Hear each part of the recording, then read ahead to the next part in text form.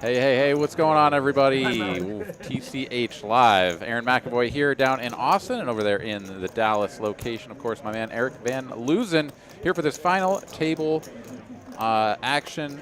Coming at you, 400K guarantee in this tournament, blasting that prize pool all the way up over 500K. So some juicy payouts here tonight. How you doing tonight, Eric? Doing awesome, man. Yeah, like you said, there's some really nice, juicy payouts. Everybody at this final table guaranteed a good chunk, but they are all playing for just shy of $85,000 tonight. So, yeah, there it is. I mean, big pay jumps, but ninth place, not too shabby there at 84.50. Gonna be awesome. So excited to be here. Excited to be doing another live stream tournament with you, Mr. McAvoy. Going to be a great event.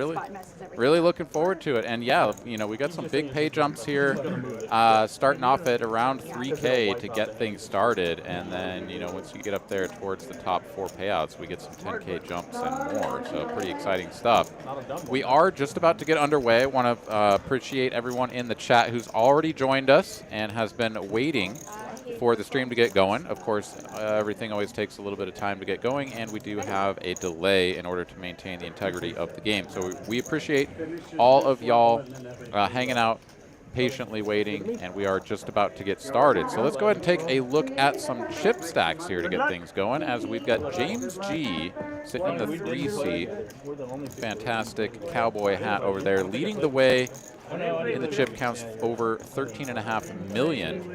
Bobby S, pretty close on his heels there, 10.5 million, and then it drops off pretty quickly from there, all the way down to Jason C coming in as our short stack, but not quite, close to 14 big blinds, so fairly healthy, all things considered. It'll turn green when your cards are scanning. All right, here we go. Hand number 1. Rock and roll. All right, so let us know in the chat who you're rooting for. We've already got a couple of folks here. We've got Venom, David, Quad J, and Lewis. Yeah, let us know who you're rooting for. And here we go. Hand number 1 of this final table underway. Got the lovely Miss Brittany doing the dealing for us tonight. One of our regular final table dealers. She is the best. All right, folding over and around to Ryan, coming in with 6.8 million, good for not quite 35 big blinds, 34 bigs. And with the chip leader on the button, always a dangerous spot to be in. Coming into a final table. Has plenty of chips to work with, so can do, you know, the maneuvering that is required. But yeah, you never love to have the chip leader to your immediate left. Of course, the seat draw, the table draw, is always randomly drawn. And these players probably were aware of their seat order coming into today. Yeah, just right on time, like you said. You got the chip leader to your left, and he's going to 3-bet you on the button first hand. Yeah. And a very uncomfortable spot. Ryan is just going to get out of the way. He's not even going to tango here with the suited ace. A lot of times cut off open into a button 3-bet. You are going to go ahead and see a flop with your suited aces, just because both players are going to be playing pretty wide ranges. But yeah, just not even interested right there, as it really doesn't serve Ryan, right? He comes in third in chips, and he just doesn't need to play pots right now, right? Folding makes money. And yeah, you can see it right there, just folding the ace-6 suited, and makes a lot of sense why he'd do so. We saw some familiar chatters out there, DFS Brat and Mitchell, and of course Rebecca Thompson. Howdy, howdy. Poker Monkey. Thank y'all for joining us. It's going to be a fun one. Somebody's going home with a big bag tonight. Absolutely right. And it'll be very interesting to see how the players that are in the sort of 20 to 25 big blinds range come in, and how they play their stacks with that gentleman that we just saw there folding the ace-6, sitting on just about 14 big blinds as the short stack. Everyone kind of has an incentive to just sort of wait it out and see if that player will bust first and get everyone that extra 3K or so. but we shall see. We've definitely seen some things in the past on these live stream tables where, you know, someone came in and was like, I'm not waiting. I'm not sitting around. I'm going to grab this one by the horns. And yeah, the last player that we had the last time we did this, Eric, came in second place. That's right. With some pretty aggressive plays, not really paying as close of attention to the ICM as one might expect. Code HDN. What an awesome series y'all are running. Been hearing buzz about it. Hell yes, and it is just now underway with this, the opening big event, coming to its conclusion, but plenty more events on the way. Lots to come. Yeah, there's the high roller tomorrow. There's Big O. We've got there's horse. There's deuce to 7 single draw, one of my personal favorites, coming up on Wednesday. And then, of course, the $800 $1 million guaranteed main event kicking off here. I believe first flight's hitting the streets tomorrow.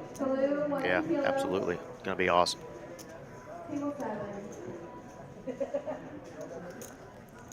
All right, folds over and around.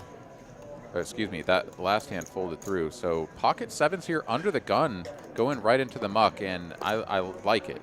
You know, usually 7s are going to be part of your opening range from under the gun, but given the ICM pressure here, makes a lot of sense to just ditch those 7s from early position. Colby now waking up with a monster ace-king suited, starting the hand with about 25, 24 big blinds. Colby definitely no stranger to our final table. He's had quite a few in the last year or two, so glad to see him back there in the 1 seat. And Lewis here is, sorry, go ahead. I was just going to say, Lewis is definitely a fan favorite in the room as well. No stranger to final tables and the DFW poker scene, so glad to see him on our final table.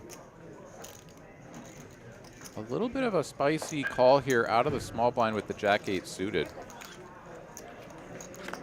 Only had 16 big blinds to start the hand. Oh, and the 4-3 also comes along. Yeah, Lewis definitely inviting the big blind into the pot. David happy that he didn't just ditch that for 1 extra blind. Colby not a big fan of that board, but will like the turn as he picks up the heart flush draw. Spicy turn card already, hand number 3. And David, of course, going to have a big incentive to now probe this turn, given that the pre-flop raiser did not bet the flop.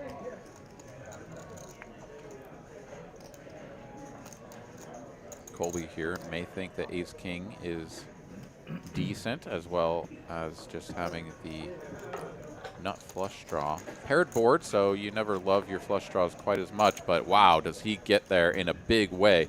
Nut flush versus flopped trips. And David here should still be thinking about value town. 2.1 million in the middle. Stacked pot ratio is like bang on 2. Both players working with similar stacks, and it's a block bet here from David.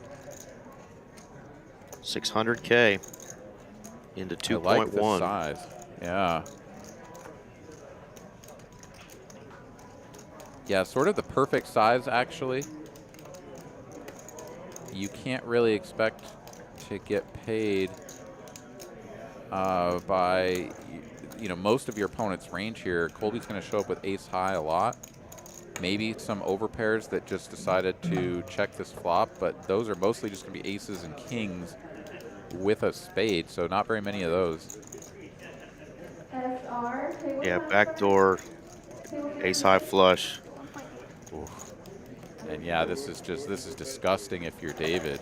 You flop the joint, you feel like you've got a hammerlock on this, and then it just backs into 3 to a straight and 3 to a flush on board, and now your opponent is raising you. You also could have just flopped 9s full and you were dead the whole time, right? Like dead to a 4.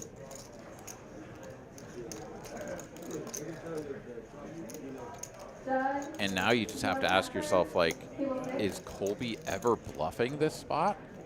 Like, what does he bluff here with? Ace of hearts, like King X, you know, just and for not even that big of a size, right? Like the raise is just 1.2 million. There's 4.5 in there, but David simply cannot get away from the flopped trips, and he is going to take a massive hit. He's so lucky. Already getting a little needle from players across the table there. Nice hand there for Colby, though. Big pot, and good job there by David to save himself a little bit of chips. He's definitely got some work to do now as our shorty, but he's still in this tournament. 85,000 almost still up for grabs. Yeah, DFS Brad doesn't think he has any bluffs there.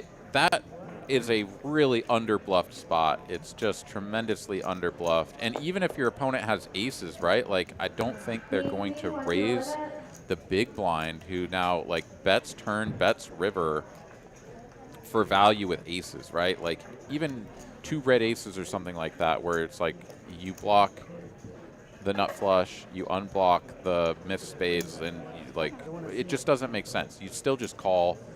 There's no thin value there. So yeah, it's just like flush or better all the time. But how do you fold trips? It's tough. Started like 2.8. Yeah, Taylor, spades, but do you really just like get to the river with spades and like decide to raise 1.2 million into a pot that size? Your opponent has infinite pot odds. Yeah, for sure. They're never like, you know, it's just, you can see there, he's just never folding a 4. Just can't get away from it. So the bluff size probably just wouldn't work out. I don't know. Tricky spot. Very tricky spot. And really tough, obviously, for David. But we'll see if he can turn things around.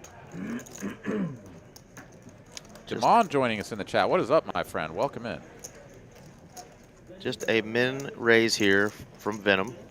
Wakes up with another playable hand. He's under the gun. Bobby now thinking about it with the 10-7, kind of seeing where the stack sizes are at, because Bobby is well ahead with 10.2 million. Yeah, this one's tricky because Venom is the short stack, and he's opening under the gun. So he can definitely have some stuff like what he has here, where he's just hoping to take down the blinds and antes before he has to pay them out himself. He doesn't always just have the nuts, but when the short stack opens from early position, you always give him a little bit of extra credit, and most of the time it's well deserved. So Venom here gets this one through and happily has his blinds paid for. Absolutely. We saw a queen jack fold, and we saw an ace-8 of clubs from Colby in early position fold as well. So players giving him a little respect there under the gun, opening as he did. Eric Flores, do you guys think a bet on the flop would have deterred ace-king from calling since he missed the flop? Well, let's remember the action, right? The ace-king player opened, small blind flat call, big blind call, flop 9-4-4 two-tone. So if you just lead every time you flop trips in that spot, I think you're kind of exploitable. Because what else are you leading, right? Are you leading your flush draws? Like, are you playing in a balanced way? I think the most common thing there is literally just you check in flow, and if he doesn't want to bet, then okay, see what develops on the turn. Good turn card, now you can start betting. I mean, it all worked perfectly for the player in the big blind there, David, up until the river gave his opponent the flush, right? Like, he was getting value from ace high, and then it turned into a flush. So I think he played the hand. Both players played the hand very well. Just a unfortunate run out for David. All right, Ryan here, min open with the 9s. David now the short stack after Venom picked up those blinds and antes on the previous hand. Still 10.5 big blinds though, so not like super danger zone, but certainly not feeling as good as he was coming into this table. Yeah, and all players so far going with just the min raise. And that's enough most often to get it done against some weak holdings like the 6-4 offsuit there. Didn't want to tangle out of position. Yeah, and all the more reason to go with the min open as well when you have short stacks down around the 10 big blind level. Let's say you open to 2.5 blinds with like sort of suspect holdings, maybe something like queen 10 off in the cutoff or something like that, and then that player jams all in from the small blind, for example. Like, you're going to have to fold, and now you just, like, sort of burned an extra half blind. Whereas if you just open to the min raise, then, you know, you lose the minimum. Some flames in the chat. No, people just having fun. No, I mean, listen, nobody knows how to play in high ICM environments perfectly. Like, we do our best to try to navigate these spots, you know, using as much logic and maybe some study as we can. But when you're actually at this table and there's all this money on the line, and you know, you flop trips and you think you're going for value, and now all of a sudden this guy raises you, like, all that study, all that preparation, all the logic, whatever, can go right out the window. Your heart's pounding. You're trying to figure out what on earth is going on. Could I possibly fold this and then have this guy just, like, rip over, like, queen high or something and be like, haha, got you, bro? Like, you know, all of that stuff is happening. Anyways, flop king high flush here. Yeah. For Colby.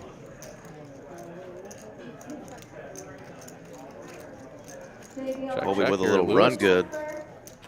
Yeah, Lewis doing the right thing, though. He's in position with the jack 4 here, just happy to just try to get to showdown if possible. Colby, of course, will not allow that now that we've reached the river. And a jack here is actually pretty strong. Lewis not going to want to get bluffed here. Knows he would have bet the ace, but he's like, well, I had the nuts. Yeah, Lewis here does get punished for the light open. Jack 4 from the hijack, certainly a little bit out of bounds, and yeah, bad flop. But makes perfect sense how we played it post flop. Check down to the river, try to just show it down, and instead has to pay off a half pot size bet on the end. And now Lewis also in the danger zone. Now under 10 big blinds. So Lewis, our newest short stack, taking over that position from David. Got Nirvana joining the chat saying, my favorite commentator team. What's up? You guys are awesome. We appreciate that. And of course, Miss Sassy saying hello to the Dallas fam. Thank you much for the kind words, folks. Yeah, absolutely. Thank you, guys. And again, it is Aaron McAvoy coming in from Austin, Texas, doing the commentary with me, Eric Van Loozen. Regularly, we do our cash streams on Tuesday nights as well, and tournaments here, normally final tables are on Saturdays. But for these big ones, we get our big boy, Mr. Aaron Money McAvoy, in here with me. Yeah. And you're coming in town. That's absolutely right. I will be up there tomorrow, so we've got our usual Tuesday night high stakes cash stream. I'll be doing it in the booth with you. Yes, sir. Across the way, so we'll get to hang out and enjoy the evening, and then I'll be playing some poker in the tournaments for the remainder of the week. Hopefully, I'll get to shirk my duties as final table commentator next Monday for the 1 milli guaranteed main event, because I'll be playing on it. Let's hope. Heck yeah. Speaking of final tables, Miss Dory Coyle is joining us, and she was just on a final table for another fun event last night, and I believe she ended up winning the sucker. So, Dory, congratulations. Yeah, congrats. DFS Brett, that is correct. Mallory is still the one to talk to about getting on the stream. And a smile on, yeah, down bad Brian Rast, yeah, or I've heard a couple for sure. Appreciate it. Pinto Sophie right, waking up with the ladies. Yeah, good time for it too. We don't have a customer over here. Goes for the large open here, though. Not interested in the small min open. Goes like 3.5, close to 4x open. Awesome. It was the seniors event Dory won. Well, congratulations, Dory. I knew I saw a pretty picture of you holding a trophy somewhere. Pinto happily turns the queens over. And now everyone will be like, oh, the big open. Queens, okay. Yep. No, plus it doubled me up. You're allowed to get it once. No, That's it. No more no, than plus that. it doubled me up from like 2.5 million to 5. It's a lucky hand, boy. Please check your tablet. The rotation has been updated. Thank you.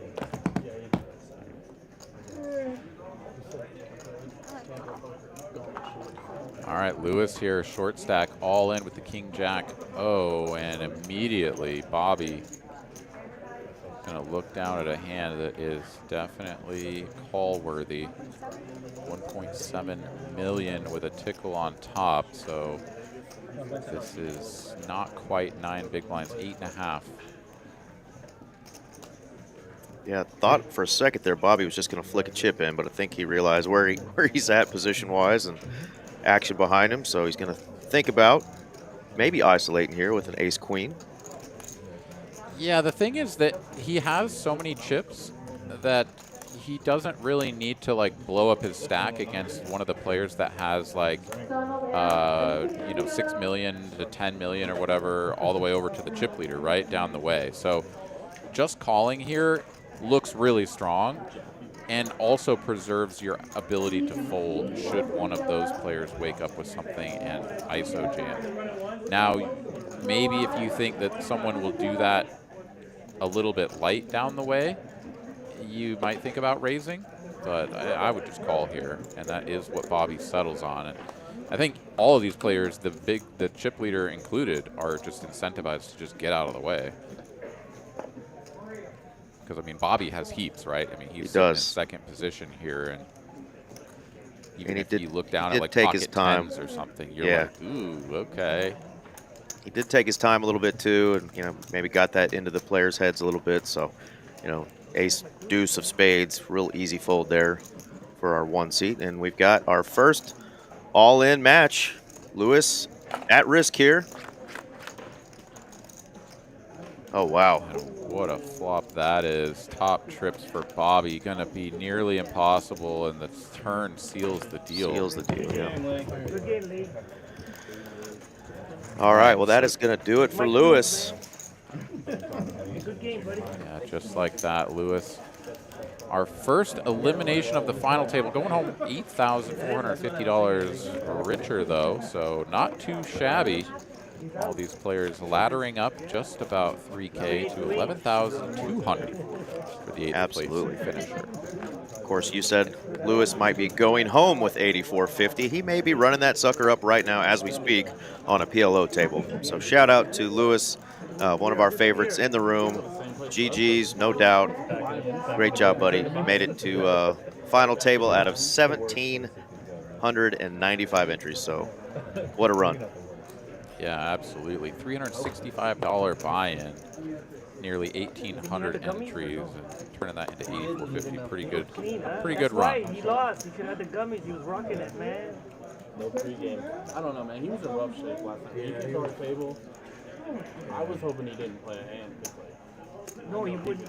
No, when he went to my table, he went all in with pocket fives, and the other guy had him with the straight. And then the board straight. Lewis definitely likes to have fun at the table. Huh? I'm here for it. All right, looks like Quad J raised to 500 from the button, and no takers in the blinds. No takers and no shows. And now with the elimination of Lewis, David reassumes the short stack, and after putting in his ante here, is going to be sub 10 big blinds. Well, we like rooting for the shorties over here. Let's see if he can run up a stack.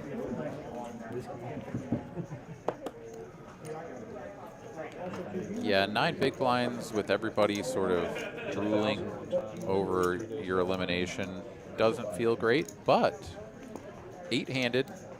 You've got 9 bigs. You don't just have to launch it in there with any old, you know, rag ace or something like that. You've got time. Wait for your spot. And it's always possible that someone blows up their stack running into the chip leader or something, right?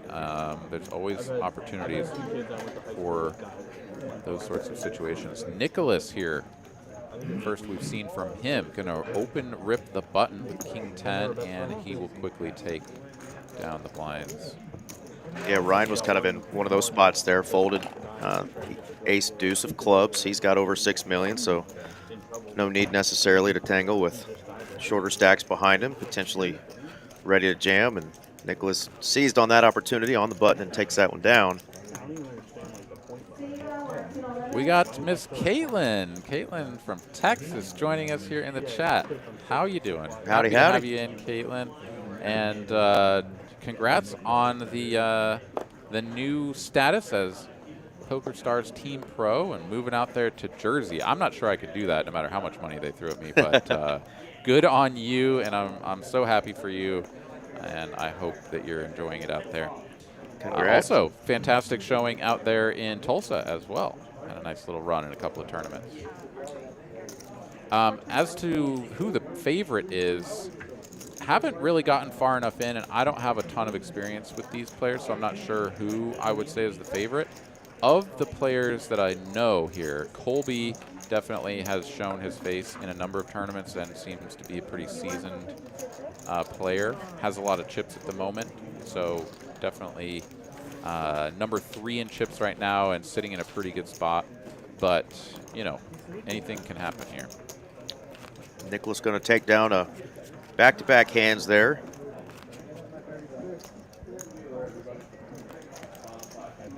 Well, if Jersey is great with an exclamation point, then good for you, you know? Amen. I had a less than stellar experience the first time and only time that I went there, but glad you're enjoying it. Rec Poker was asking about where we are. We are in Dallas, Texas. Texas Card House. You can see the beautiful Dallas skyline on the table there. They're not talking to me. I'm Yeah, but they're talking. talking like on the channel, right? They will. They will? Or they haven't yet? Or they wait? Or they have to wait? Yeah, so once Or the they, stream, yeah, so they record, yeah, they recorded. and then they start the Ooh, stream. And then how about the short stack with a couple of birds? Yeah, and Bobby they're not talking about this here. deciding Also, to they were 3-bet, talking about The stream starts rip it. first hand. I got And- you. Hello, says David. 30 minutes. So nobody, Yeah, a little bit of a curious spot there from Bobby. nobody knows what Oh, that's 10-9 suited, certainly not a bad hand, but you know that when the short stack opens the button off of like 10 bigs or whatever, right? Like 8 bigs, that you're going to be playing for all of it. So you're kind of putting your money in knowing that you're going to be behind. But 9-10 suited can make some straights, some flushes, some things like that. No help on the flop. Yeah, graphics are a little squirrely there. There we go. 5 deuce 5. Great flop for those 2 black aces. Oh, wow, what a turn card. Sweaty turn. Oh no. David's at risk here. How about a full house, Aaron?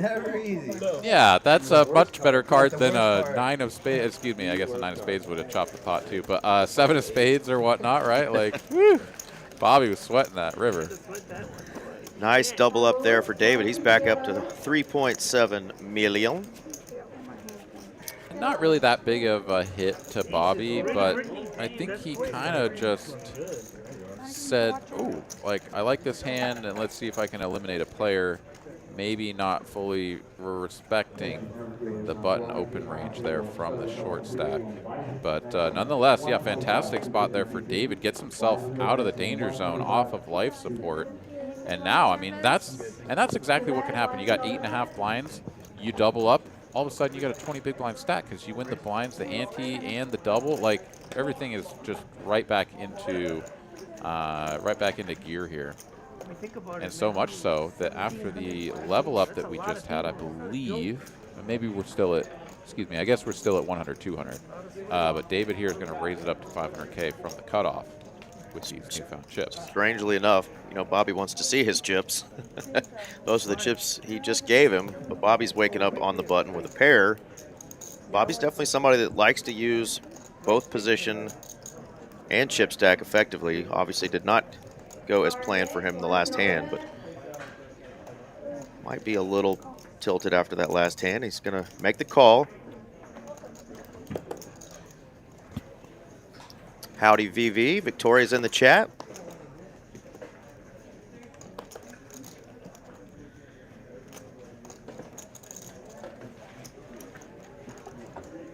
So Colby here gets a good price to see a flop with 2 sevens and just has the best hand at the moment, and why not just make it a little better with middle set.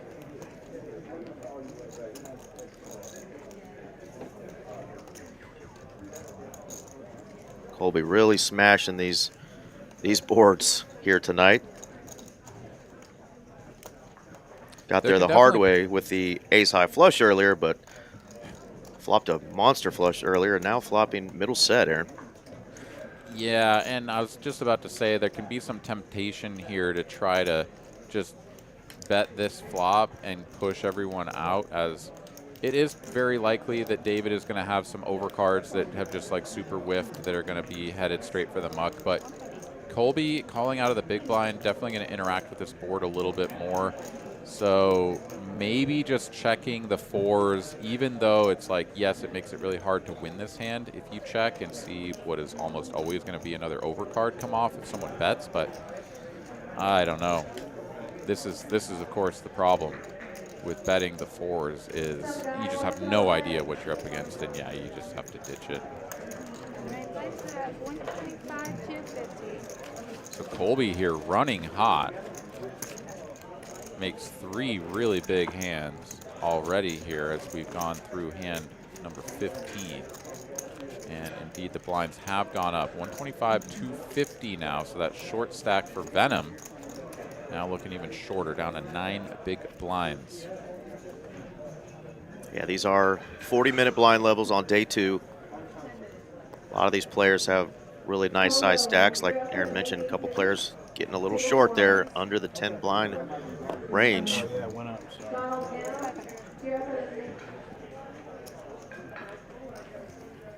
Here we go. Nicholas from +1 is going to raise into the chip leader's blind with 9-8 suited off of sub 20. I mean, it's going to look very strong, and 9-8 suited is, I mean, it's a hand that you can easily fold if you get raised, so perhaps not the worst sort of hand to do this with.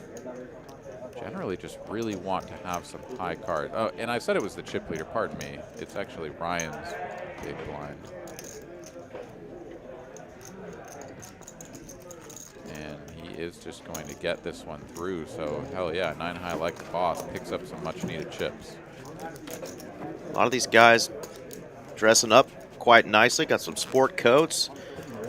Our 4-seat there taking down that pot. He's got a nice cigar in his pocket, so that's a little confidence. You know, he's ready to light that sucker up if he wins this thing. I remember I asked you, I hope she's good. Everybody from here on out is guaranteed a 5-figure score. 11-2 is next, and it goes all the way up to almost 85,000. That's right. When you were leaving day 1, I remember we were all. Pinto with a cigar, I think, in his pocket as well. Man, I need to invest in a little humidor box and have it stocked with some cigars for when I final table some stuff. I like that idea. I guess maybe it's easier to just wait until you make the final table, right? Like, you know you're going to go live at 7. You got plenty of time to drive to a place and go, like, select a really good cigar. Maybe I think that's the way to go. All right, Venom here with his 9 big blinds, king 8 suited into the muck, doesn't want to tango with the chip leader's big blind. Yeah, Bobby was away from the table. We got to see what his cards were, though. He had two 10s in his hand. These players will get a break at the 2-hour mark, but other than that, if you get up, you have a chance to miss all the glory. Yeah, I'm not missing a single hand at this table. I don't care if I have to evacuate some Another Regions. Well, okay. If I had to do that, then I would go to the bathroom. But, Full on NASA astronaut diaper, huh? Just let it go, man. Let it go. All right, Ryan limps the small blind. Quad J, happy to see it flop. And it comes queen high with no real draw here for Quad J. And that will go quickly. Play of Ryan. Yeah, no sir, Mr. Jedi. Definitely no smoky, no vapey, none of that business. No dippy.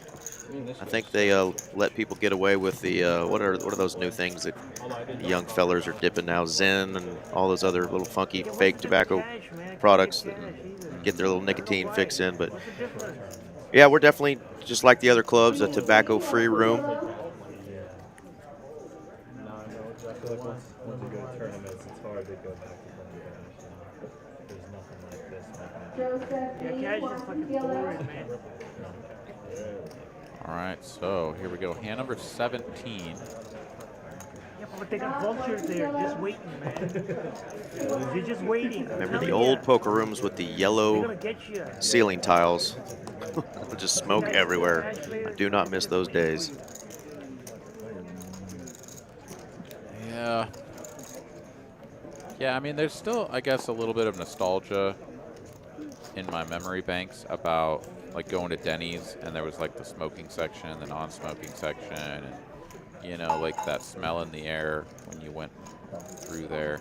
There's something about that, you know, that a lot of people just won't get to experience. And not saying that that's a bad thing, but you know, just having that experience as a child and like having those memories, and then knowing that that's something that today's youth will never experience. It's just an interesting development. Anyways, top pair for Quad J and trip queens for Nicholas. So a pretty gigantic flop here. Quad J going to bet 250 and get almost min-clicked, a little bit over by Nicholas.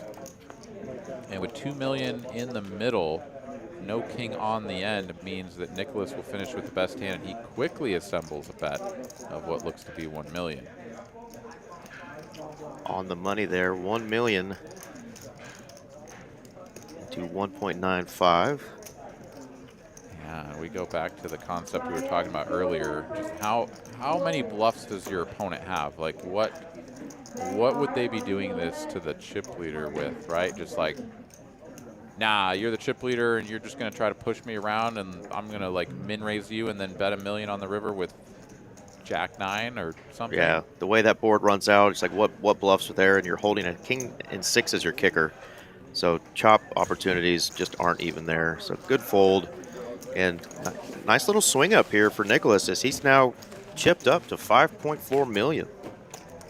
Yeah, up over 20 big blinds. That's got to feel good. And again, yeah, like you said, very good fold there from Quad J. Like just recognizing the situation where it's like, I just am rarely getting bluffed here. And even though I have top pair, it just can't be good. Sure enough, let's Absolutely. correct it. Well, we got Wild Hawk joining us as he's the first time here. Loving what I'm seeing, gents. Sub button hit. Thank you very much, and that's a good time to remind you guys, we stream almost every day during the week at TCH from all of our locations throughout the state of Texas. Do a lot of big tournaments, big cash games, so please help us hit the like button, subscribe if you're liking what you're watching, and engage with us in the chat. We love it, and keeps us coming back every night. You guys make this job really easy for Aaron and I. Absolutely, yeah, we love being here, man. Thank you guys so much. Over 530 of you folks watching us across all of our streaming platforms. As Ryan will open the cutoff and gets called on the button by the chip leader. So first hand we saw Quad J 3-bet him. This time just flats the king 9 of spades and is rewarded with a 2-spade flop. And Ryan with a whole lot of not much here, just the queen high and some dusty backdoor straight opportunities. Gonna just check it over. Quad J happy to check behind with the king high spades and Surprised. the flush on the turn. Just drills it though. I mean, it's a spot where he can double barrel a lot of ace highs off, right? Like, bet small on the flop. Ryan check calls with like ace jack or something, and then you see just like an offsuit 3. You bet again, and that ace high is headed for the muck. But Quad J plays it as a check, makes the flush, and is now going to bet half pot here on the turn. Ryan here probably not loving the fact that he has to keep playing with the chip leader to his left, and every time he's opened, that man has gotten involved, or at least a couple of times he has. But easy fold, let's go. Might be thinking, I wish they were the other black cards, and be glad they weren't, my brother, because you were drawn dead there. Big hand there for our 3-seat. Rebel Poker joining us. And Ronnie B saying he smashed that button. Appreciate it. Thanks for the compliments, Mr. T, as well. My music, I guess. All right, so David in the big blind. The big blind does approach for Venom, who is, again, still sitting on the 9 big blinds.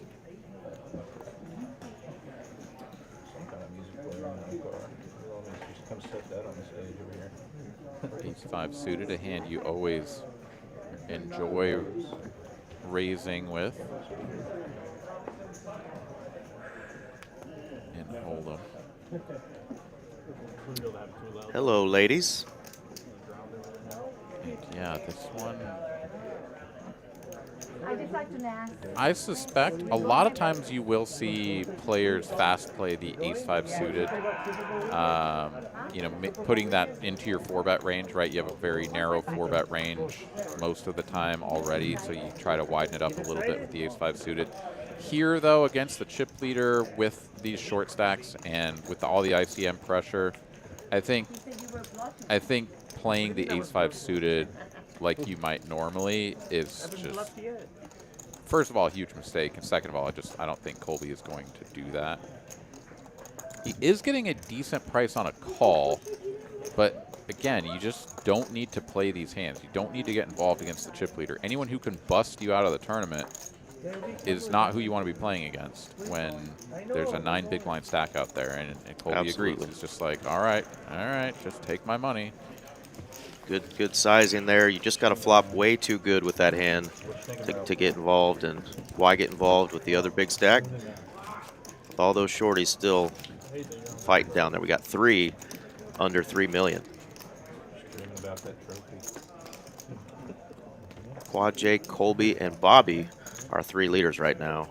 15.4, 10.05, and 9.6 respectively.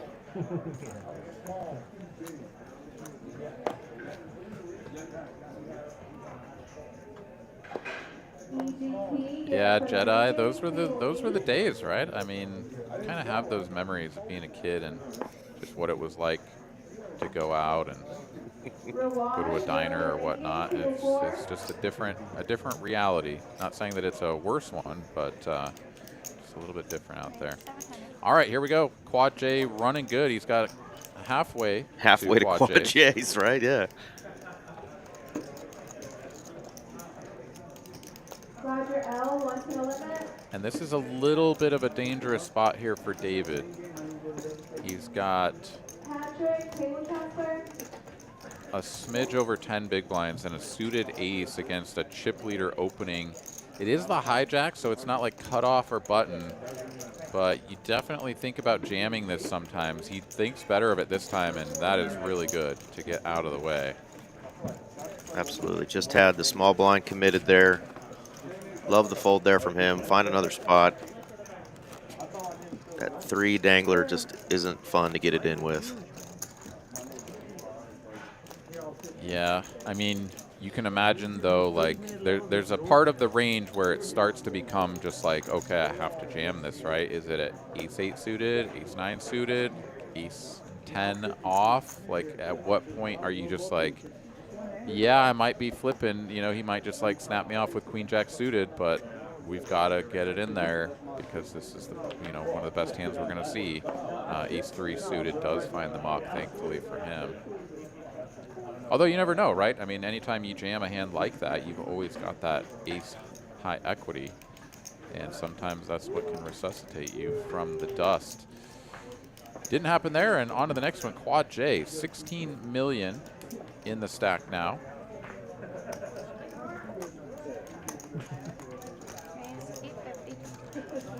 $850. Pinto Sophie does not mess around when he opens the pot.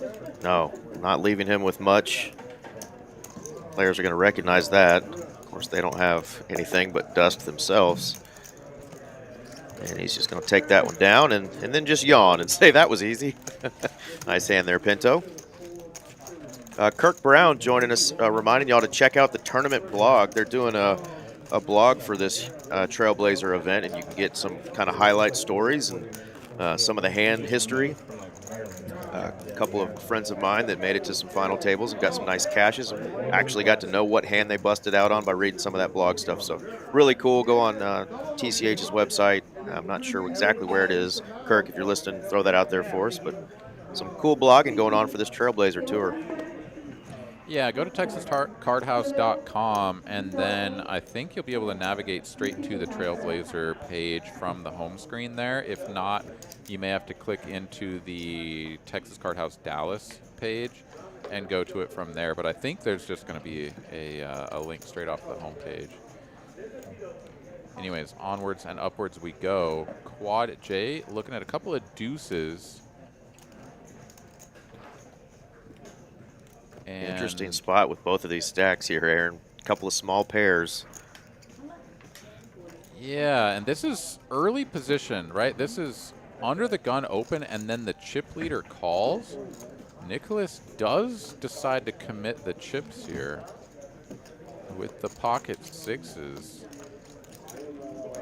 I mean, if you think that you're going to get to see a flop for the two blinds at 80%, 90% frequency, maybe it's okay, but I don't know. Set mining at this point is like pretty bad, right? Like, you just don't have as much of an incentive to try to 1 and 8 it with a, you know, flop and a set, or 1 and 9 flop and a set. You'd rather just preserve the two blinds most of the time.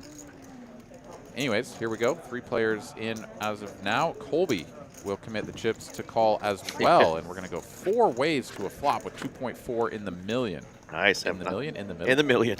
In the middle. Haven't seen that yet, but here we go. King high board, 2 spades. Words are hards. They are indeed. Word scrambles every now and then. All right, so our pairs have not improved. The ace-jack has not improved. Colby, though, flopping that flush draw does not improve on the turn. Ryan with the gut shot to Broadway.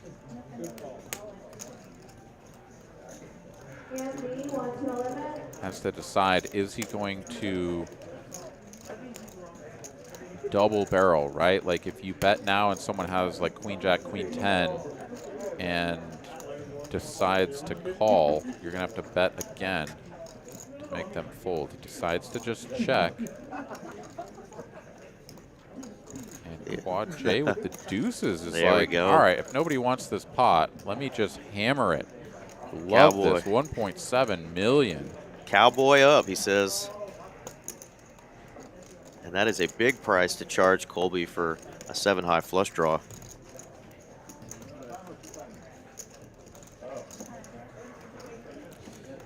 It is a big size, though. He's kind of saying he's got like queen 9 or maybe flopped set of 9, something like that, that is now just like, all right, I didn't get anyone to bite on the flop, so we need to get our value now. It doesn't matter, you know, just hammers it through. And now 18 million for Quad J. Running good, playing good too, using that stack. Love seeing it, a little bit of bully ball. Play those deuces like you got something monstrous.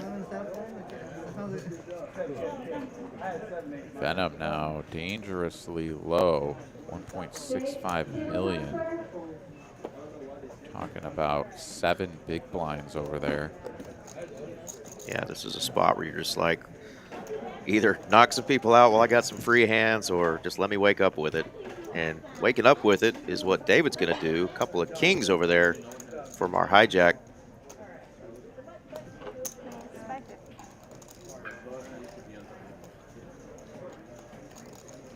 So David min opened the button off of 8.5 blinds with aces. Now has the kings and a little bit over min opens to 550.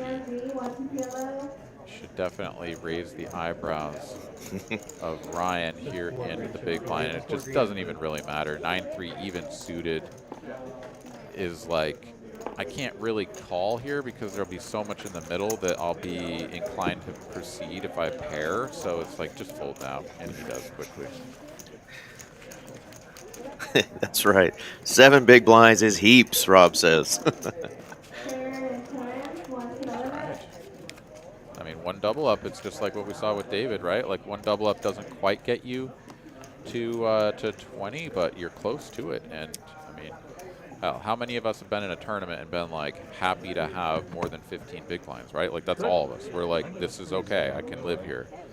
Absolutely. Great buddy of ours and dealer finished, I think, 11th in this, Ryan Price. He was down to 75,000 in chips when the blinds were at 30, 60, 60. He spun that 75K up to 2.2 million and laddered up like another few $1,000s. So, yeah. I mean, he got it in with a really good spot. Somebody got lucky on him, and he just said, you know what, I still got some chips here. So it's possible. Yeah, I had a situation like that in I think it was a Trailblazer event. Yeah, it was Trailblazer event here in Austin. The opening event. I got down to less than one big blind, and yeah, was able to spin that up and ladder up a very substantial sum. It can't happen. Bobby opens the hijack here on Quad J's big blind. Min open, and Quad J will come along with King 3 offsuit, heads up to a flop. No. Ace high with a couple of spades, one diamond. This is exactly the kind of flop that Bobby wanted to see. And will quickly get the job done with a bet. All right, so these players have been at it for just about an hour now. And we've lost one player. We will see, as you can see on the screen there, 16 minutes, another level up. That's going to take us up to 150 and 300,000. Will diminish these stacks more so. 100%. If you're just joining us again, this is one of the big events, a 400K guarantee in this Trailblazer series that TCH is putting on. 610 of you guys watching currently across all of the platforms. Thank you guys again. Love all the engagement in the chat so far tonight. A lot of play still to come here. And right now, all eyes are on Venom, waiting to see what he'll do with that 7 big blind stack, but folds it over to Colby in the cutoff. King 10, yeah, normally going to be a hand in the cutoff that you are happy to see and open, but just going to get out of the way. I saw everybody was sitting like that. Literally could not have drawn enough anywhere. Not really. Quad J is going to raise. 7-3 offsuit. Nicholas looks at that King 10 as well. And very animated there. Touching the beard. And reaching for chips. It looks like we may get a call here, and we do. Absolutely. Oh my gosh. Bottom 2 pair for Quad J, and Nicholas here doesn't love that flop either, though. This is the ace, but does pick up a pair of 10s on the turn. No, man, it's not promoting the site. We're going good game. I go, oh, okay. Quad J bets large here, over half pot. I mean, presumably he says to himself, like, well, Nicholas, if he has an ace, he'll call. If he doesn't, he'll fold. And that's probably true, but if he'd gone maybe a little smaller, I think even a 10 could think about calling, right? Yeah, I think so. Not sure. I think maybe it was just a little too big to get Nicholas to come along with a king 10. Yeah, you hate feeling like you're getting picked on when you're in the big blind and you got the small blind with the big stack, putting chips in, but just time to get out of the way. Again, so many players with shorter stacks. Second pair there, no reason to go crazy, and he definitely dodged a bullet there. It's Quad J just smashing that with the 7-3 offsuit. Gotta feel good when you're running that pure, just like Mitchell A says there.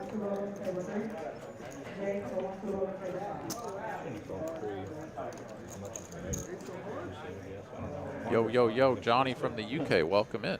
All right, Great, welcome, man. Jonathan. Happy to have you.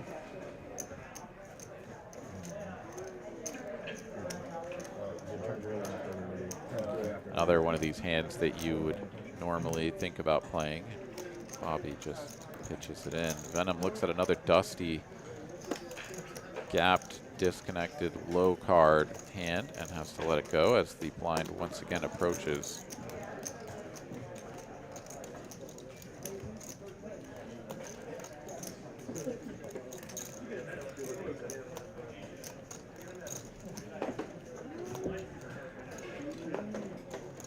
Ryan here, 19 big blinds in the cutoff. King 3 suited, sort of on the cusp of what you would be opening chip EV world and not in an ICM environment.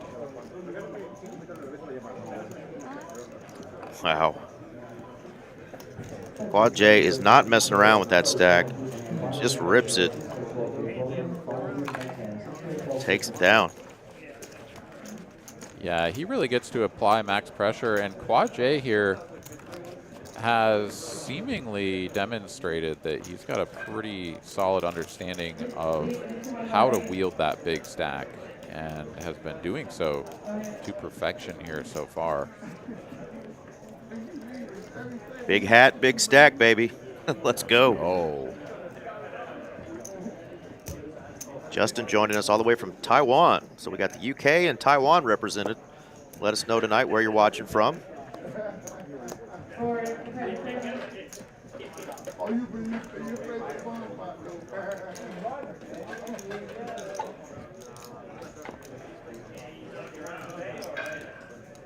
Oh, my buddy, Boucher. What's going on, Justin? Miss you, brother. See you soon, I'm sure.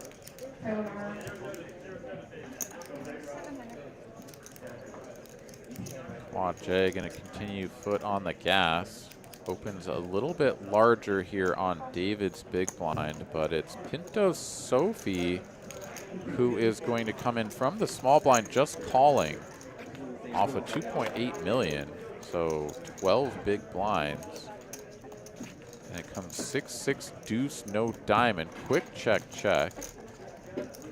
And now Pinto probes the turn for 600K here. And Quad J makes the call. Wow. Queen on the river, and Pinto check folds to the jam. Quad J putting on a masterclass. This is what we've been waiting for, Aaron. We've seen some big stacks, even when it gets down to heads up, and we've just not seen, you know, I know what I want to see sometimes. I just want to see people leaning, and Quad J is leaning on these players and just putting max pressure on them. This is awesome.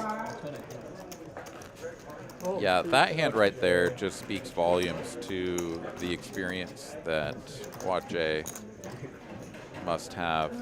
I mean, floats the king high there and is just like, if you jam the river, sure, I fold. If I don't improve, obviously, hit a king or something.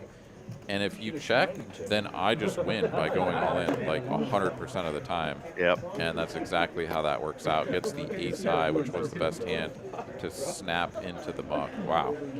Incredible hand that was. Poor Venom there. Blind's getting closer to his spot. He's waking up with a jack 5 suited. Can do nothing but just throw it into the muck.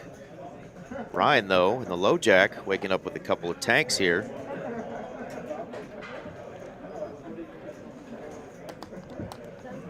Doesn't have to sweat Quad J raising him or coming into the pot this time, which is exactly what he was looking for. Does still have to worry about the relatively large stack of Bobby there in the big blind, but queen deuce into the muck, and Ryan will take down some much needed chips, getting up over the 20 big blind mark. I feel like the voice inside Quad J's head just said, you know, I've been kicking so much ass, I just need to stand up for a minute. I'm running so hot, I gotta take my sweatshirt off.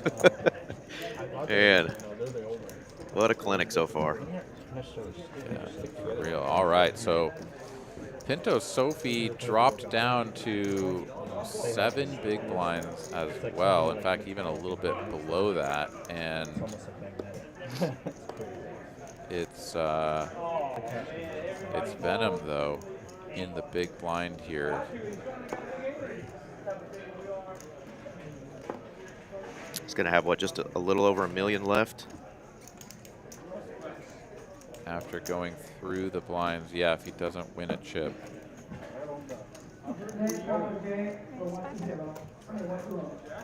Nicholas liked this hand earlier, same hand. And wow, incredible. Pinto Sophie is going to call off of basically 6 big blinds. Is going to call.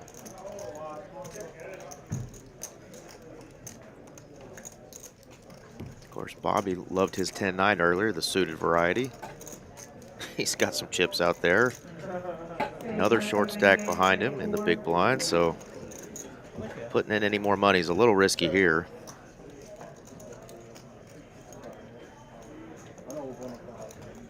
It's always so odd when you see plays like this. You're like, wait, why wouldn't you go all in? Yeah, you have 950 left behind. Like, what's going on here? I know the player to my left here has just about $1 million, so I'm just going to get the hell out of the way. And Venom, hate that he's got that 7 kicker there for him, but got an ace. And this is just so awkward. Nicholas raises hijack. Pinto Sophie off of 6 blinds calls. And now it's 1 blind for you to see a flop, but you only have 5 big blinds. Like, if you just, like, fold and Pinto loses, you ladder up. Big time. And we'll still have your 5 blinds, you know, after you pay your small blind tax. You'll get to see an orbit with, like, 4.5 blinds. Or you can take off a flop, or you can jam. Like, everything is an option. It just feels so weird. Yep. DFS Brad saying now Venom has a choice. He does indeed. It's not a fun one that any of us want to face with this much money on the line.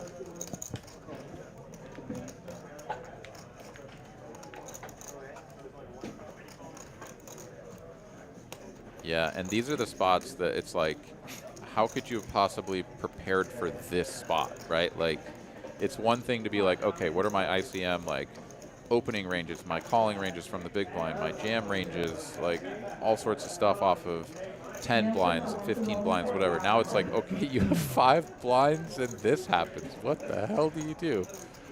I don't know, man. I could see anything here.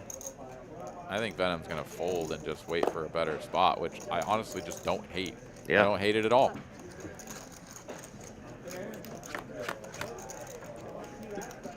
Oh, there's the ace. Of course. Now we'll see if Nicholas can, you know, keep the heat on. Does he want to just try to bluff Pinto out of there with his 4 bigs? He does. Oh, and he does. Oh, he gets it through. 9 high like a boss, they say, right? Oh, man. What a hand there. Just played so unorthodox all the way around the table. But, yeah, that was a wild one, Aaron. It was an unfortunate flop. You know, you get to see the flop. Venom is like, okay, as long as there's no ace or like 2 7s or something out there, then like I can just feel fine about the fold. For sure. And like even the ace high flop, right? Like he could just be cooked by the kicker. He'll never know. Well, at least he won't until he goes back and watches this if he does. But yeah, that was just, I think it was a good fold. Honestly, I liked it, but yeah, unfortunate that you flop that. Let's see if he can improve here.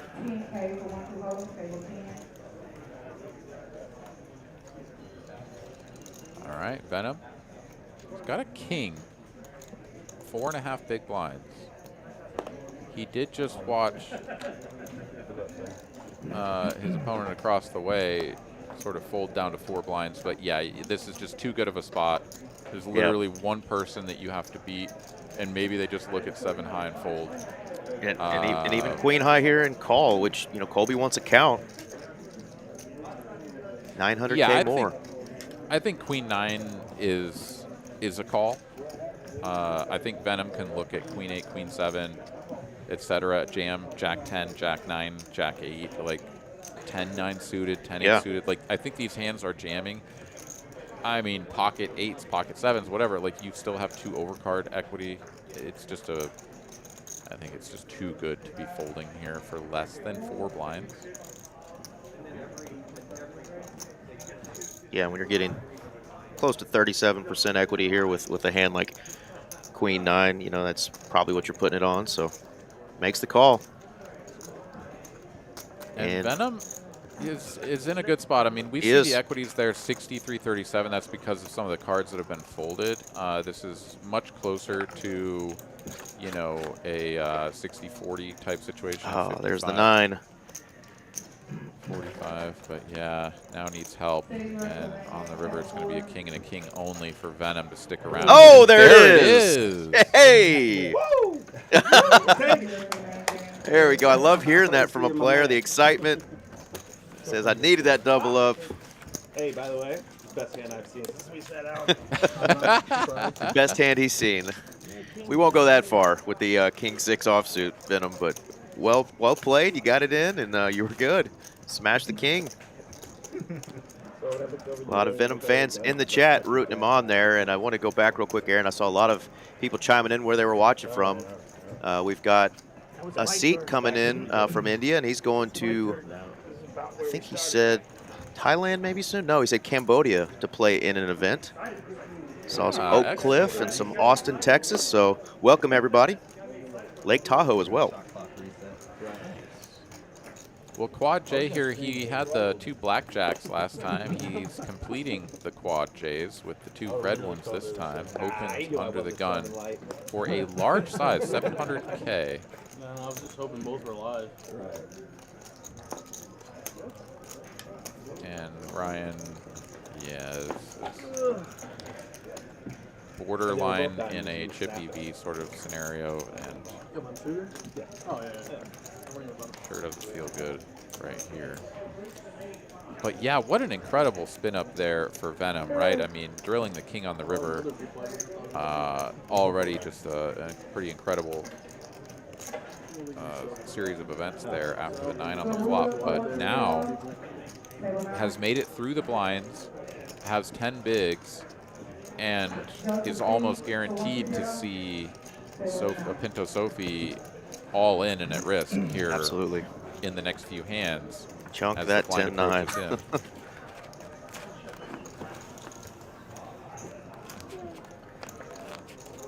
Do you remember what happened last time? Don't do it. Don't.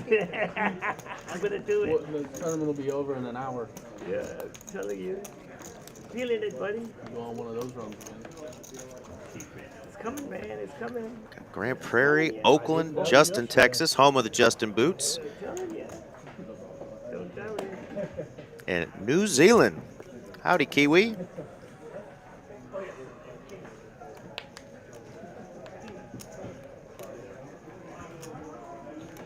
These are weird spots. You'd love to be able to open and pick up some blinds, but yeah, you're going to have to get through the table. And the big blind, who is the chip leader. So let's the ace-10 go.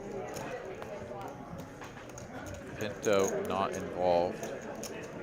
We won't get to see that all in and at risk here just yet. Venom with hot, steaming garbage. We'll let it go. Hot trash. And whenever you have someone who is as short as Pinto is, every hand of this borderline is just like, nope, I'm not playing this. And you almost don't even want to see a hand that is playable, right? Like, God forbid you look down at ace-jack suited and you're like, oh, God, like, here we go. That guy has 4 blinds and I have to play against the chip leader's big blind right now. Like, this sucks. Man, the kids have gotten lazy. We're spelling Tennessee now with the number 10, the letter E, and a C. 10EC. I see what you did there, Galen. Well done. Grapevine and Fort Lauderdale, Florida in the house as well. Is that really what we're doing now for Tennessee, Aaron? 10EC? I'm reading that as 10 raised to the power of the speed of light. Of C.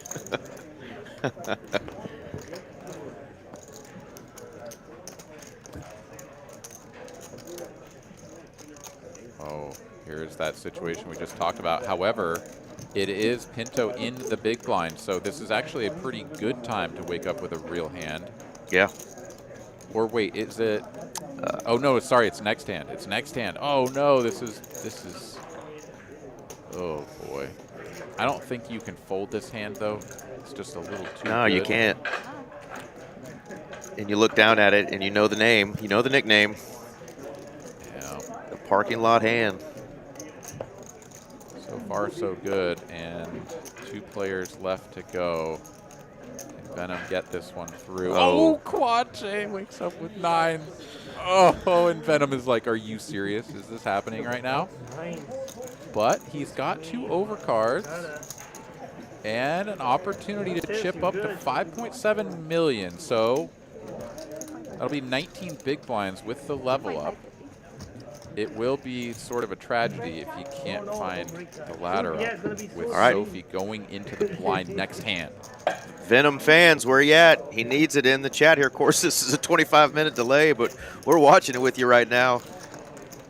One of our shorties at risk here. Again, Mr. Venom, ace-queen versus pocket 9s, Quad J.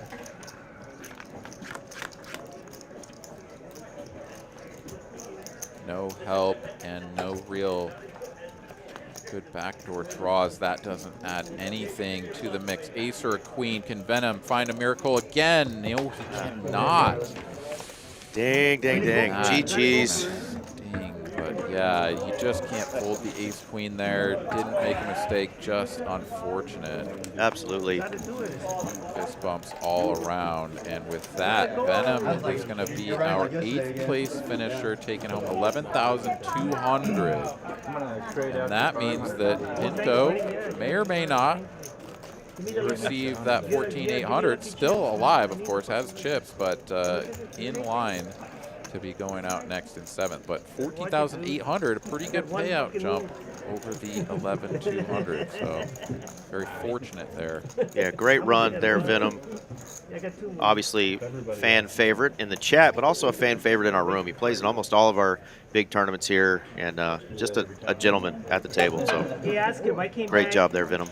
Just with this stack, okay? And here's the spot we talked about, Aaron. David now with the 9s, with a player there in the big blind who's going to be almost committed, Mr. Pinto. Yeah, started the hand with a smidge over 3 blinds, one of which disappears into the middle as the ante. So post the big blind and has 1 more blind behind it. Yeah, you love to jam onto that. Colby here presumably looking at pocket 8s. We don't see those cards. It's got to be, right? But even ace-8 suited, I think, is just like a very easy fold. So this has got to be pocket 8s, and this is sort of a brutal spot for him. But I think the 10, I guess it's not 10 big blinds anymore now that we've leveled up to 300K, but yeah, it's just a little too much. He just risks too much of his stack. And Quad J looks at another monster. Ace-king suited this time. Makes the call. And is this real life? Is Pinto on the verge of a double ladder up with 3 bigs? That's insane. 9s don't hold here. Pinto, again, going to get the huge ladder up. And these pay jumps are real, folks. This is incredible stuff. So back-to-back hands, we've got a player at risk against the chip leader. 9s hold on this flop, however. One club too late. It's going to be an ace or a king only. Oh! And there it is. Quad J eliminates another player. Wow. Gotta go for He is up to almost 28 million now. Wow. 28 million. I mean, that's got to be half the chips in play at this point. Maybe even more. And David is going to go out in 7th place, $14,800. A fantastic showing, of course. Let's take nothing away from these players. Venom and David, just the last time too. I gave him the same fucking incredible routine. stuff Look, that they can't outlast Pinto. They're getting the right hands at the wrong time. no, I And now the next payout going to be $19,300. A jump of $8,000 in ladder ups.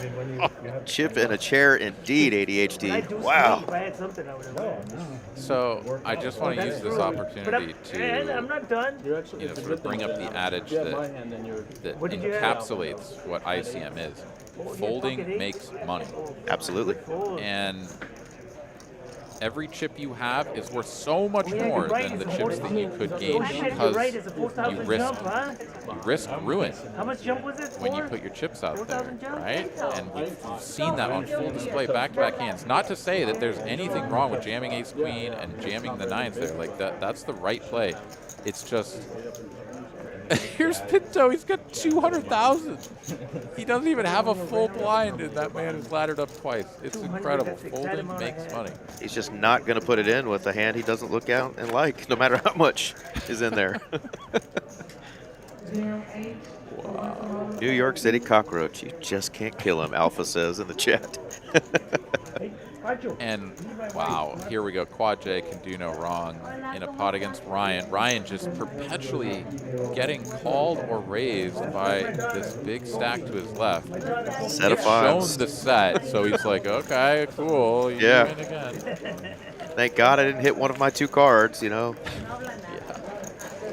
Yeah, he Quad could J. have gone out in 6th right there. Just Yep. like flopped ace jack 5 and he's out in 6th. And another huge ladder up for Pinto, who's now got the button.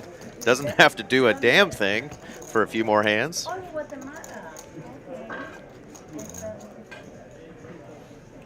And now I'm literally probably just barely looking at my cards, right? Like if the first card's an ace or a king, like, okay, I'll look at the next one. But I might just be like contemplating open folding queens here.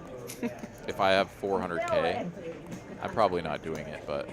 Oh, well, he's I got would 2 think kings instead, Aaron. Oh my God! He's got 200,000 in chips. Fucking run. Pinto Sophie to the moon.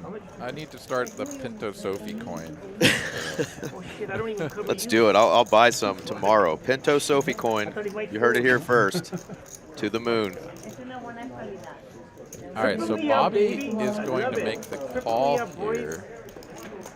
And Colby will check his options. So Pinto Sophie all in, at risk with a small side pot. How about top set? And his opponents. Oh, it is a gut shot. It doesn't come through though, so He has to win.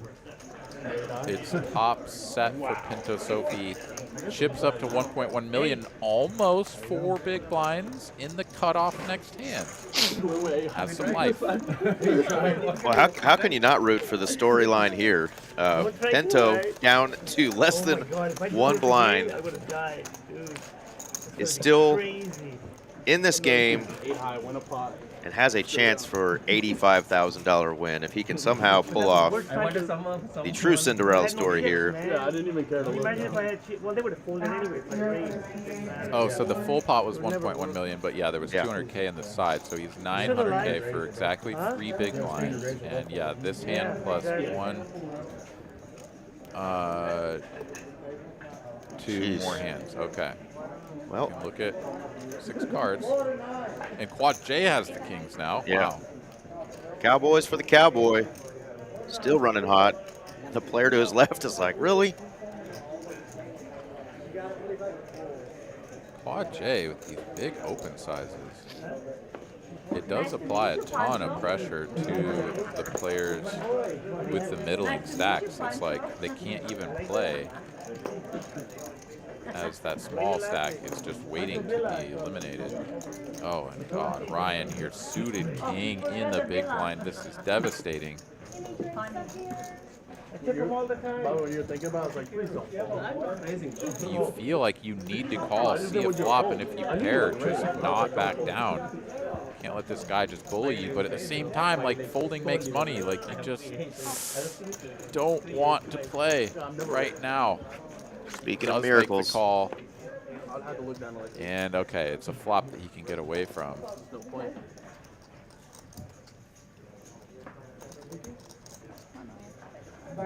Half pot for $1 million. And Ryan is like, okay, all right. You win another one. yeah, let me get out of the way. No, if you're sleeping, like, What are we at now? We're at 30.4 million for our 3-seat. Mr. Quad J. Yeah, he's got over half of the chips in play because we've got 15.5 between Bobby and Colby, another 8, so we're talking 23.5 million between the other 5 players. Quad J absolutely running away with this one. Just 100 big blinds over there in our 3-seat. come on, baby. Come on, baby. Give me something. All in. All in for Pinto. He said it's fine. Oh, that was for Nicholas. I was Yeah. like, wait. Oh yeah, ace king. And did he just like sprint off of the stadium? I think he went and hugged his dog. Oh, shit. Let's go. Get it. They asked if he took chips with him. They're trying to disqualify him any way they can. I wonder what the announcers will say. Can someone please take a picture of that? Is it Sophie? Ciao, ciao. What? All right, Bobby here. No, it's on camera. It's a video. It's on TV. Out of the way. I want the picture. You going Okay, I will. You can't right now. It's a game going. I love the accent too. Nobody call? All right, let's see. If Oh, we brought Sophie to the table with the pink hair. Nobody call.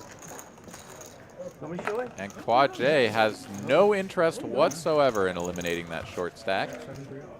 Sophie, Even go back if he looked, to mama. that's right. I mean, even if the big stack there, if Quad J looks at like Jack 10 suited or something, like he just is incentivized to just fold. Let that man stick around for a little while longer I am and dangerous. continue to take chips from Bobby and Colby, Nicholas. Yeah, but still, And you whittle got them live down. cards.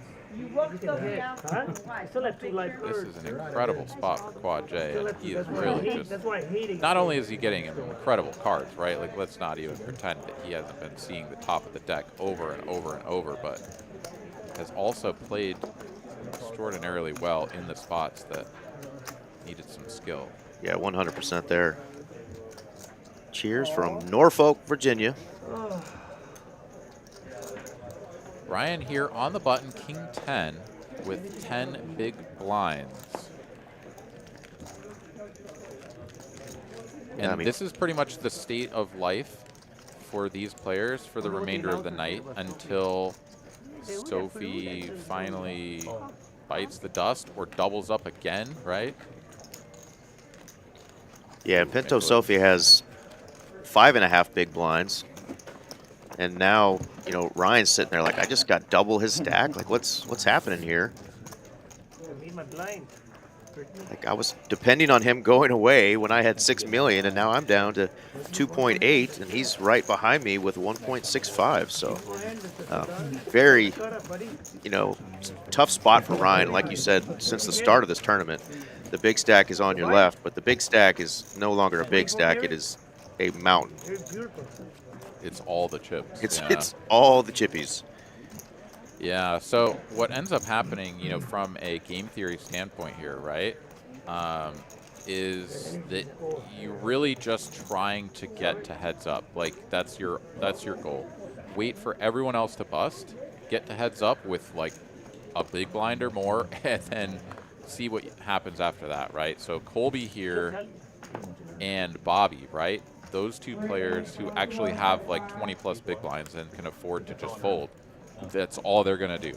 They're super handcuffed. It's the shorter stacks that kind of have to play some hands, that kind of have to exert themselves in the pecking order.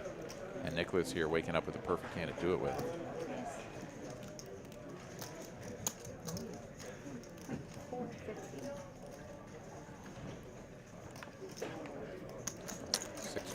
Any enough. face card can call And you. the 5.5 blinds will dwindle to 3.5, with half a blind being committed here from the small. So 3 blinds behind Go for out to the Pinto. floor. 20. And yeah, we all come into a final table with sort of like aspirations of building a big stack, taking the tournament down. And sometimes it just doesn't go that way. Sometimes, as we've seen here tonight, like, you just have to take the spots you're given and just see what happens. We've had 2 players that were very unfortunate to not outlast Pinto and did everything right. Yeah, you no doubt in a tournament with 1,795 entries have to run good at some time, but if you ever want to run really pure and good and play good, of course, this is the time when you're at that final table, and Quad J continues to do that. Very impressed with this.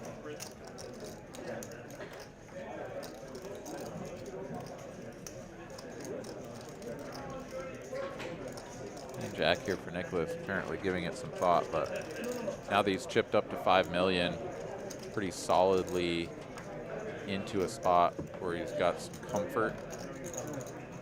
You know, no immediate danger. Should be a very easy fold.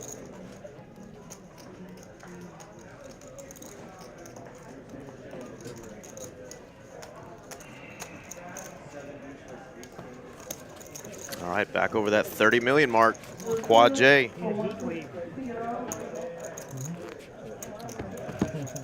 Couple reminders, we still have plenty of events left in this Trailblazer Poker Tour that started a week ago, January 21st through February 3rd, highlighted by that $1 million guarantee, $800 buy-in. There's satellites going on every day, more events coming up, high roller events, PLO events, a Big O event, I believe, if that hasn't already gone on. So just tons of events. Check the schedule, see what's going on.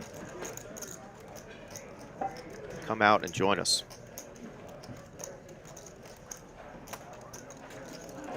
Pinto all in here, folds to him on the button, puts his 3 blinds across the line with the Queen 7 suited, and Bobby has an ace.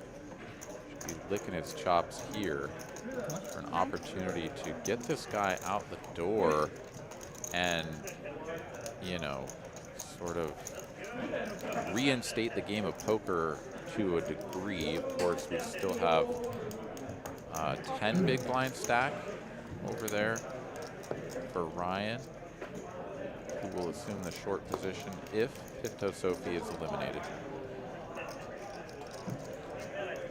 Colby looks at a pretty dusty hand here. I mean, yes, he's getting a price, and by calling will create a dead side pot, so the players, Colby and Bobby, will have to play very face up, right? So he kind of gets to realize all of his equity, but it's 8-3. Just kind of let this go. Yeah, Bill Burford, tomorrow's the tag team event, absolutely. Then there's deuce to 7 single draw, the triple draw on Wednesday as well. There's the horse tournament on Thursday. Don't forget the high roller, $2,500 30K guarantee high roller tomorrow as well. So lots of great events still to come.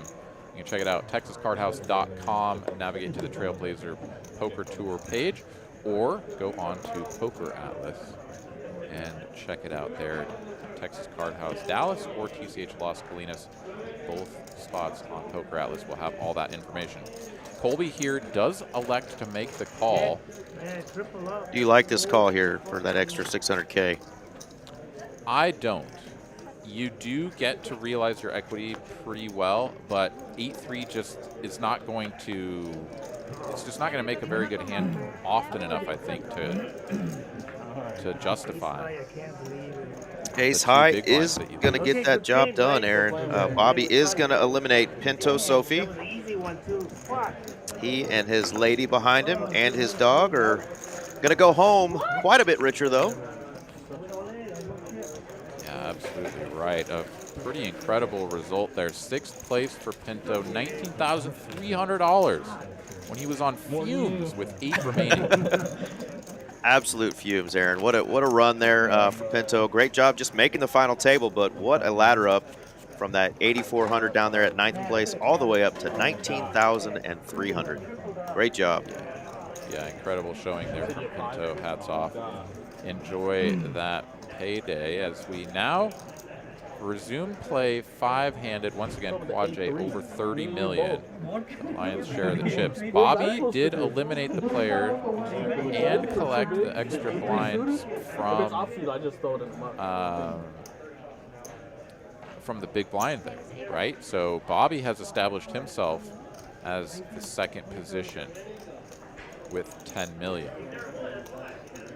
And immediately finds himself in a spot to play a hand against the chip leader on the button.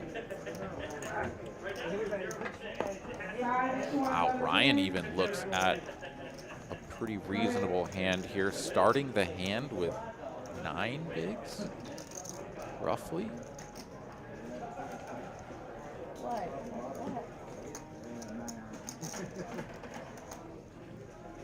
Yeah, of course, we get to see the cards. He can't see just how bad a shape he is in here.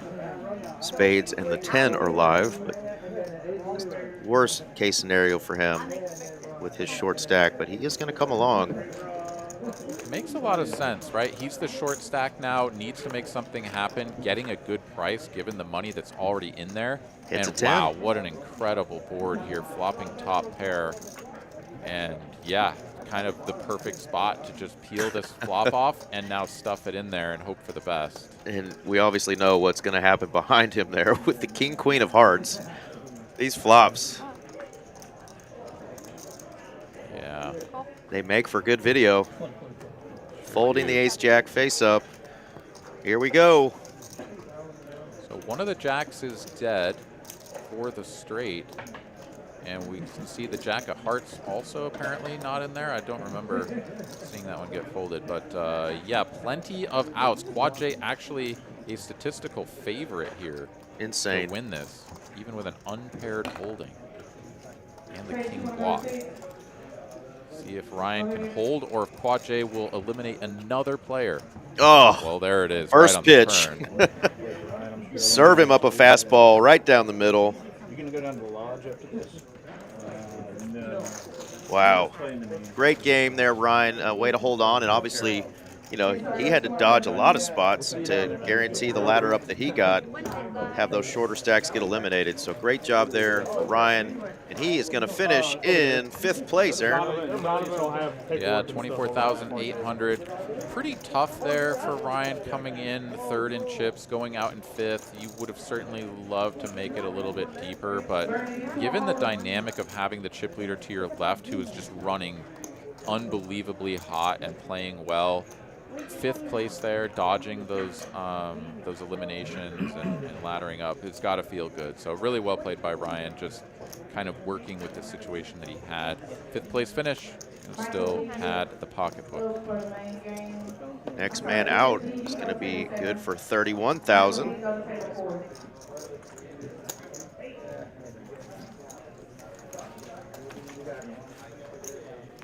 And yeah, we'll take the lay of the land here, right? Nicholas now sort of in a dead heat with Colby. Both players under 20 big blinds, but enough chips to play.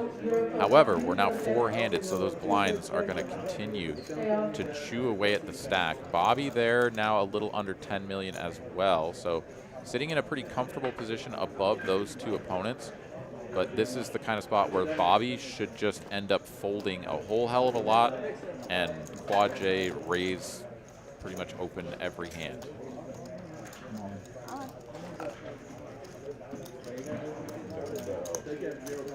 Wow, straight away. Quad J stuffs it in with Queen Jack and puts Nicholas to the test. Oh, he folds it face up. Folds it face up, yep.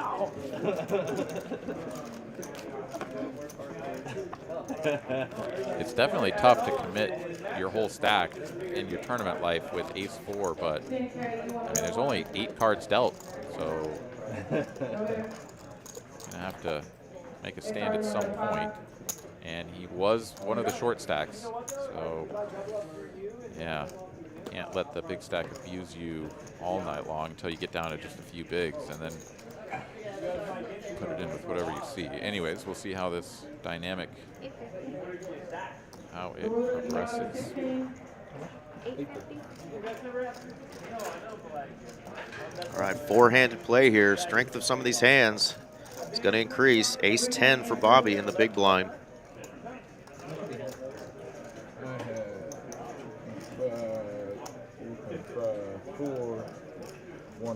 Did just see his opponent open fold an ace.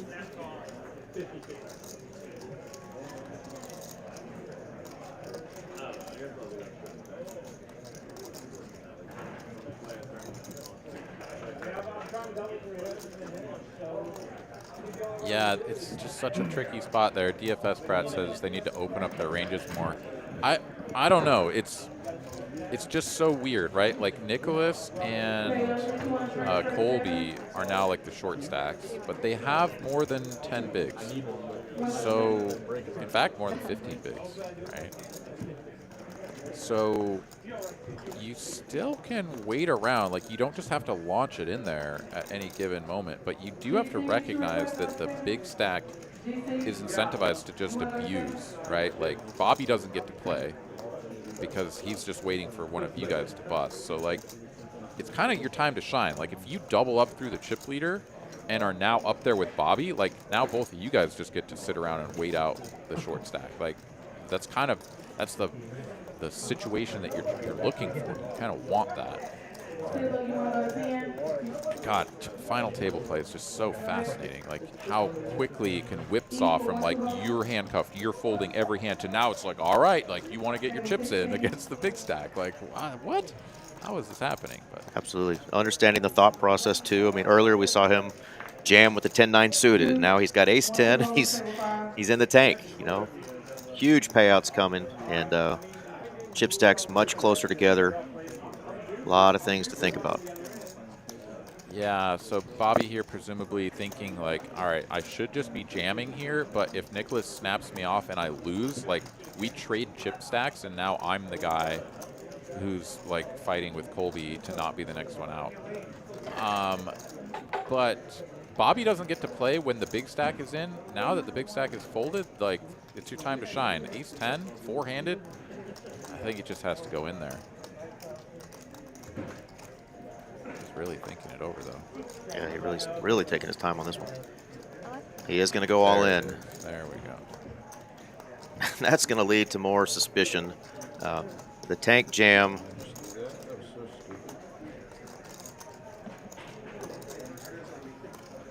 Nicholas now left with 12 bigs, but show that ace face up and continues to show the information about sort of what he's playing. I'm not saying that, you know, you can't do that or whatever, but Got her done, and he got he got the seat 4 over there dog cussing himself, thinking he was stupid for opening with the ace-4. You're four-handed, you know. I mean, my ace was ahead. He showed the ace of diamonds. Oh, you showed? Yeah, he showed over. I didn't see face up. Yeah, it was the ace of diamonds. so Nicholas 12 bigs now. You can check it in 30 minutes. He's 800.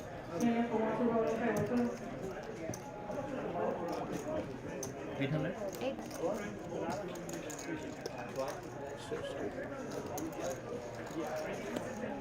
And Colby does have a hand here, ace-3 suited. 500K to play if he wants to see a flop that will take the pot up to 2 million. He will take a flop at that price, and both players will connect with top pair.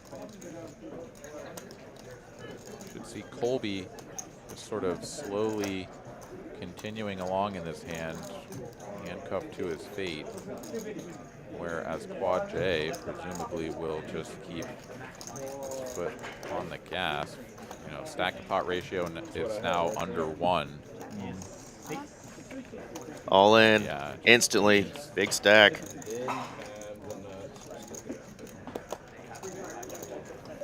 Yeah, and I think you just resign to your fate. You've got top pair. What else are you gonna do?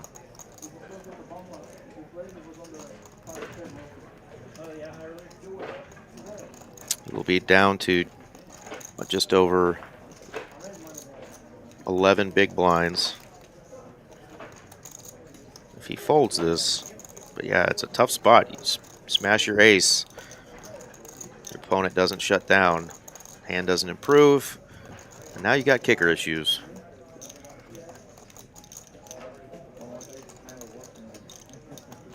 Big money on the line here.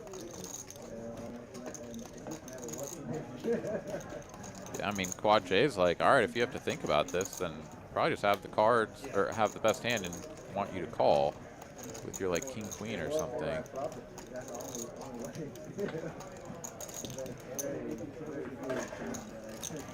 Colby's like, God, why is that turn a deuce? Like my 3 is kicking and it doesn't beat anything except for another ace 3.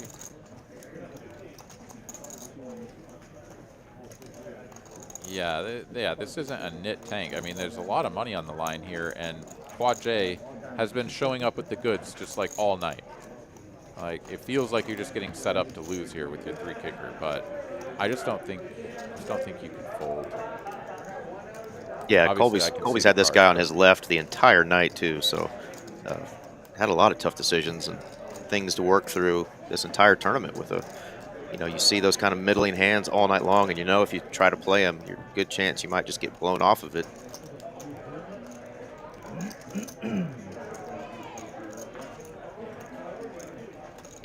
There's also just an aspect to like sort of stealing your resolve, like knowing that you need to call and being like, all right, like I'm probably at a high probability just going to be headed out the door in 4th place right here, but like I'm just not ready to put the chips across the line quite yet. You know, like it's understandable. I think, you know, if you've ever been in a spot like this, you just don't want to lose. You don't want to go home, even when you know that you kind of have to put yourself at risk. Yeah, like, am I going to be one more guy that this guy gets to knock out? He says no. Decides on the fold. And it's a big pot there as Colby takes some damage and is now down there with Nicholas. He had sort of a 4 big blind advantage over his table mate, and now back to neck and neck. Yeah, Bill answered for us, but absolutely, Code. And that's what was going through his head. Thought he might just go ahead and jam there on the turn after he checked and got bet into, but made the call one more time and then faced just that gross decision.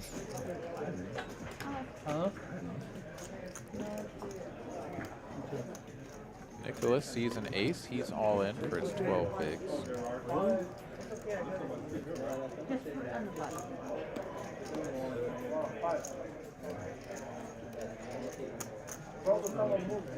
And Quad J would have to dig pretty deep to find a call here, so looks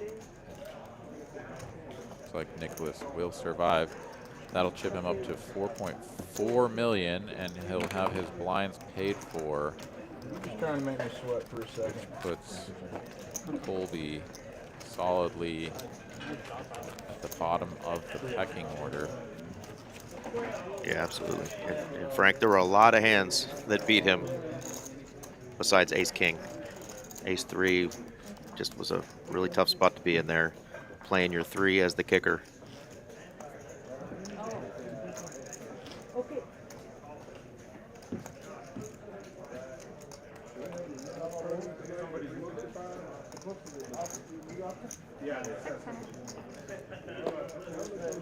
Yeah, it would have been interesting to see how that hand would have played if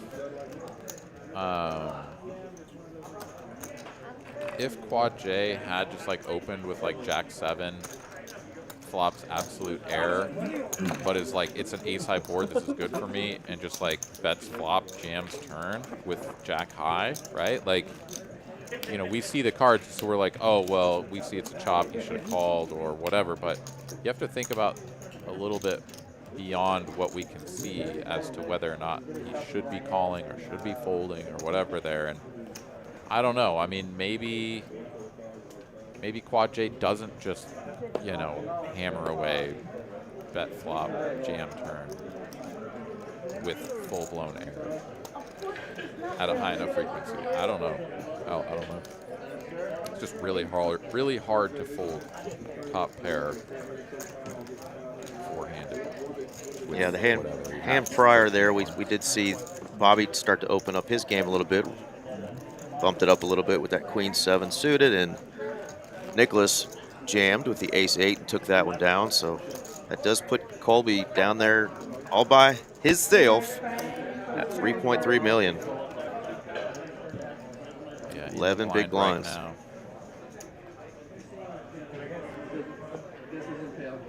And yeah, again, this is just kind of your life, right? Like, the blind is going to come around every other hand, it feels like.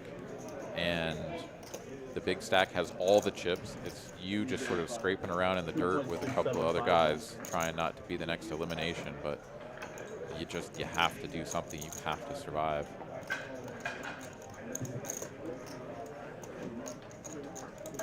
Bobby with interesting spot here.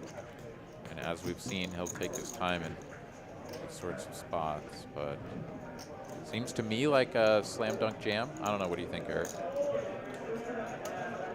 Up against the big blind here, yeah. I mean, I'd probably use that size stack he's got to put max pressure, and he's going to. There you go.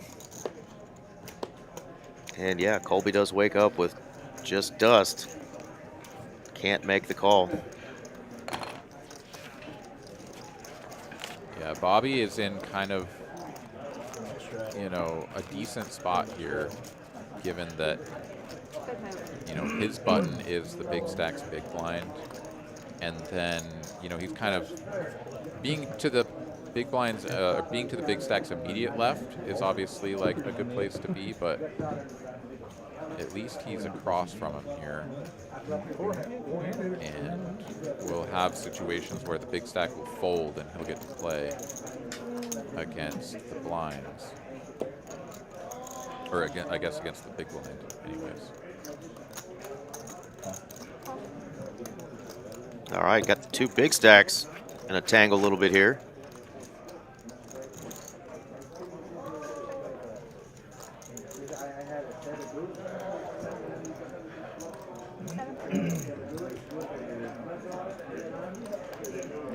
Whoa. Quad J wants those chips. He's not giving up. Yeah, he's got a pair. He can't just go folding away pairs. But yeah, I mean, I think this is being played very standard. Players now, after the bet and call, looking to get to showdown here. Quad J, though, looks to maybe be turning his 5 into a bluff, and he does. But it's not going to get through. Bobby very quickly makes that call. Yeah, maybe a little bit ambitious there with the two flush draws bricking out. Absolutely. To turn a 5 into a bluff. I think you don't really need to do that there. And Bobby snaps it off, picks up some big chips. Almost beat him to the pot there. But I do like Bobby has been opening his game up a little bit and trying to use his stack also. You know, wasn't expecting necessarily the big stack to call him. But he's not just going to let our 3-seed do all the work, because he knows he's got an uphill battle against a stack that size as well. Yeah, Bobby's been pretty quiet here tonight, but he has played quite well, I'd say. All right, Colby is all in, and that one's going to get it done.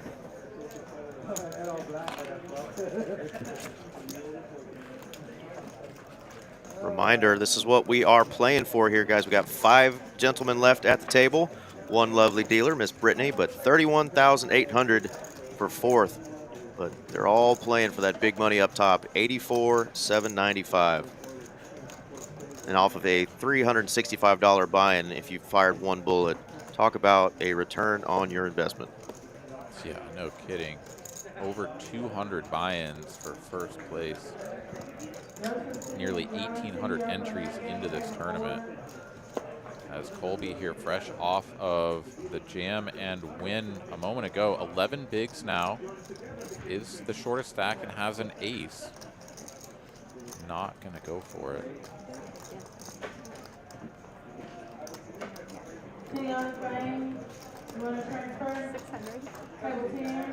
Nicholas min click opens the 9-8.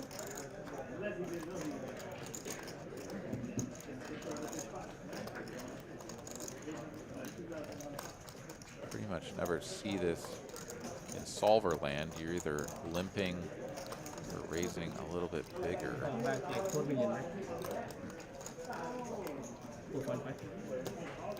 Getting a little Nicholas here inventory. Trying to get one through for the lowest price, right? If Bobby just looks at something like 10 deuce or something, you might just let it go.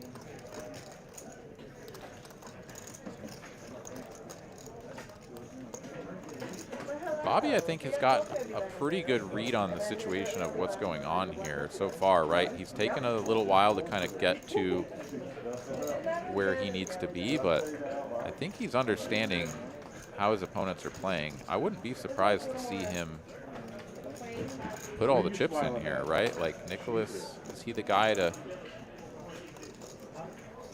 Oh, he thinks it's a call. It is a raise. There you go. He tried to just push the chips forward. Brittany's like, what are we doing here? Are we folding? Because if so, I need those cards. She said, you almost got me.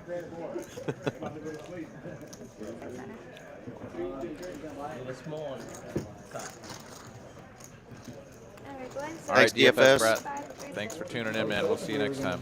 Yeah, have a great night, buddy. Does get that through. Lands a little gut shot. Says, the heck with it. I'm going to bet this. Pray to God Bobby didn't land there. Gets it through. Yeah, that was a fun little pre-flop tank. Push your chips forward, and dealer's like, no, that's not going to work. And we did just level up. 200K, 400K now. Colby down to right around 8 big blinds. And in the big blind right now. Maybe that's why he was tanking so long. Maybe there's a little something there from Bobby, knowing these shorties are about to have to pay more. Oh. I think he genuinely seemed like he thought that he was called, but. And I lied, it's not gonna be 200, 400. It looks like, could it be 175, 50? I don't know. The blinds jumped around there a lot on screen, but it doesn't matter, as we've got an all-in and a call here. Quad J with the 4s. Slight equity advantage over Colby with the ace-jack. Here we go. At risk. Flipperoo here. Colby at risk.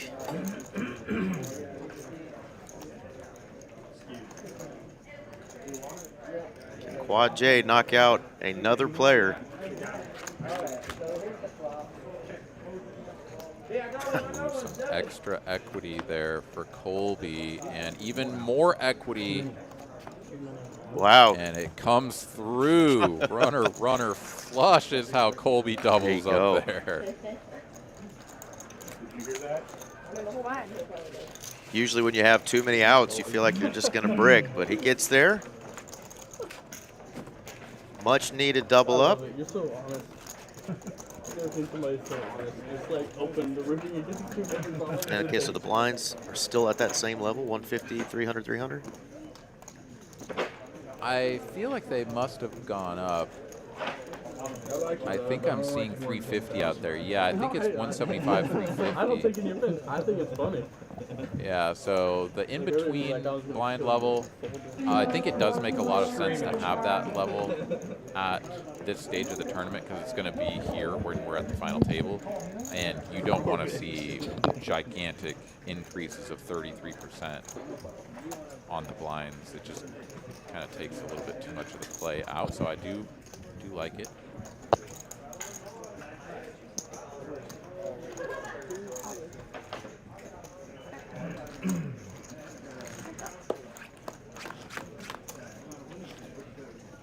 Colby limping the king-queen into the big stack. stacks big blind flops well. Check, check. And one blind is all that's needed for Colby to take this one down, improving his standing ever so slightly more as Nicholas now at the 350K blind level going to be something like 15 bigs. I hope you didn't have 8-4 off on Holdem. I'm trying to zoom in on that to see where they're at there, but Give me blue. She needs blue. Just 4. She gave you that. 8-4 off. And just so much at stake here. These players wanting bigger pieces. 31,800 though for the next player eliminated.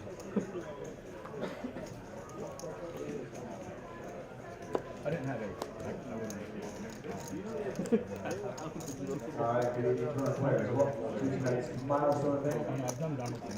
Quad J here, we've seen him play pretty aggressively in spots like this, but King 6 not worthy of a jam, just gonna limp. We'll find out later. And both players connect with a pair, top versus second. And Nicholas is betting.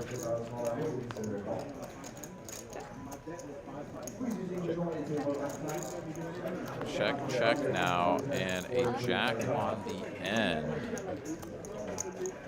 A jam all in from Quad J, and Nicholas is like, okay, yeah, no, you got it. I know. The 9. yeah, and you can see with the chips they're putting in, the blinds now are at that 175, 350. So they have gone up a little bit. Code HDN suggested earlier that the over-under on the amount of hands we might see was 114.5. Not sure where you could find that betting line, but feel free. We're on hand 57 if you can still get action on that betting line. I am thinking that we are definitely going to be under 114. Yeah, I think so. Unless something drastic happens between our 3-seat and Bobby over there. 2 big stacks. You're up for the main game, table 4.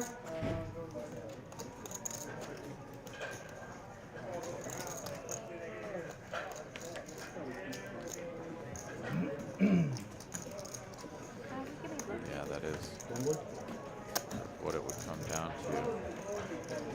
We're almost at the 2-hour mark, and I think the players may take a little quick break, so we'll have some time to talk about some of the events that are coming up and what's going on around Texas Card House. Yeah, we are 4 players left here. 31,800 for our next eliminated player, and almost 85,000 up top. Yeah, I'm sure they would love it. It's not the secret lines. 1 million. Oh. Wow, Quad here we jam. go. Quick Oh. jam from Nicholas in a difficult spot. Quad J is gonna make this call, and Nicholas all in and at risk. At risk, grabbing the backpack. He's got the cigar in his pocket, but it's not over yet. Still has 28% equity here.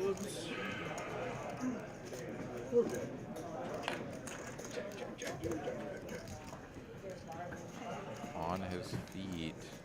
Begging for a jack or some clubbies. How about some And clubs? what a flop that is. Open-ended. Oh. King gets stronger, but didn't need any of the queen action anyways. Oh, brick. But bricks it out. Flops almost the best you could when you're up against top pair of kings. But it doesn't matter. Nicholas out the door in 4th place. Fantastic showing. Incredible run. Really well done there for Nicholas. And $31,800 in his pocket. Fantastic. Yeah, Nick had a lot of fans and family members, I think, cheering him on in the chat. So everybody say GG to Nick. I think he's an Oklahoma City guy. Came down here and played well and ran well, finishing 4th out of 1795. Yeah, now a full $9,000 jump. Next player going out going to get 4 stacks of high society and a little cheddar on top. 3 players with Colby, the short stack. Again, that blind level is 175, 350, so he's under 20 bigs, but still relatively healthy. Wow. Quad is just running good, playing good.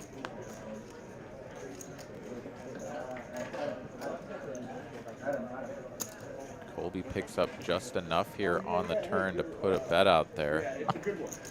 One blind and a quick call. And no improvement for the Queen 10. Doesn't have a heart. Yeah, Colby shuts it down. And wow, quad. Jay is happy to check the king behind. Interesting that he didn't go for a little bit of value. Yes, he could have been sort of owning himself against a better king, but I'm a little surprised.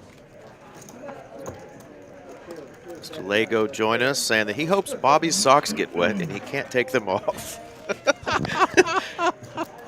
Sounds like maybe Bobby may have knocked you out of an event recently, or you guys have some history there, Lego. That is quite the comment there, and we're here for it. I love it, man. It's like it's the most gentle dig ever. Yeah. I hope your socks get wet. You just can't take the struggle is real. Oh, man. The Jedi Master, no. In fact, Pocket Nines has done more damage, I think, than Queen Jack. Well, what? Ace Queen lost to Pocket Nines, then Nines lost to whatever it was, King Queen or something. Yeah, I think he's saying maybe Queen it Jack was is Queen Jack. Queen Jack has not fared well, for sure.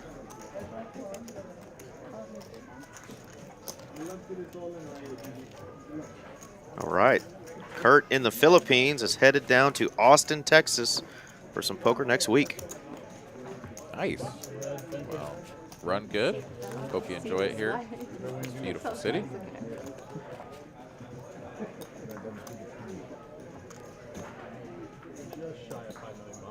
Will you grab Taylor's food? 4.975 max. Just so you Taylor's food, okay? have to ask. Yeah, you make it easier on me. Taylor's food? Taylor's food.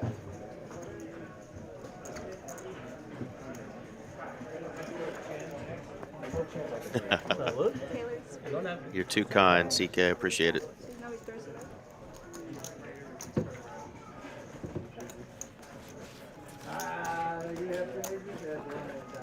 All right, some easy money there. As hand at number 63 about to be dealt.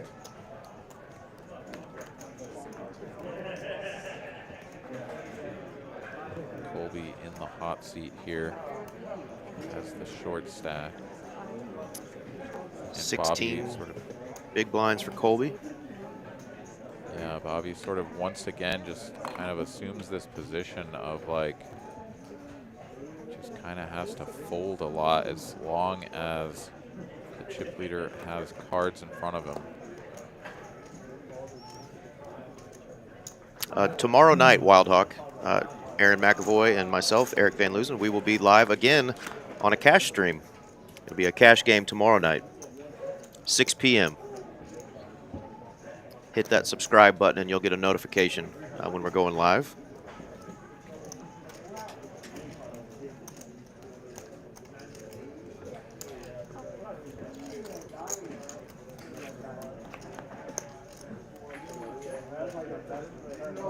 Oh, yeah, Jedi, I just realized you were talking about Quad Jack, not Queen Jack. I think he's eliminated all but maybe one player. Yeah, Bobby did get, he eliminated Pinto. And he wins with 6-3 offsuit on a king high board. Can do no wrong right now. It's got to be the hat. I need to know who made it, where he bought it, and how obnoxious I'd look with one on. I think you could pull it off. I mean, I wear the boots sometimes, but I'm currently wearing my checkered Vans, you know. But maybe that's the new thing, you know. You wear your Vans with the cowboy hat, you know, a little urban cowboyish. Yeah, I think it's sort of like the 3-coin style almost. You know? Yeah. Like, I think you could do it. I don't have a chain wallet though. Damn it. John L. returns at podium. John L. 750. Yeah, thank you guys so much for the kind words in the chat. Really appreciate it, and certainly look forward to seeing you guys joining us in the future as we do stream every Tuesday night. High stakes action out of Dallas, this very table, with some of the finest high stakes poker players in the Dallas area coming to duke it out, play for tens of thousands of dollars. On pretty much rare occasion do we not see stacks up in the 30, 40, 50K range. So lots of chips in play. Yeah, and a week from today will be the final table live stream of this event right here, the $1 million guarantee. So these are big pay opportunities here. It's going to be even bigger next week with that $1 million prize pool. Yeah, 1 million guaranteed, right? Like this one, 400K guarantee. They got about 535,000, I believe it was. I'll go ahead and pull up the graphic here. Yeah, 538,000. So yeah, we could have if this same sort of turnout registers, we could have 1.2, 1.3 million in the prize pool. All right. The emoji says just subbed the channel. Thank you much. A lot of great content on here. We stream at all of our locations throughout the state of Texas. This is Dallas, of course.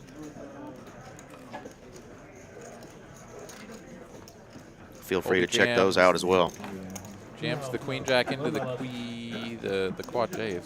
The QJ. QJ, but can't say it right because words are hard. Yeah, salute back to you, DeAndre. Skinny Cole, what's up, bud? So bad, I couldn't even bluff.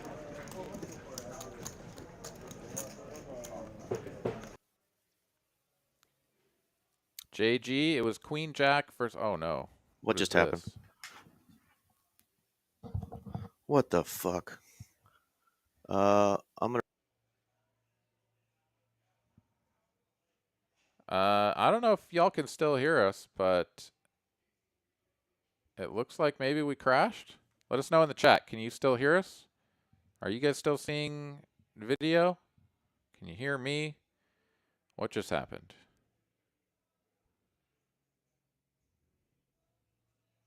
All I know is that our video feed just dropped out. And I'm getting an oh no now. It looks like y'all lost it as well. Can you hear me though? You can hear me. Okay, you can hear me, but you guys also lost the video. Can you see me over here? Do you see this little me in the corner? You see me. Okay, well, shit. All right, guys, I don't know what to tell you. Yeah, Eric, they can see me and you, but they cannot see the video, the same as us. So They can see us. and hear us, by the way.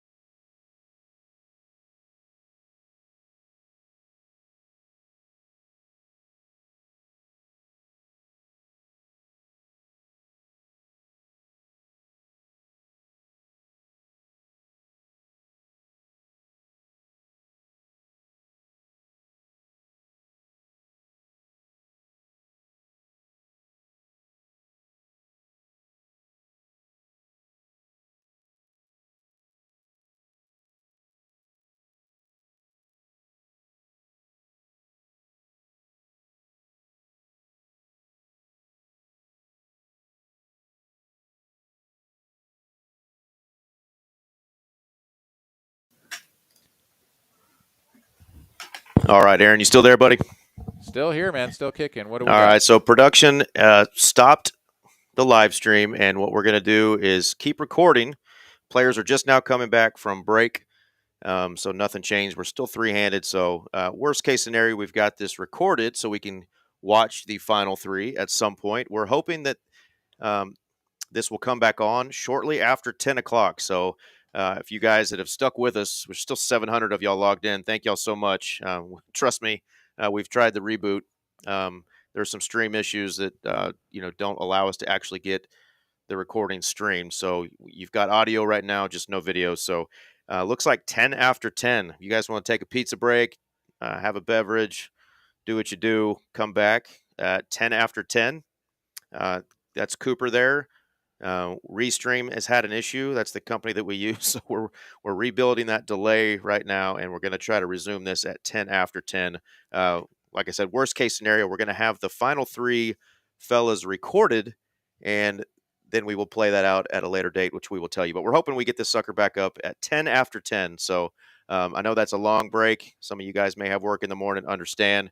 Come back and check with us, though, 10 after 10. All right. And so are we going to stay live, Eric, up until then, or are we just going to restart then? That is a great question. Stay live. Okay, we're just stay live. Okay, so we're just gonna chat then. Okay. No, I'm all here for it. But yeah, an unfortunate turn of events. Now, I guess the bigger question is, if at 10 after 10, with the delay. So they just restarted, so the delay should be 10 after 10 when they come back on. That's the estimation. So that's what we're hoping for. Hoping and shooting for, because Taylor restarted it on her end. Okay. And so we'll still see everything after the player break, because it's restarting now, right? So we won't miss anything, really. Yeah, we shouldn't miss anything. And it is, like I said, it's being recorded. So worst case scenario, we're going to be able to watch the three gentlemen battle this out. But we would love to have this back on at 10 after 10. So y'all put your little magic fingers in the air and make this happen. Brandon Jones is going to go wash his hair, and God bless you for that, brother. We appreciate that. But yeah, somebody else saying have a J, drink something, do what you do. Plenty of highlights you could watch on TCH's live stream feed. It won't be live; it'll be previous live streams. But there's plenty of content that you can go watch. But like I said, this is a software malfunction that we obviously are doing our best to work through and get this sucker back up for you, because we got a lot of money to play for here. $40,800 for third, $56,300 for second, and almost $85,000 for first. So we want to get this sucker up and running as soon as we can. That is a nice chunk of change. I'll tell you what. When you make it this deep in a tournament, and there we are, our ugly mugs. Whee! We're gonna just let you know we're still here. We're gonna have to stare at the same screen that you guys are staring at for a little bit. We'll put up some of our promotions that we have going on. But yeah, what were you saying, Aaron? Sorry, cut you off there. Oh, just when you make it that deep in a tournament and you're playing for that kind of money, I mean, I think everybody kind of goes through a little bit of a different experience. But from my personal experience, it's like it doesn't feel real. Everything kind of fades away into the background, and you're just super zoned in on making the next decision, right? Because maybe you have a job where, it's sort of you're making high impact decisions all the time, and you're used to that kind of an environment. Most of us, I think, aren't. And when you get to that kind of a scenario, it's just like, oh my God, like we just have to power through this, just one hand after the next, just keep making decisions. And it is a surreal kind of experience. So, I mean, hats off to these guys for going in there, for continuing to play well, for making it this far, right? Like, and man, when you're in the driver's seat, like quad J's, like, oh my God, it feels so good. You're just like on top of the world. It feels like this tournament is yours already. You've already won. It's just a matter of just bringing it home. And we'll see if he can do it, right? I mean, having that many chips is a fantastic start towards winning the tournament, but it's not over till he has every single chip in play. Yeah, still a ton of money to be played for here. So this tournament, they started out with 30,000 in chips. If I'm not And now they've got millions, right? Millions in their stacks. Yeah, and millions in their stacks. So yeah, these guys have been grinding. It was a multi-day event. Definitely some people fired more than one bullet, but to think that you could possibly buy in for a satellite buy-in for $100 or $125 and get in this thing, or if you bought in once for $365, and even that ninth place finisher there, $84.50 off a $365 buy-in. But like you said earlier, the potential to have how many buy-ins was it? 200? Over 200 for first. Yeah. I mean, just ridiculous. Yeah, I mean, even second place is like getting close, but yeah, I mean, 150 buy-ins or something there for second place. Yeah, I mean, you obviously just have to run so good to make it this deep in a tournament that has that many entries. But these guys have really played well. I thought everyone that came in just like really, set the tone early on. Like these players are here to make a deep run and get after it. And just another big shout out to Pinto for laddering up as much as he did. Like the guy had 200K at 300K big blind and outlasted two people. I mean, I think the 200K point was after those two players had busted, but immediately after, right? It was like just absolutely unbelievable. Yep. To $8,000. 8K, so good. Yeah, that was awesome. Yeah, I mean, good news is, guys, that I can't tell you because I kind of just cheated and peeked across the production room. They're still playing three-handed live out there, so they are recording this right now, and hopefully we'll get that stream back on for you. But yeah, they're still playing in real time out there in the room. 3 players remaining. You can see the amount of money that's up for grabs there. So hopefully we get that back up to you there. These players are running a little bit better than Aaron and I currently are running as we've been kicked out of our live stream. But thank you guys for sticking with us and just at least keeping it on in the background, because I know you don't want to hear us just blab forever. But if there's anything questions-wise that you want to ask us about, we do have this awesome Trailblazer Tour still going on. There's events going on, as we speak. There's events going on tomorrow. There was 21 events total through our 2 locations, plus satellites galore. Aaron and I will be back tomorrow night, whether we get this software or the other software that we sometimes have to go with. But we will be doing a live cash stream tomorrow that Miss Mallory puts on. If you've ever wanted to play on our Tuesday night cash stream, more often than not, it's a 5-10, 25 no limit game. Game gets pretty wild. We had a player win over 50K just a couple of weeks ago. That was our boy Venom.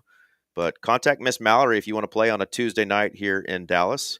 And also on Tuesdays, last week we actually had a different game. We had Big O on our live stream, a 5-card high-low game. Rebecca hosts a Big O game every Tuesday and Sunday here. So tomorrow at 1 p.m., she should have her game running here. And there is the way to contact Miss Rebecca Thompson. Yeah. And, just so many more tournaments coming up here too. I think I was mentioning it earlier while you were trying to deal with the video going out, but the rest of this Trailblazer Tour going on.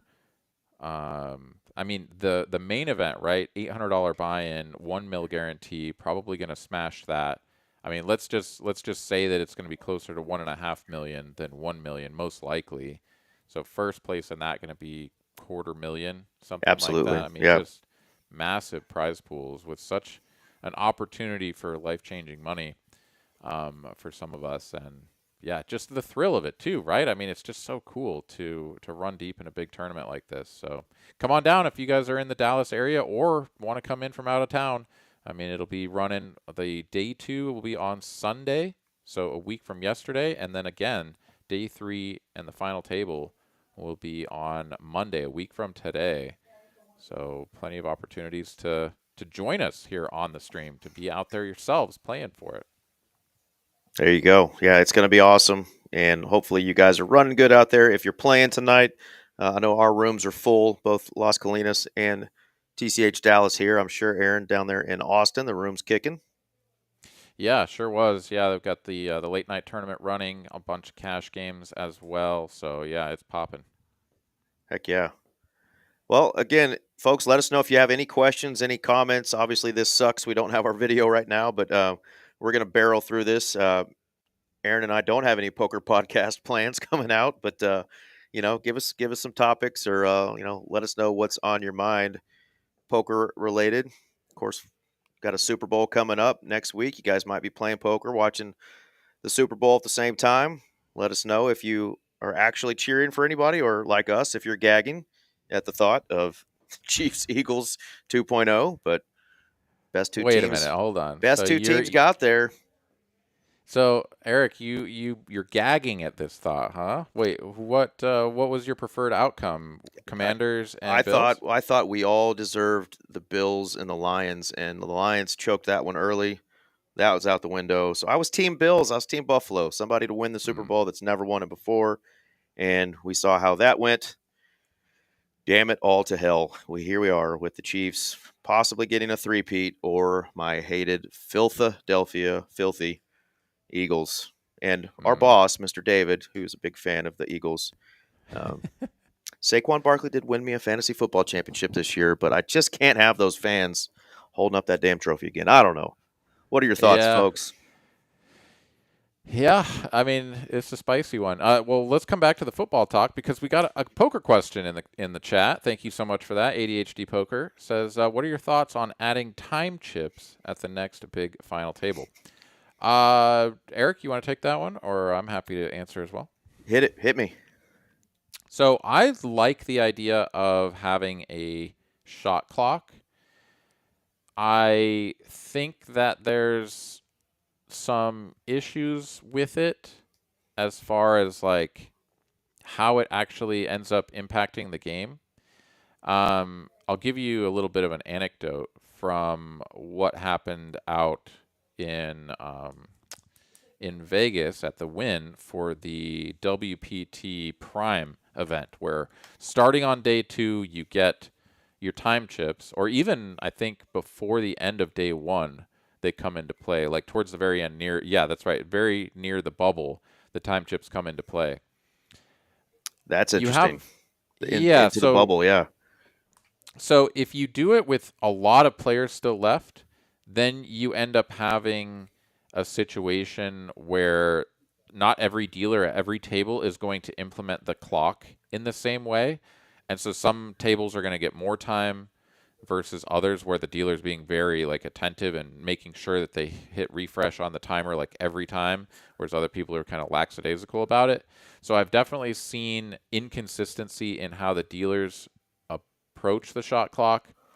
In addition, if you give players like 30 seconds pre-flop for your actions, like we've seen on some of the like Poker Go stuff or whatever, you'll have some players taking the full 30 seconds, even though they have a hand that is just going to be folded, trying to be balanced or something. So you end up with weird situations like that. I think Daniel Negreanu had a rant just a few weeks ago, something about that. And so then it's like you're incentivized to take it down to like 15 seconds pre-flop if you haven't been, already involved in the pot, and then it goes up to 30 after that, which is what WPT does. I don't know. There's a lot of different nuance to it. It gets very complicated. At the end of the day, it is good to sort of speed the game along and not allow one player or a couple of players to really just dictate the pace of play and slow things down and sort of drag everyone through the mud with them. But it is a challenge to implement it across the board, like consistently and fairly. So just doing it at the final table, which is what ADHD Poker asked, just doing the time chips there. I don't know. It would be a big change, right? The players have played the entire tournament without time chips, without time bank, or without any sort of shot clock, and now all of a sudden, when the real money's on the line, you're like, oh, by the way, hurry it up, move it along. Like, you've got 30 seconds. You've got 15 seconds to make a decision. Like, I don't know that that's actually a healthy thing to add in just to try to, like, speed up the action for the viewers or whatever, right? I don't know that that's healthy. I don't think I would want that.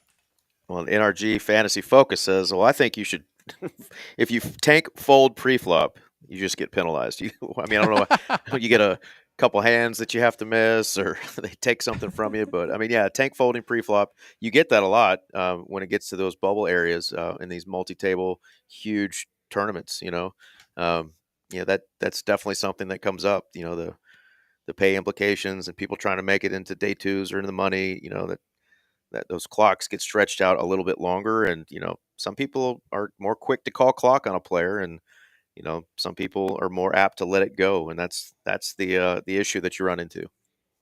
Yeah. And I mean, to be perfectly fair about it too, if there is not a shot clock, then there is real like strategy around how to manipulate the clock to your benefit, right?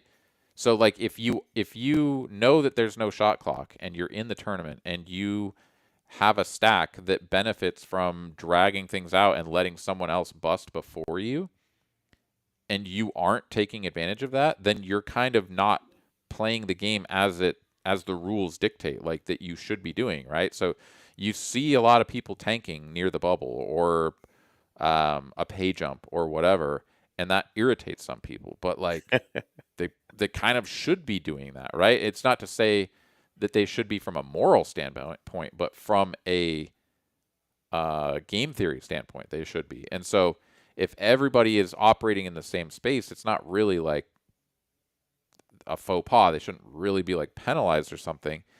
That being said, if you are doing something like tanking in order to just improve your standing, not because of what your decision is for your hand, it's certainly fair play for them to start limiting the amount of time that you have. For sure. But what does that get limited to? Is it 30 seconds? Like what is enough time, right? Like these are the sorts of questions that have kind of fuzzy answers. I've mostly seen tournament directors come down on it when someone is excessively tanking and being like, you have 30 seconds to act. And that, I think, is a pretty reasonable amount of time, right? You get to eat up a little bit of the clock, but it's not so much time that it disrupts everyone around you. 30 seconds. Seems good. Well, evidently, we've had the clock called on us now. The clock called on us. That's fair. We're trying, and again, it's the delay issue. They've restarted the stream, and now we have to still wait that 25 minutes. So the clock is on, and we're hoping that 6 minutes is all that you guys have to wait. So a couple more bathroom breaks, drink breaks. That's definitely something that hopefully you guys can go do and come back, and we might have this on because Steven Ruiz is not wishing us well. He's just saying today's the day the video died. Yeah, it's a very unfortunate occurrence, but we will power through. We will persevere, and together we will come out stronger. I'm not voting for your ass. Damn it. That's the worst speech. You're like the kid who promised me free ice cream sandwiches in 3rd grade, and that freaking kid became, 3rd grade president, and we didn't get shit. So, damn it. Wow. Well, I didn't promise anything. It was more inspirational than anything. Yeah, well, I'm not inspired, damn it. Well, you're just a negative Nancy. That's what you are. Uh-oh, I got the perma clock. That's right. There we go. Oh, another thing he says, you can say about shot clock to players.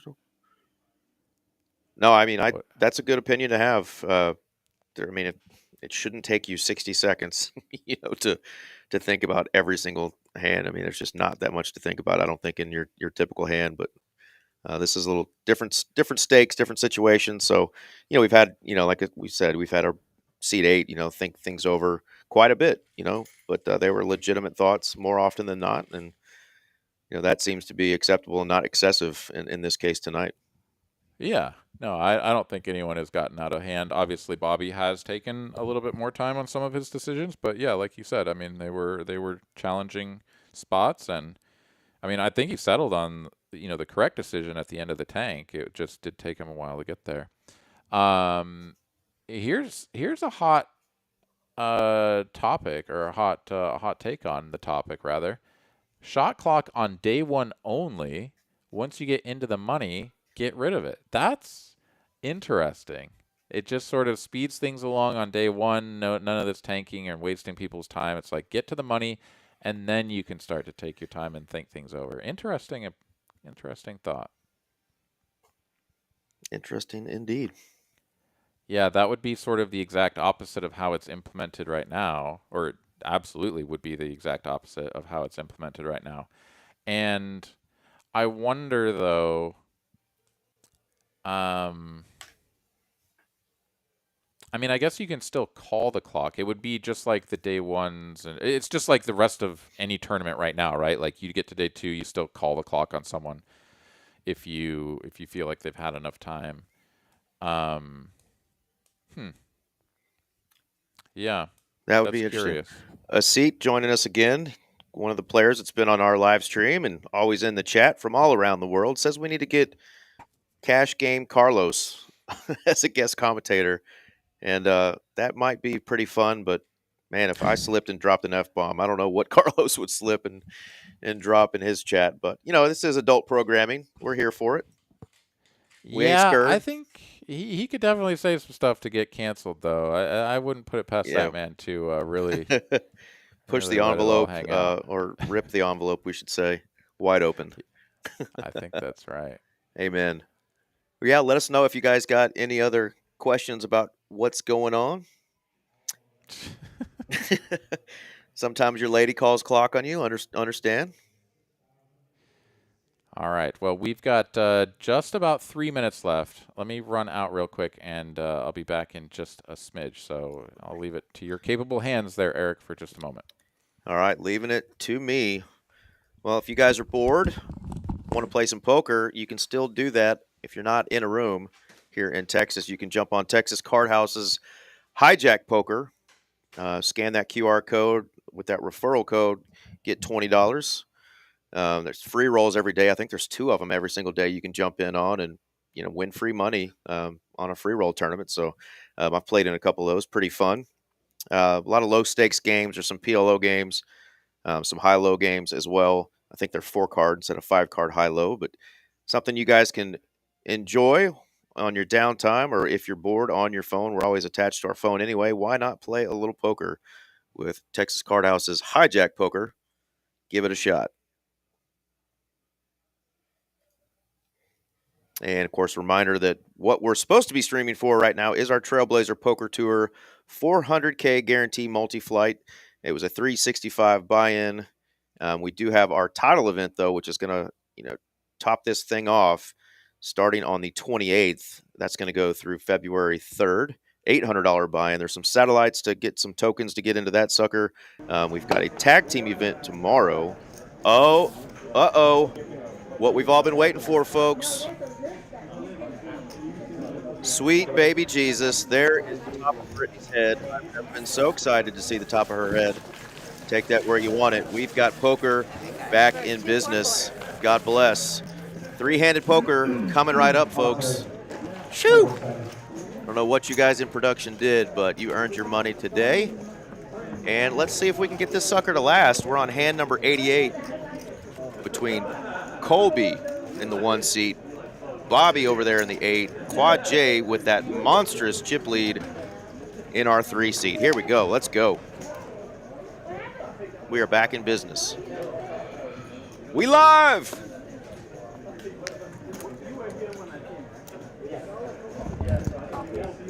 I see video. Let's go. Yeah, a seat. It's definitely only in Texas, which is weird, right? Because you can do other things everywhere. You can't do those things in Texas. Hijack is only in Texas.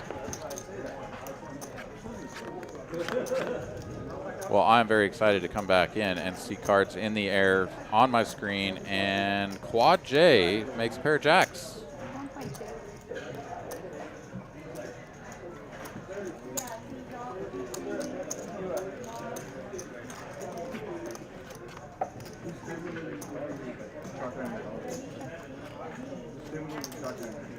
Check, check, turn. King on the end. No improvement for the 10s. And we're going to get to showdown, and Bobby's going to be like, what the hell? Come on, man. This guy is running like God. Little spare tire, the old Jack 4. 41.4 million in Quad J's stack now. It's just insane. Yeah, and Bobby takes a hit there, dropping down to 21.5 big blinds, which, yeah, it's like, I mean, he still has a comfortable lead over Colby, right? Like 2-1 plus, but if he doubles Colby up, which there's going to be plenty of situations like this where Quad J folds and then it's just small blind versus big blind and Bobby's going to be incentivized to jam. If he doubles Colby up, they'll swap positions, and that is scary. And as it stands, Colby gets the walk. He's got 10 bigs right now. We know both players are absolutely terrified of the man in the hat in seat 3. He's had more than his 6 shooters out today. He's knocking them dead.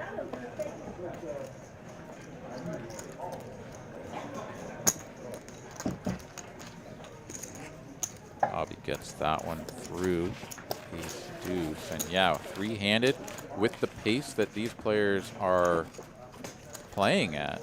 I mean, you're just going to be in the blind every hand, basically. And I think we're going to see this down to heads up here pretty quick.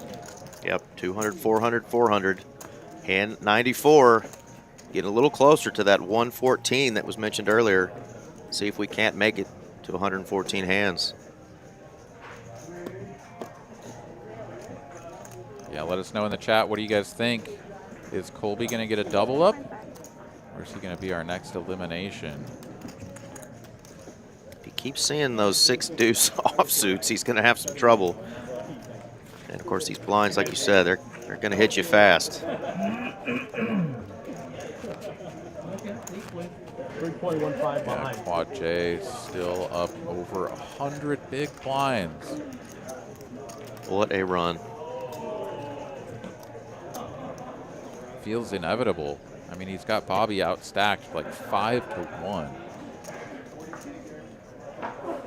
Not gonna open the queen 4 on the button. And that'll be another walk for Colby, this time with the 10-5 offsuit. A little bit curious there why we're not opening the queen high. Yeah, ADH Poker, they will bring the trophy and $2 million in cash and dump it on the table when we get down to heads up. No, they usually bring out the trophy for the winner or when it gets to heads up, so that will be cool to see, no matter who wins it.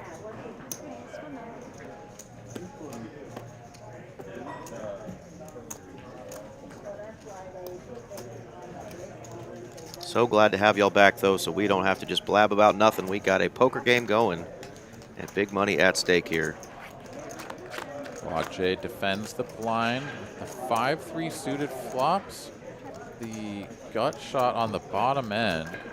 Backdoor spades. Now up and down after we go check, check. But Bobby has that same straight draw. And it doesn't matter. He's just done with it. Straight draw be gone. Be damned. Be whatever. Be folded. Be darned. Yeah, pretty interesting spot for to be in when a lot of times you can just put out a little tickler bet, but when you got that many chips, like you can just put max pressure on these guys, take one down there. Yeah, I'm sort of surprised that we didn't see a continuation bet there from Bobby with the ace high. I mean, you just put a small one blind bet out there, and I mean, yeah, he can go small for sure. Check back and then snap fold. Like obviously Quad J like goes for the big bet on the turn, but like why not, right? If you're gonna check back a king high flop, like let me just hammer it and you're just gonna head for the exit. So curious. All right, pair of sixes and a straight draw for Quad J, but Bobby has the best of it with the pair of jacks, and that's still good. Going to the river, but it's another huge bet, and yeah, snap call from Bobby. And this is the second. Wait. Whoa. Oh, okay. I was like, wait, he didn't fold that face up. No, did not fold. Yeah. 4.3 million going Bobby's way. I think you were going to say that's the second time, right? The second time that Quad J has taken a hand with showdown value potentially and turned it into a big size bluff and gotten snapped off by Bobby. Yeah, it's a little bit curious. Maybe a little bit of a misstep there from Quad J in a couple of spots. Maybe some cracks in the armor showing. 3.15 behind. Bobby is going to put him all in with a 10-9 off. Must have been rags.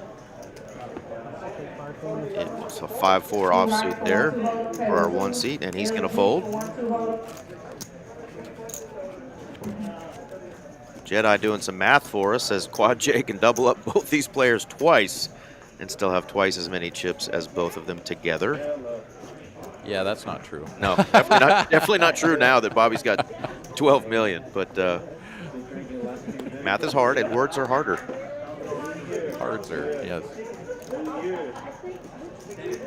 right, Queen 5 here for Colby. Not the kind of hand that you would love to be going all in with, but you have less than 10 big blinds, and a big card like a queen is pretty much the best you can ask for here. Definitely know Colby is a player that studies and probably knows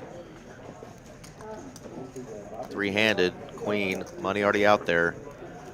Might have to be a spot he's uncomfortable with. Chooses to let it go, though.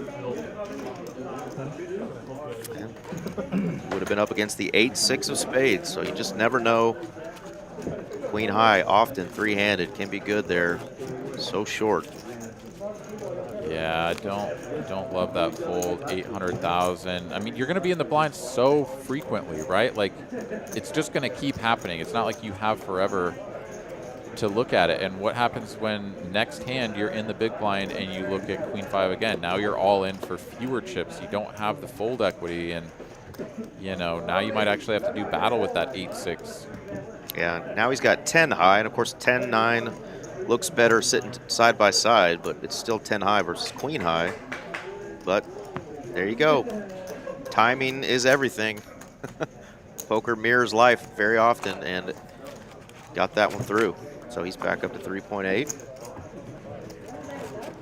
Right back into the big blind. And yeah, I presume we're just going to see an elimination or a double up here from Colby pretty quick.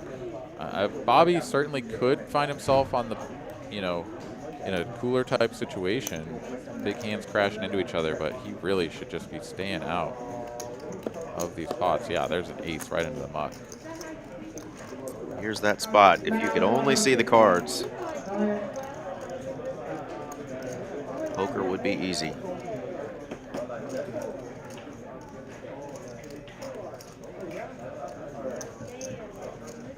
Yeah, really awkward spot here. If you put the 600,000 out there of an SPR of 1,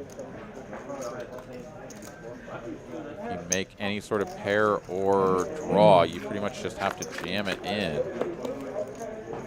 And that is not really what you were looking for. Check, check, though. Quad J doesn't bet. He's still not betting. And if we get to showdown, Jack High is going to win this pot. But okay, I guess now Quad J is going to take a stab. Ugh, it's so gross. You're so short. You can't even call $1 million bet there. Gross spot. Yeah, Colby just, I mean, obviously the cards have run out in such a way that he just doesn't feel like he can ever win, but my goodness. Just dwindling down. Now going to have 5 big blinds to start this hand. Is that right? 6, I guess. 2.35 behind. 2.3 or 2.35 behind. So 2.5 total. 2.55. All right, so he's got 6 bigs behind that small blind.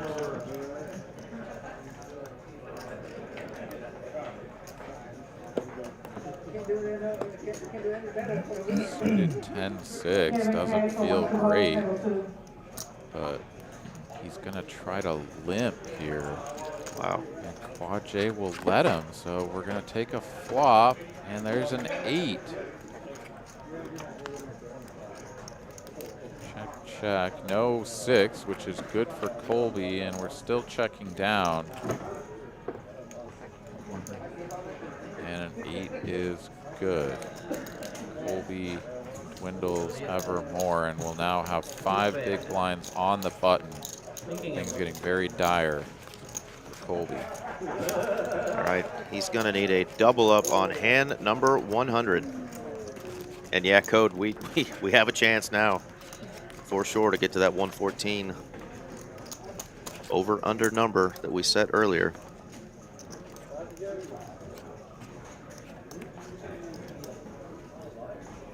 Shout out to Brittany here, dealing all 100 of these hands, and going to be dealing very likely the remainder of the hands in this tournament. She's been doing a fantastic job. As Colby here, his prayers have been answered. Ace Jack on the button, 5 blinds going all in.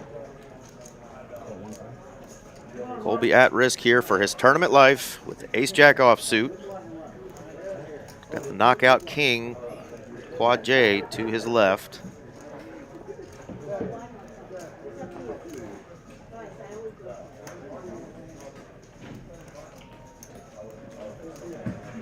It's just 4 green chips to put an opponent Isn't at that risk. insane? 4 of those green ones. He's going to leave it up to Bobby, though. How much is it?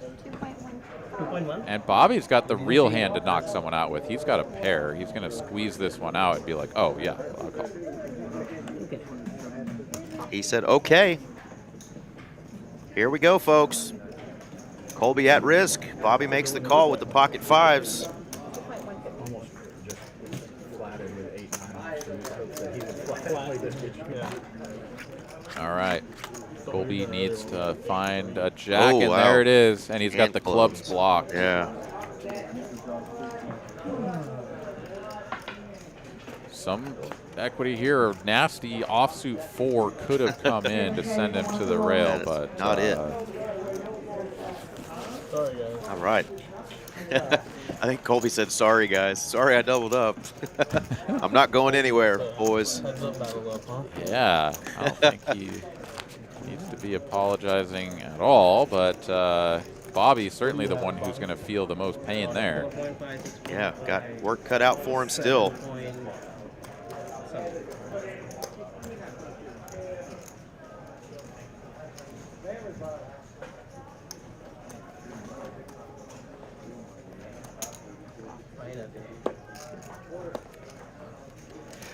And tries to limp. Ace King keeps hanging around. Hanging around. I think Colby almost snap jammed, reached for all of his chips, and then was like, wait, I should pretend like I have a decision here. And Jammy Jam. Quick muck from Bobby there. Says, I'm not playing the double up Colby game. Says you let that feller down there in the cowboy hat try to knock you out this time. That's the one I would have lost. Yeah, 13 million between them. Quad J on 40 plus. Big hill to climb, but Colby hanging in there, has 12 bigs now, which is a dramatic improvement from the 5 he had a moment ago.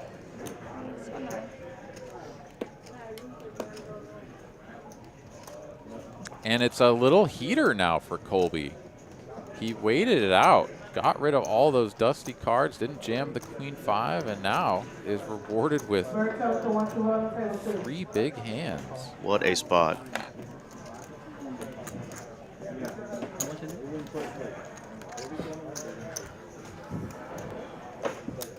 Got the squirmies over there from our seat 8. Bobby not liking 5.3. the idea of having to put 5 million almost into this pot with the ace 3 now. Yeah, it is 5.3.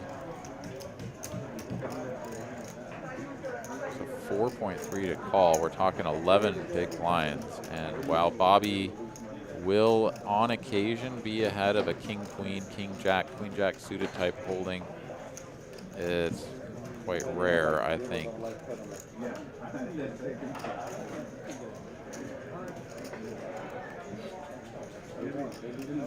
Always easier to jam with those hands than call. Big implications here if he calls and is wrong. Yeah, he'd be on super dust. 3 million for 7.5 bigs, whatever that would be. But doesn't want to just launch these into the bin straight away, even though I think that's the inevitable decision here. And there it is. Colby now up to 6.7 million, and man, the scales evening between he and Bobby, who has had a comfortable second place position for almost the entirety of this tournament final table, and now only 2 big blinds separates them. Colby really going with his gut in this last 5 or so minutes and gets paid off for some extreme patience.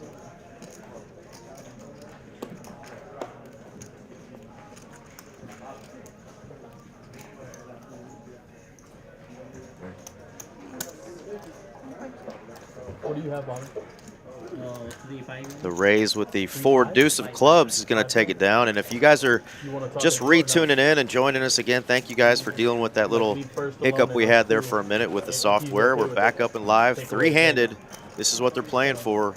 40,800, 56,300, and 84,795 for first place. So a lot of work cut out for them by our 2 short stacks here, but a lot of money to play for. No, not full on chop. Just like, Oh, you guys are just gonna chop first and second, and then no, we were just gonna leave. We're gonna leave. We were gonna leave first place money alone, since more than like you're getting, and make second and third the exact same amount. Oh, the C word is being talked about. Uh-oh. Yeah, they keep on. Oh, that's a terrible deal for Quad J. Lord 29. Yeah, he doesn't improve at all.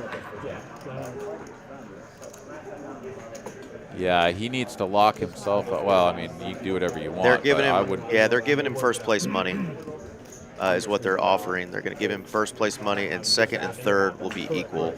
That's why I said you got there. No. Okay. No, you're good. All right, we're going to play it. That's what we like to hear. Yeah, I thought what I was hearing is that Get me off there. Y'all don't want that. I thought what I was hearing is that they were going to equalize second and third payouts and not change the payout for first, but like not guarantee anything to Quad J. And I mean, basically all he would be doing is guaranteeing himself the same payout as them for whoever goes out in second or third. But like that could still be Quad J, right? It's unlikely, but it could still be him. He you know, if he's going to agree to a deal, he should.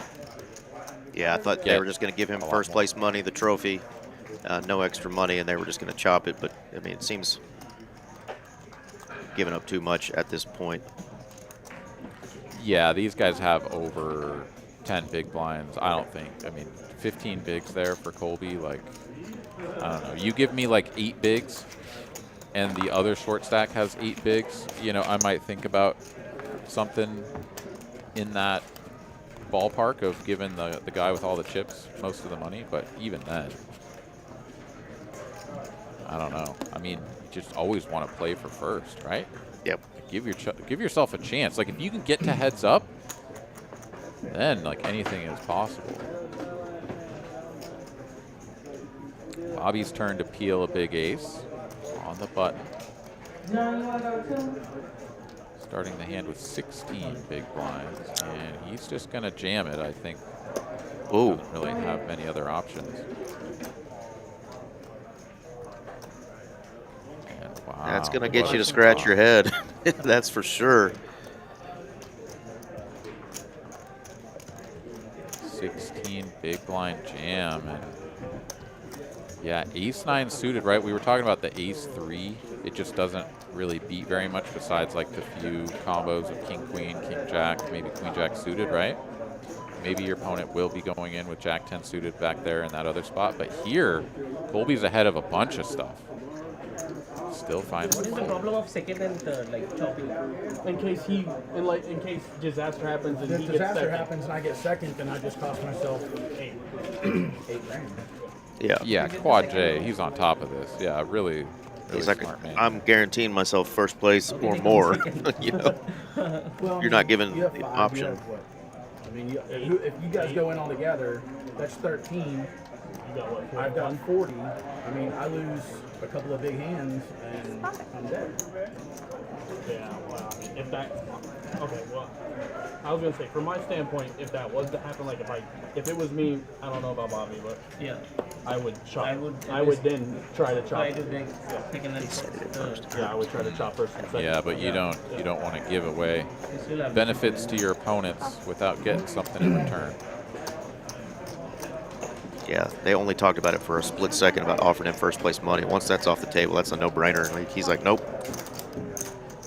I'm not going to agree to help you guys make an extra 8K.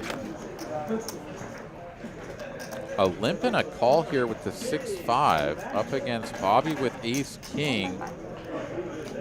Bobby, who has taken his time for a lot of decisions, just puts 1.5 million out there real quick. And it's a check call from Quad J. He's not done with this. And now Bobby just hardly has anything left. I mean, he's got less than 4 million.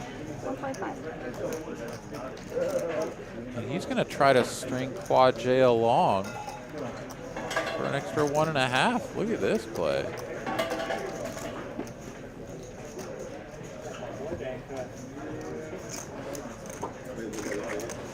Bobby Big hand. on a clinic there picks up some much needed chips.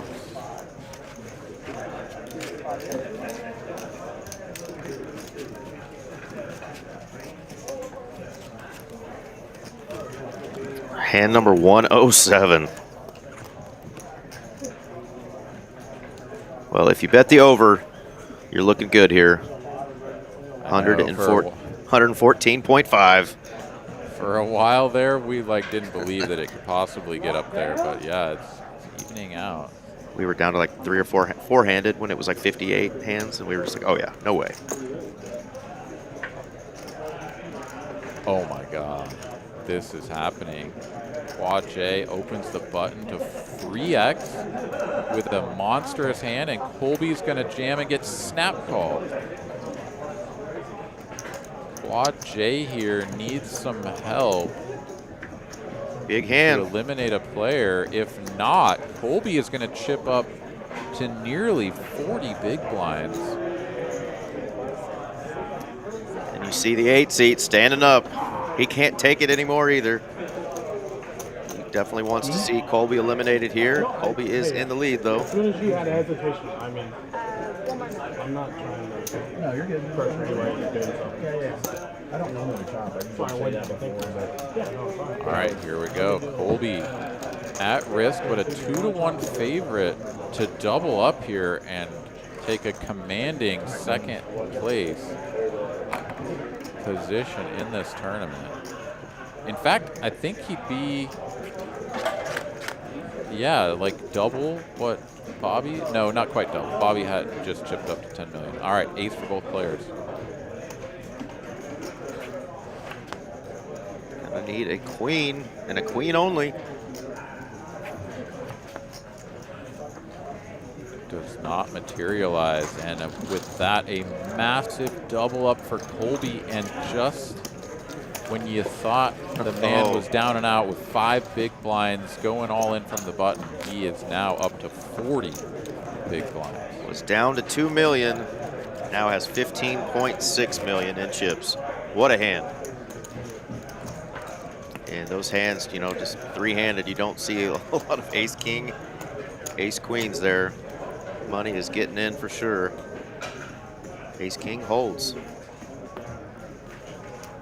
And still a pretty comfortable chip lead here for Quad J, but not nearly the massive edge that he had, right? And that takes an emotional, psychological toll on you, right? It's like you've got these guys on the rope. It feels inevitable that you're going to win. It's just a matter of taking those last few chips from them, and then they just double up, and you're like, oh, wait.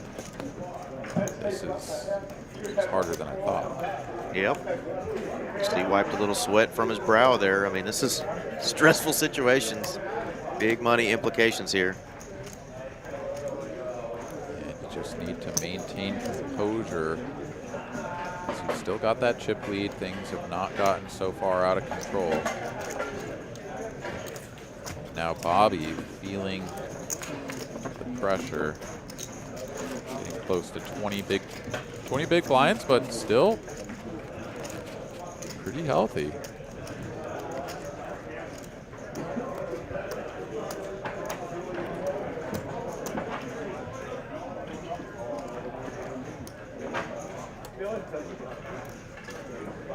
Beautiful hand here on the button.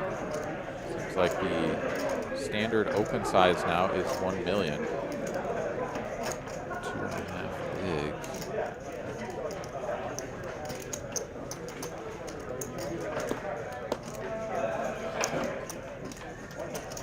Very similar looking hand here for Colby. So he'll take a flop. Oh my goodness. What a flop it is. My goodness indeed. Up and down straight flush draw for Colby. But it's that pair of nines for Quad J that is the best hand right now. Check, raise, snap, call. We are making absolutely immediate decisions here with tons of money on the line. Check, check, and there's the straight. Bink City. And it's probably the best way to make the hand, right? Like the club seems a little bit telegraphed with the check raise on the flop and then check turn. But now it looks like he could be bluffing when he goes for it here on the river 7. That was a little awkward. Colby looked over at his stack. 7 million. And he pots it for 7 million. What a hand. 20 million now in Colby's stack.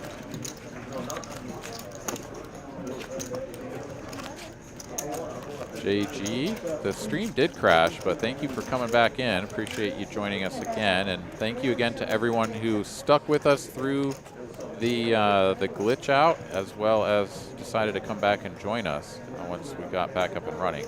Do apologize for that again, but we're happy to be here with you now. And indeed, we're still three-handed. Things are equalizing a little bit. Colby and Quad J now only separated by about 10 big blinds.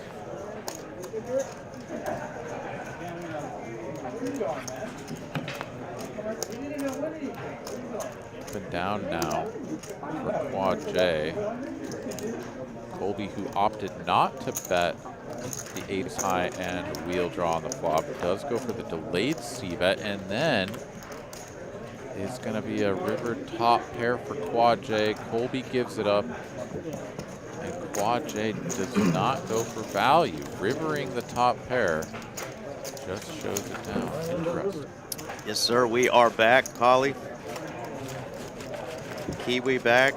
Emoji back. Yeah. He is running hot like spicy Buffalo Wild Wings, indeed. Our co-commentator, brother in arms, Mr. RJ Duprizzle in the chat. Yeah, thank y'all for coming back and joining us.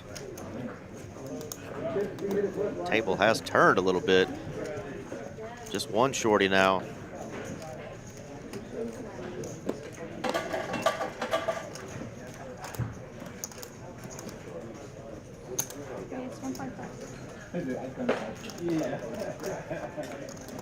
No slowing down here, though, from Quad J. He's got to try to get those chips back. And that is a really cool shout out. We promote the hell out of this club that we play, and you know, obviously we work for him too. But Brandon Jones says a shout out that doesn't happen here often, but all the managers and leadership team that make TCH what it is. Thank you. TCH LC is his favorite room in the entire country. Well, awesome. We appreciate that.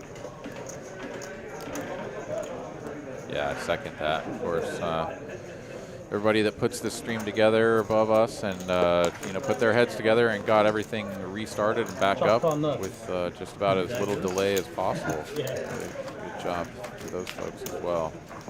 They get you over there with that People playing that stupid thing. Thank God for 1, 2 holes, table 6. I said, did they get you at Choctaw? Some of the people that play that damn thing and they hit. That happens to me sometimes. Somebody will get in there. I had 8 caches in Choctaw. Huh? 8 caches. I know, yeah. You and Cannon were on fire. Yeah. I was watching the points race. I'm surprised somebody beat y'all.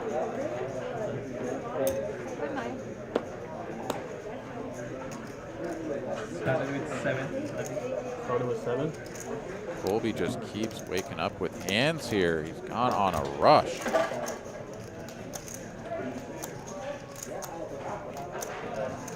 Head on a swivel. See how big he decides to go here.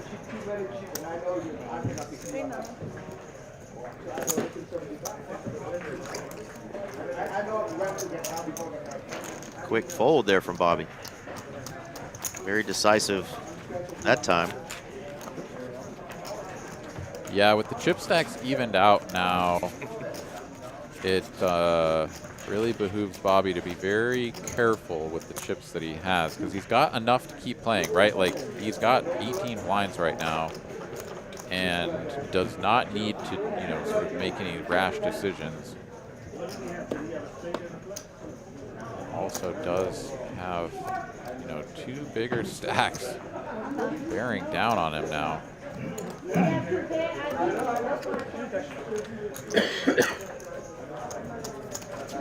Colby not being shy with those new chips of his. He's going to play position now. We watched him have to just play so tight and pick his spots and fold so many hands for so long, and now we're getting to see that other side of his game, which is try to put pressure on these 2 players here.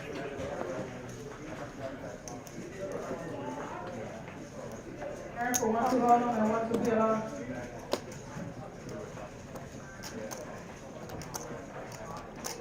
Yeah, Colby just kind of gets to drop the hammer on these limps as soon as Quad J is out of there. You like 6?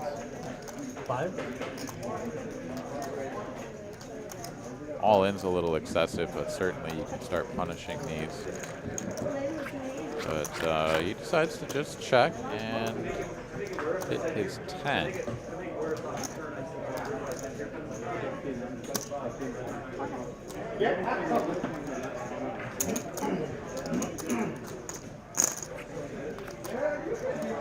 Check call from Bobby with king high, backdoor diamonds working, and backdoor straight opportunities with the 10 jack.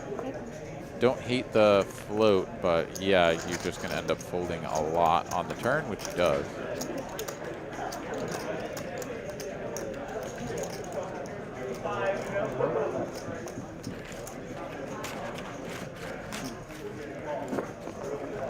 There is our stacks. 5 minutes left in the level as well, then we'll go up. And number 117, Quad J and Colby, neck and neck there. 25 million for Quad J, 23.1 for Colby. Bobby on the button, short stack at 5.53 million, and that's what they're playing for. Yeah, 16K pay jump basically from 3rd to 2nd, and then the heads up match will be for about 28,000.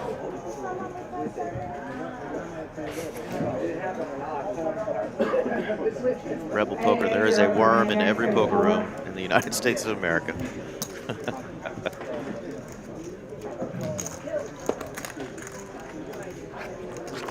All right, battle of the big stacks here. Limp pot pre-flop. Pair for Colby, gut shot for Quad J.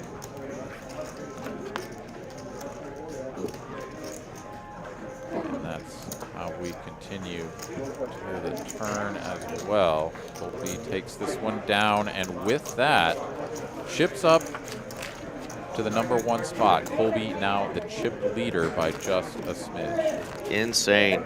Was on the ropes, almost out of here with just 2 million in chips a short time ago, and now has 24 million.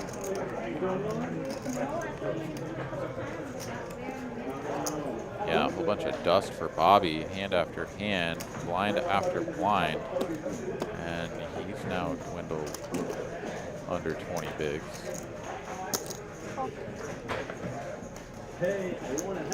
Limp from the button, that's a curious play we haven't seen yet from Colby. Bobby will get to see a flop for the already agreed upon price.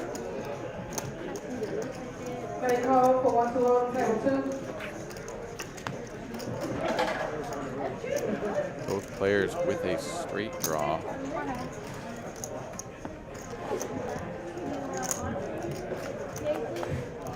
And if we get to a river, it's another improving card here for Colby. Makes the king high straight.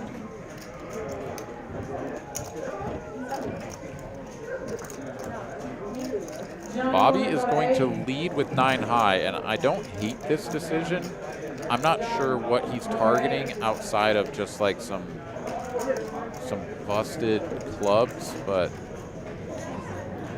Colby's like, yeah, no, I've got the joint, so let's get you out of here. Yeah, you might get a 7 to fold. I mean, there's not a lot. Queens probably aren't going to fold very often there, but put out a small price, didn't cost him a lot. He's still got the super short stack. He's going to need to double up quick. Yeah, that was a big hand for Bobby that did not go his way.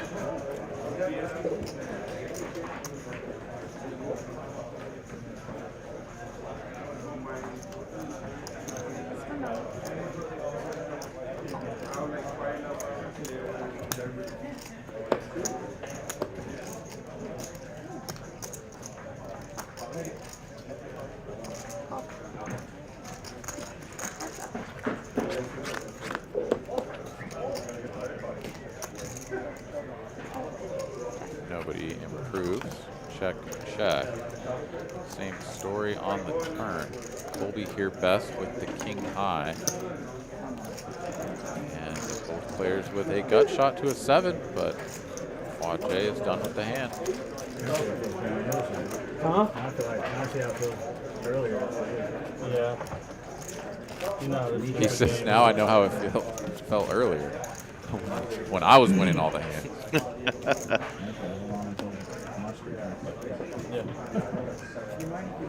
All right, Bobby on the button. And final table poker is wild and fascinating, I'll tell you that much.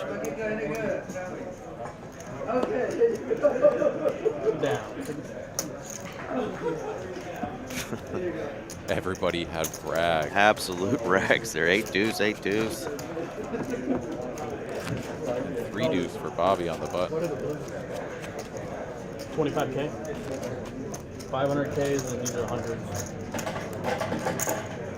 All right, so 8.5 bigs for Bobby. One of those goes into the middle, so he'll be playing 7.5 with 1 committed. It's getting dire. And Colby's got a suited ace on the button.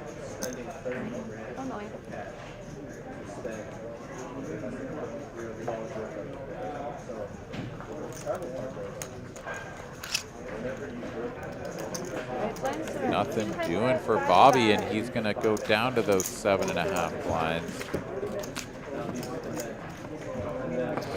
Pat wanted to know, do they usually chop heads up? No.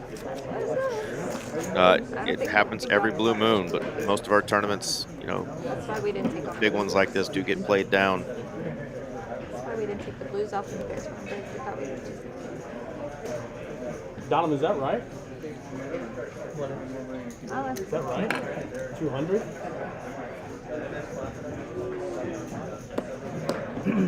What is it? 1.75. Wow. He dwindled down super short. Almost exposed his cards. Yeah, I know.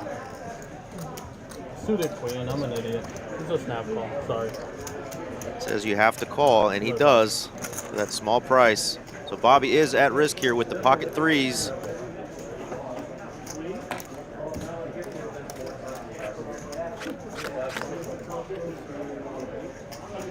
Good flop.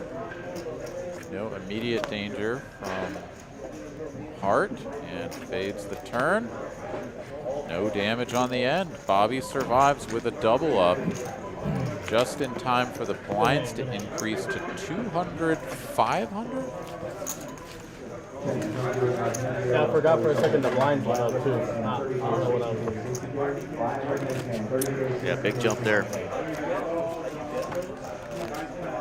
Yeah, I guess they said because they were trying to get rid of the 25K chips at this level, normally, they wouldn't have had them in play for a 250, 500, so a little bit awkward on the size there, but we'll continue nonetheless. Bobby all in for 8 bigs, and we'll pick up some more.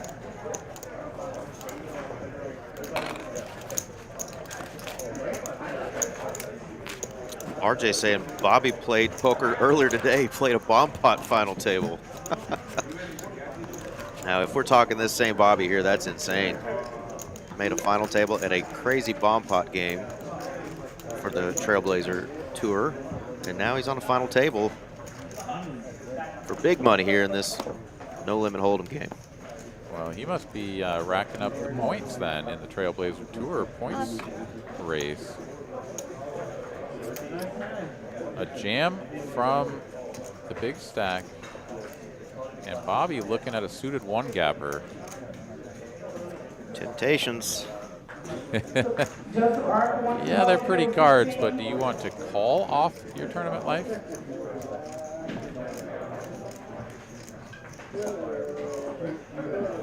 You know you're never ahead.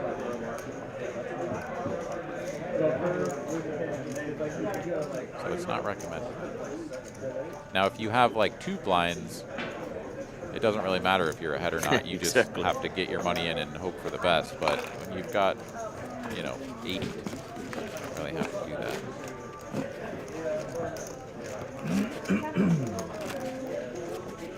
that. Wild Hawk needs to come to Texas and play in this. Absolutely. Come on down, man. Got the Trailblazer main event kicking off here tomorrow. First flights going live tomorrow, and then running through the weekend, day 2 Sunday, final table, live stream right back here on this channel on Monday, a week from today.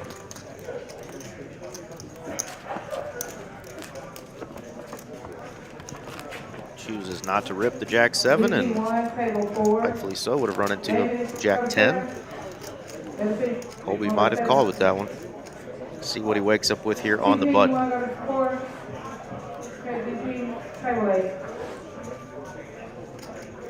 Scott, that's awesome, man. Congrats on your table as well, if you made it to the final table.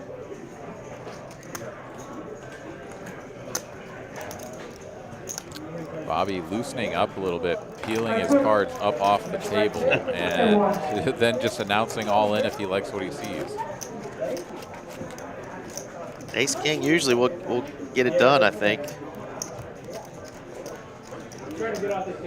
I like the hand. I'm a fan. I'm a fan too, especially when it flops Queen Jack 10. Full rainbow. The nuts are nothing for you, huh, Eric? Yeah, just when I got that hand, it's just like, give it all to me. Oh, our boy T won the whole thing. Awesome. Good stuff. Well, it says it's on you, but it's not red anymore.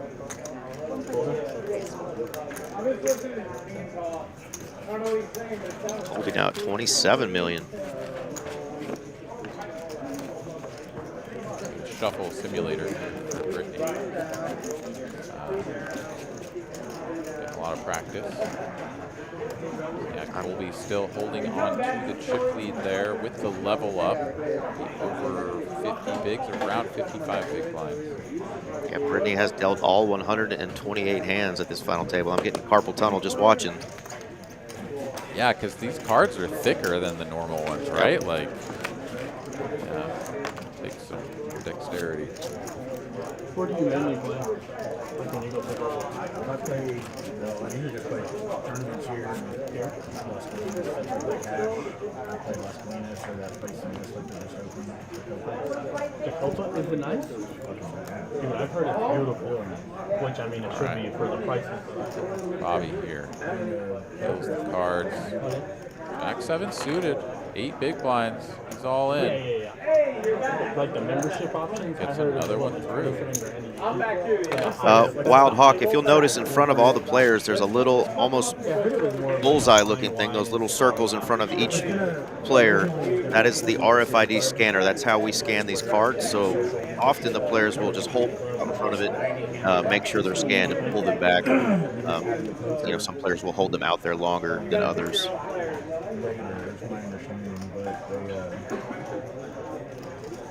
So it's kind of geared around.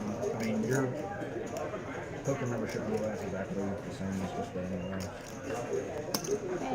Nice. 1.2. They do have like a poker membership.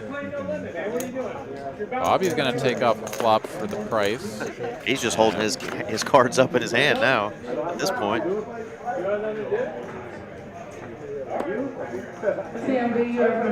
Flopped flush draw here for Quad J. Does not materialize on the turn. Ace King high is still best.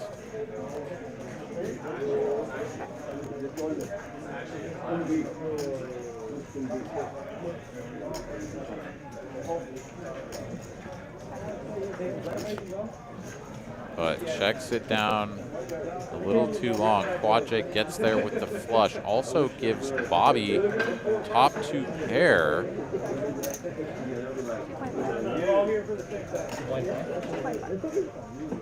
It's like, is he just stealing here?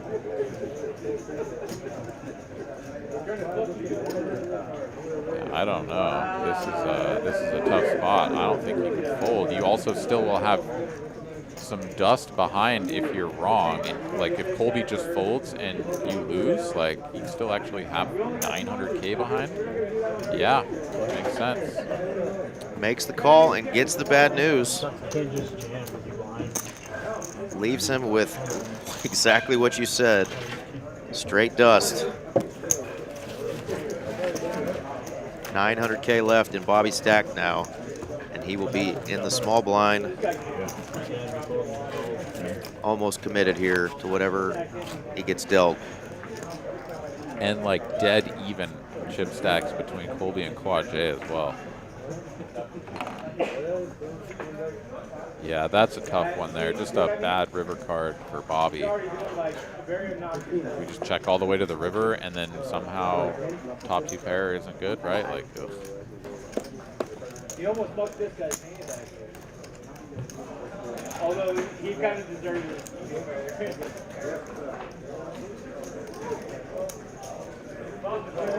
You're just pitching that in, aren't you? Yeah.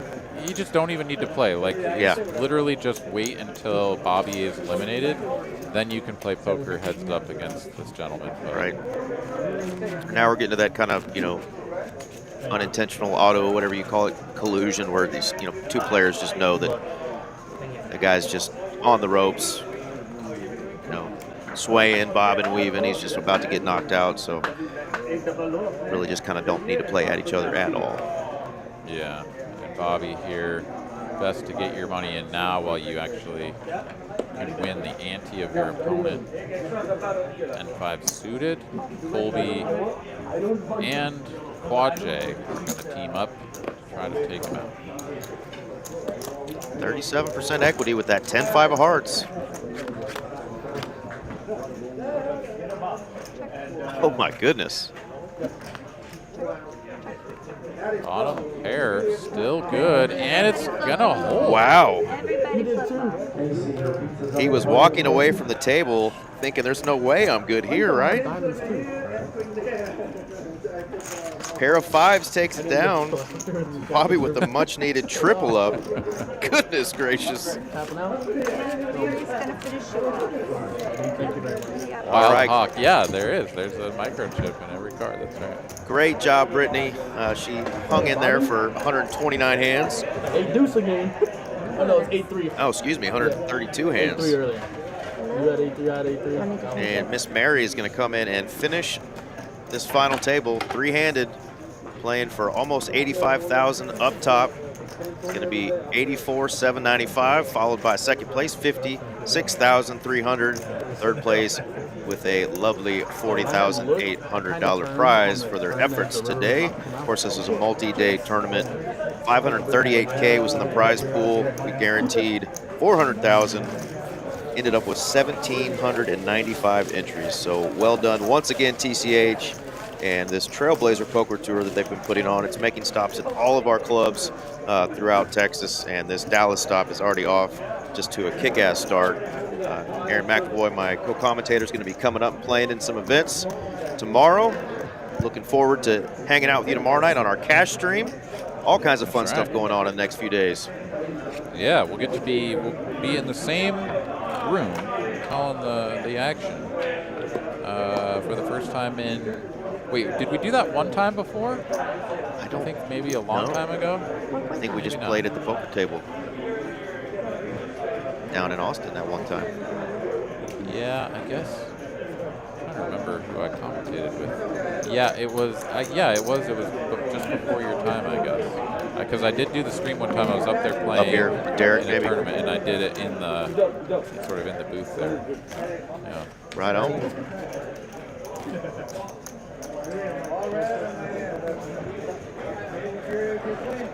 All right, can Bobby keep this dream alive? 3 bigs to his name. 30, I think. He looks at a dusty 8 deuce. 7 deuce, 8 deuce, and Colby wakes up with King Jack. Shows him, yep, we were gonna dance. Man, that's very appreciative, Wild Hawk. We hope to not have those little technical difficulties we have. Of course, that's software and technology these days. You just never know. But thanks for sticking it out with us, and glad you enjoyed it, man. Absolutely. Bobby keeps looking at 8 deuce. He has to fold his way into the big blind next hand. Maybe hope that some sort of super cooler happens, but that is not to be. And a fold. I think these two players are just too in tune to just how little he really is working with right now.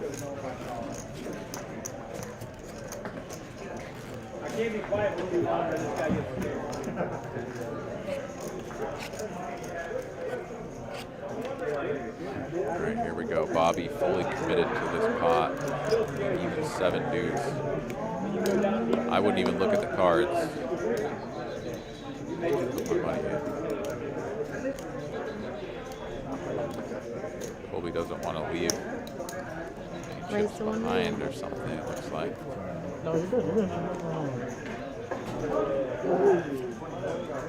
Bobby looks at 2 connected cards, not good enough to play. Okay. I don't know about that. You are as live as you're going to be there, but I don't think. Yeah, I don't know. I don't know how you could possibly fold there. Luck Bobby. good luck. This is good playing with you. I had a good time playing with you. He folded the small blind too. Lord have mercy. I don't know what we're waiting for. 200K left in the stack. Mr. Bob be the ultimate kind of chip in a chair story of a final table. More than a miracle needed. Yeah. Good luck, C-Date. I think you got it. What was that? He said, oh, he saw a face. He's happy. He said, I've been looking at 8 deuce. So he's all in for 350. So it's a call all in. We are going to have a side pot, but it won't be significant enough for these players to do anything other than just play their hands basically face up. Trying to eliminate this player. And it's a flop straight! Pretty good flop for the queen 10. Pretty good flop for that queen 10. Does not want to see a queen come. They would chop. Sorry, I did it backwards.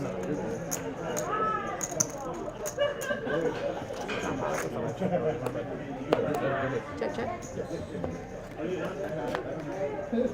Straight. Super. Got a queen? Straight. I saw one card though. Huh? I saw only one card. Oh, 10 queen. I want a straight on that card. Just flop the nuts. Just flopping it. I saw only one card. All right. Ah, that's fair. Well, Bobby didn't need to play for his last 3 blinds or his Yeah. last 2 blinds. It just wait till he gets down to less than 1 and then more than triple up. Alligator blood has shifted over to our 8 seed, and now they can't get rid of him. I think somebody earlier used the phrase New York City cockroach. Sounds like you have nightmares. Yeah. He's in the blind though, so has to invest all of his winnings pretty much. Just when you're all in, Bobby, that's all that matters. This time I will be calling, I think. You can raise anything. I have like 8 and 9 money. That's 1 good. million. That's good. Let's see. He is choosing to raise. Quad J is going to call. Very bad place. He says very bad. Good, I would have called it. And he's just going to fold. Okay, once again. $3 million pot.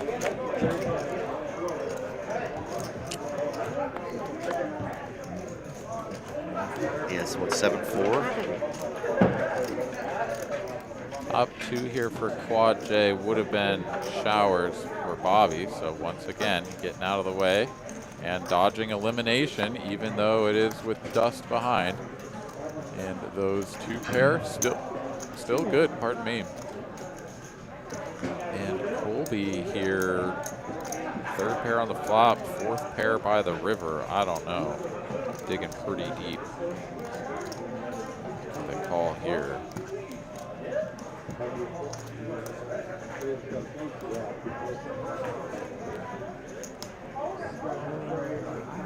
Yeah, what's betting into you there on the river? Is showing them they are playing friendly at this point, now that they're pretty much after the same goal, knocking out our 8 seed. Good luck to me. Good luck to you. Good luck to you. Brandon Jones saying he is hanging in there like a hair in a biscuit. I'm going to leave that one alone. He said your good luck's have run out. He's tired of this. He said, give me the heads up already. I don't care with who, let's just get it done. Well, you might want to carry. It'll be a long night if we get it back to where it's you and him.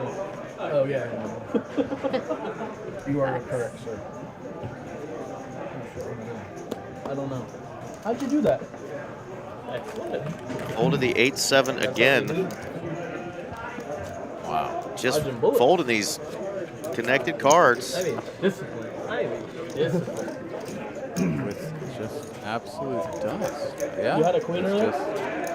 Queen I would have shoved. No.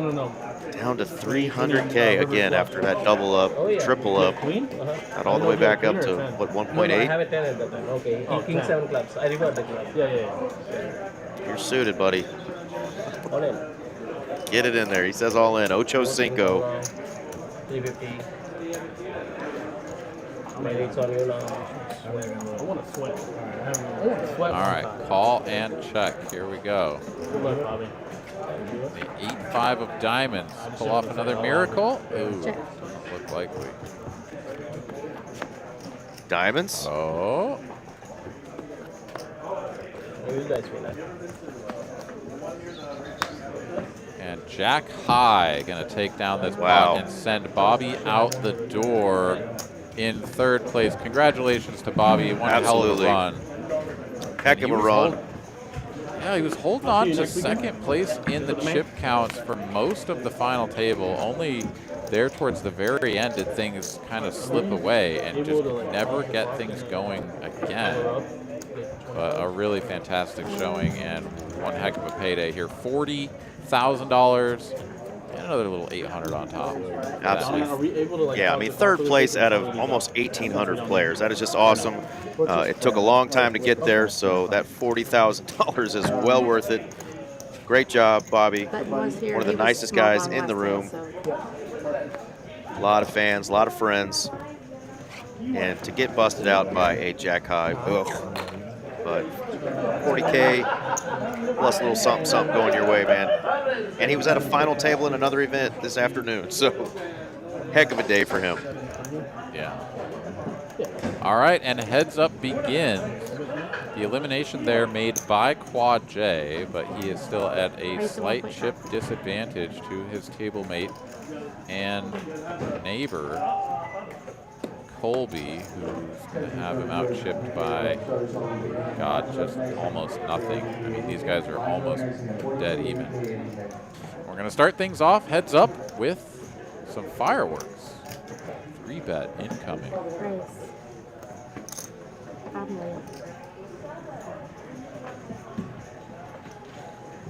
You going back to Holdem? Big size as well. Back to Holdem? Oh. Out of position makes sense, but Quad J is like, no, I'm calling. I got the button. And we're already playing an SPR of 2 on our first hand of heads up. 10.5 million in the pot.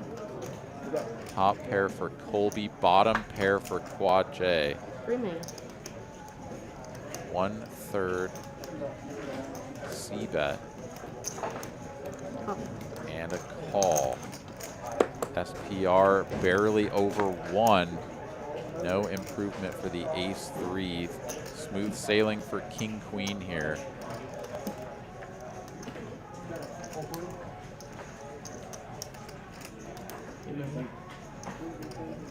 $8 million. And half pot, effectively sort of committing the stack here is Colby.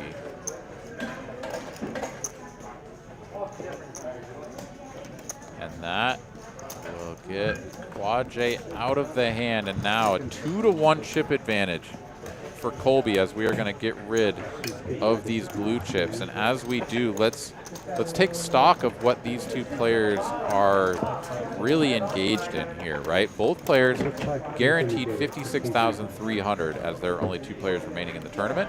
The winner, $84,795. So we're sort of playing like a $28,000 heads up match right now.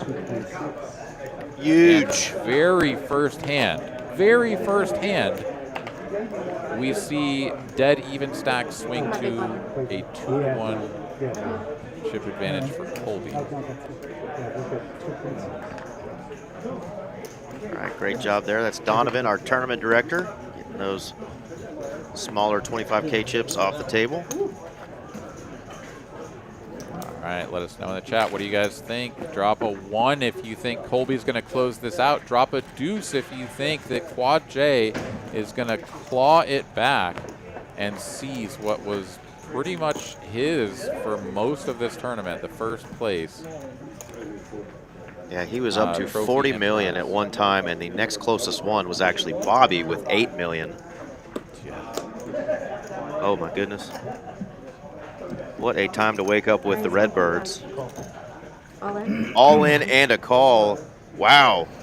All in and a call. Here we go, folks. Chop is definitely not happening. Quad J is all in for his tournament life here.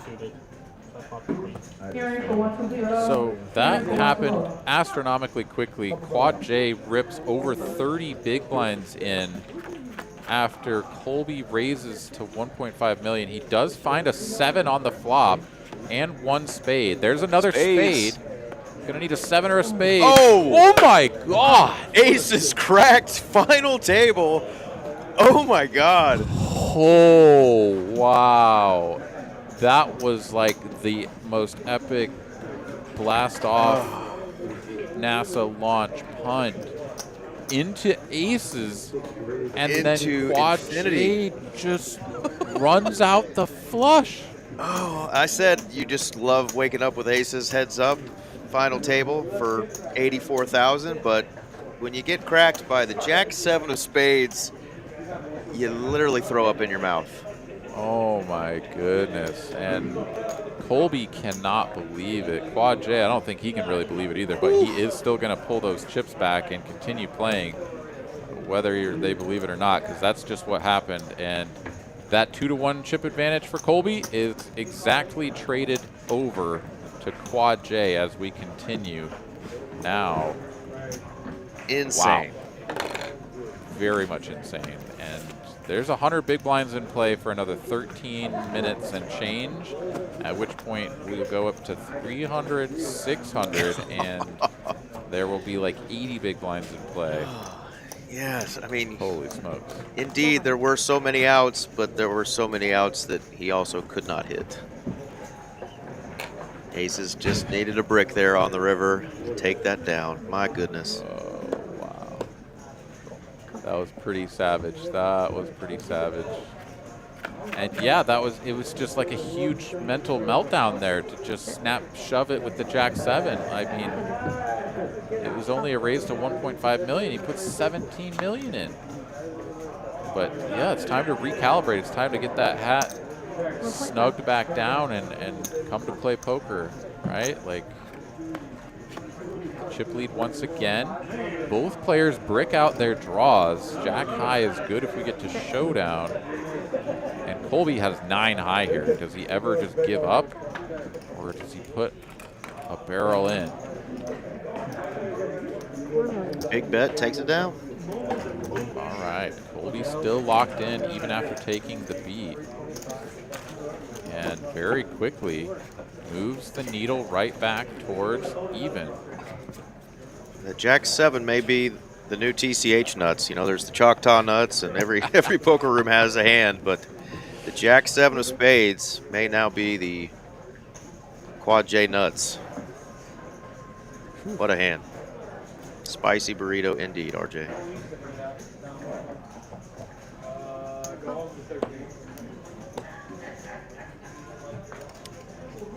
Limping the 5s. He says, okay, let's see a flop. And check, check. Jack of hearts.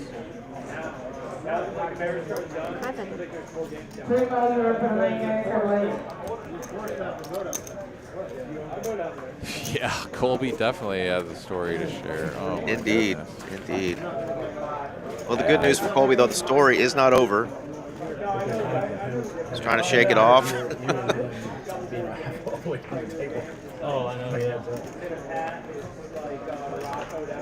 Yeah, I had a spot heads up, not nearly for this kind of money, but heads up in a tournament where it was still, you know, significant sum for first. King high board, I have king jack. My opponent has king 6 all in for more than, like way more than the pot. I call, and there's just a 6 right on the turn. And we were like dead even. I had like a blind left after the hand. So yeah, it was, you know, one of those just sick, nasty spots where you're a huge favorite, you lose, and then you're headed to your car with second place money. Like, what happened?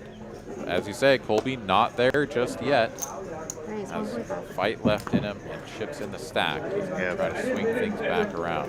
Back-to-back ace-king and ace-queen for Quad J, and the 8-deuce and 10-deuce. Colby cannot defend there. Yeah, it has been a wild one. Still 579 of you guys hanging in there with us. We're through 3 hours and a little under probably 25 minutes or so, because we did have that little technology blip there for a minute. But thank y'all who stuck with us, and thank y'all who came back and are finishing this final table with us, as it has been a roller coaster for all of the players, that especially once we got down to those final 3. It's just been awesome. So thank y'all for being patient with us. And Poker Views just joining us from Trenton, New Jersey. What's going on, Poker Views?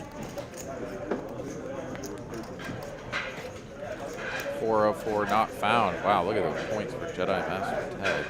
He is the master. 1.5.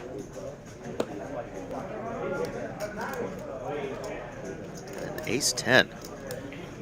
Just keeps running good here. These premium cards pre-flop.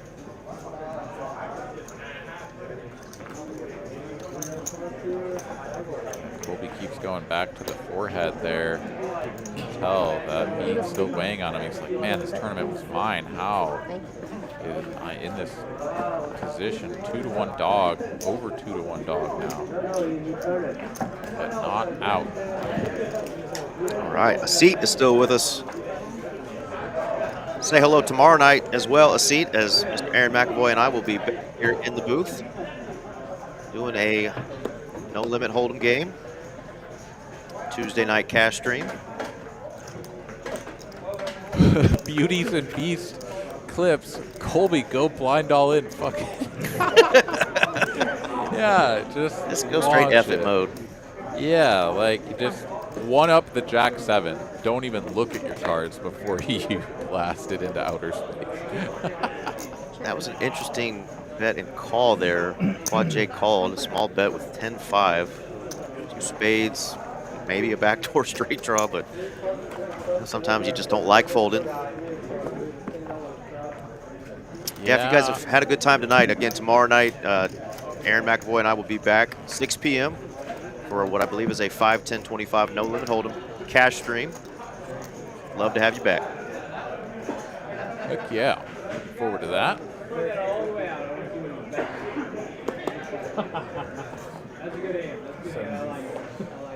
Why, thank you, Pat. Appreciate those kind words. Yeah, thank you, Pat. Where are you watching from? And of course, Colby gets the ace-king and cannot get any action.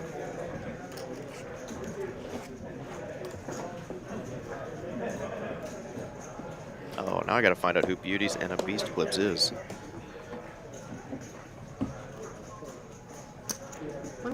Blackjack hand here for Colby. He'll raise it up and take it down. Yes, sir. Central time. Tejas time.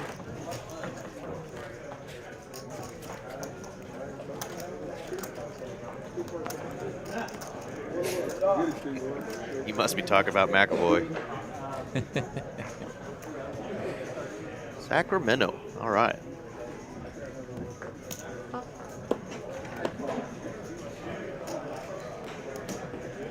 All right, button limp with Jack 9 suited. Oh, with the intention of continuing if raised. Colby does go for that raise. And a inflated pot here. Jack 9 flops a gut shot. But Colby here definitely with the range advantage gets to continue betting, but it's not going to love getting called here. Picks up a gut shot of his own as Quad J picks up a pair of 9s. And that is the same story on the river. Front door hearts do come in, but if Colby's going to bet this, he's going to need to go big. It does not have a heart in his hand. You usually want to have one of those. However, when you get to heads up, and it's just your 2 cards versus your opponent's 2 cards, you stop worrying about blockers quite as much. And Colby is going to be like, oh, yeah, might have gotten that to fold. Takes another one down. Yeah, that is the Beast. Beast has been on our stream before. Really fun player. Love him in the room.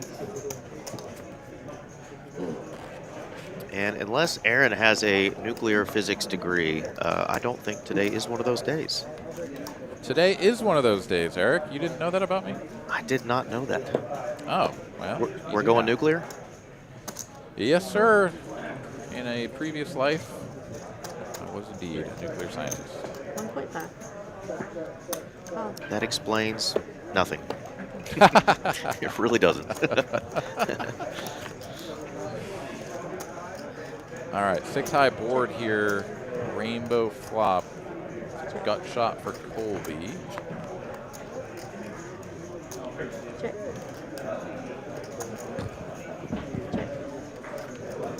Still checking, and no one improves. Queen high is best. Colby missed an opportunity to bluff last time, but he's not going to take this time either. It is hard to go just check all the way down the line and then represent something. Yeah, it really is. On the river, but you can always sort of have like some deuces or some bad 5s, you know, like a 5-9 or something that's just like checking, and then gets to the river and it's like, okay, maybe your ace high will actually pay me, right? You go for a small bet, but you also do that with your bluff to get things like queen and jack high to fold. You know, it makes some sense. Mehmet, saying hello there. What's going on? Yeah, poker does go a little faster when it's down to heads up. Jack high board for the Jack 7. 10-7. A gut shot.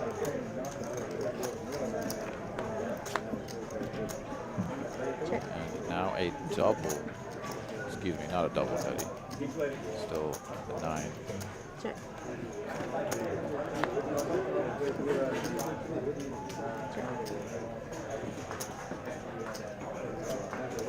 And they're just giving out all your dirt. This is true. Wisconsin to New Mexico, indeed. Colby says bad run out, and that just was really well played by Quad J there.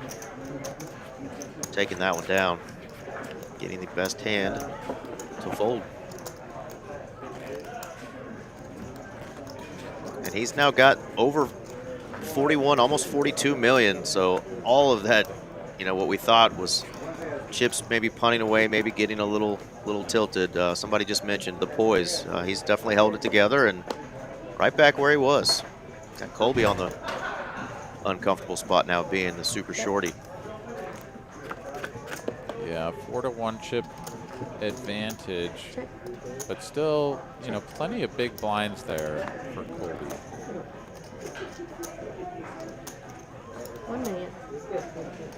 2 pair for Colby and an up and downer for Quad J. This is definitely a hand that could kind of blow up the pot, but it didn't happen on the flop. So now the raise from Colby on the turn just going to be called.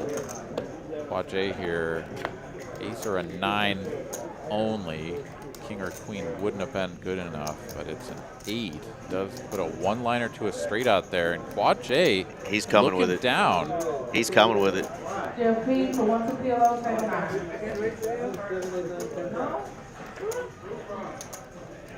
Is it big enough? 5 million. Yeah, I mean, it's going to be looks almost like a 9. Definitely does. 2 pair.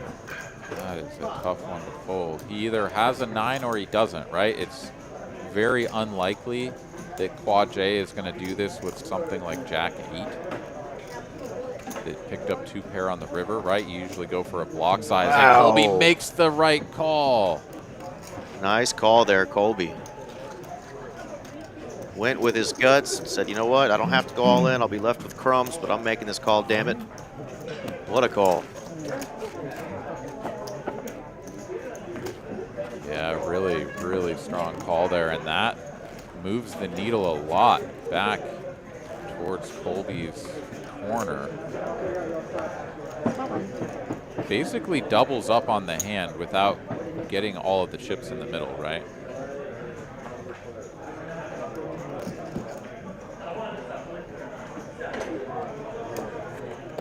And yeah, that'll take the wind out of your sails. You can see the look on his face. Yeah. No action, of course, the next hand with the ace-jack.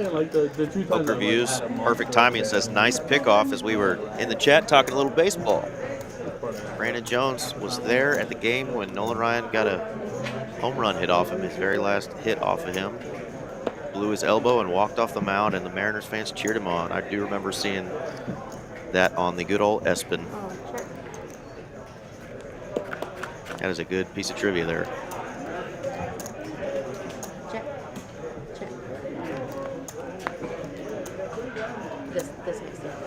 All right, pair of 4s here for both players. We're going to have a level up next hand, 300, 600. And the 9 will be kicking. So Quad J would take this one down.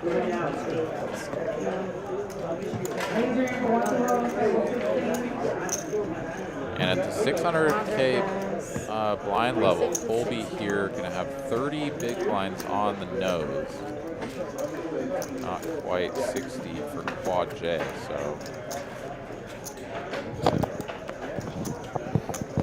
Still about 90 bigs in play. JG, jump on PokerAtlas, the app. You can find all of the games that we're currently spreading at both of our locations here, TCH Dallas and Las Colinas, but we have clubs all across the state of Texas. 2 clubs down in Houston, 1 in Austin, and 1 in the Rio Grande Valley in Edinburgh, Texas. All right, Mehmet, wake up, watch TCH, and then go back to sleep again. That's your life. Hell yeah, man. Well, life could be worse, right? Amen, it could.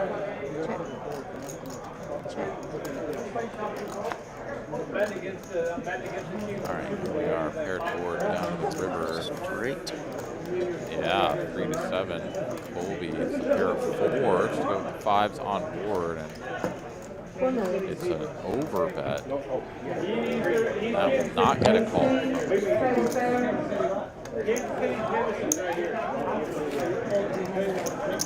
Most of our rooms, though, spread no limit Holdem games, anything from 1-2, 2-5, 5-10. We have some bomb pot games, your normal PLO games.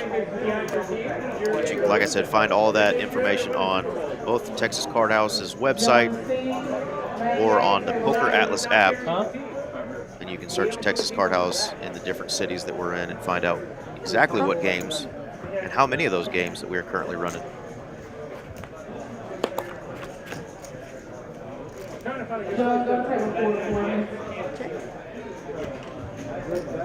Trying to find a good place to put a bet.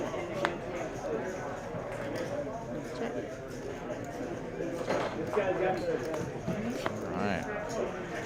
Both players missing the boards at a pretty high clip and then just kind of checking down. Colby here with the king high had more reason to do so than perhaps the jack high and gut shot for quad J, but he can back up there.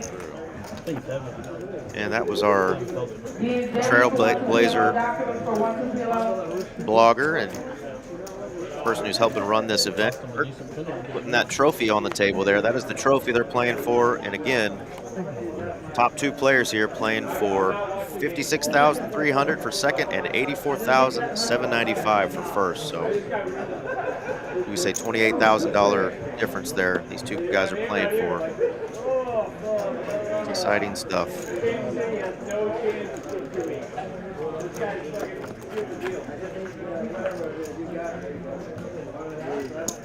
all right, a limp and a check.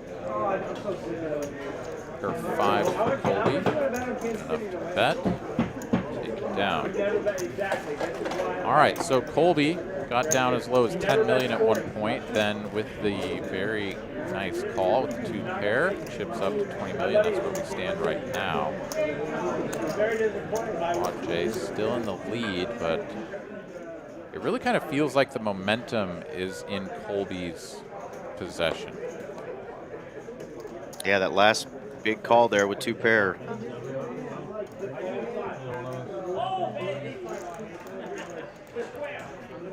Quad J just seemingly a little bit on autopilot here. Queen Jack suited, like your opponent limps and we're not raising.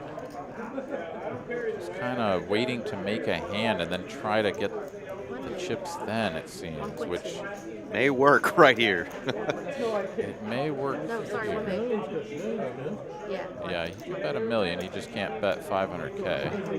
I'm just thinking 6. Sorry. All right, betting a call, and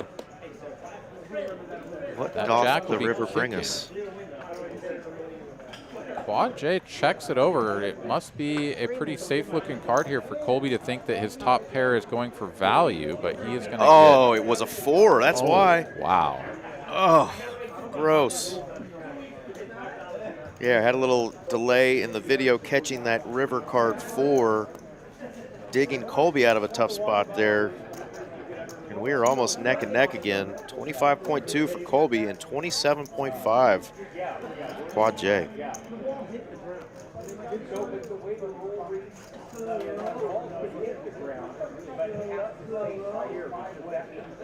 RJ letting us know that these 2 players were on the same day 1 table. Colby was big blind in Quad J's cutoff all day long. So that's really cool.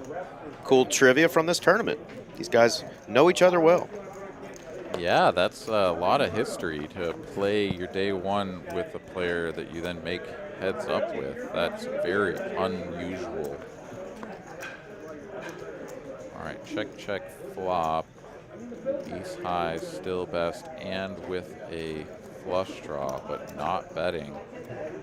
And it's an offsuit ace on the end. Queen of Hearts was nasty that I was thinking in my head, but we got the ace instead. Quad J gonna take that down. Yeah, those rivers have not been kind to either of these two players. Pretty brutal beats.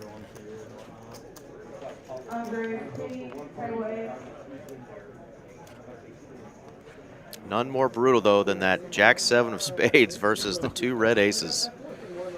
Yeah, that's a hand you'll have nightmares for a long time if you don't take this one down as Colby.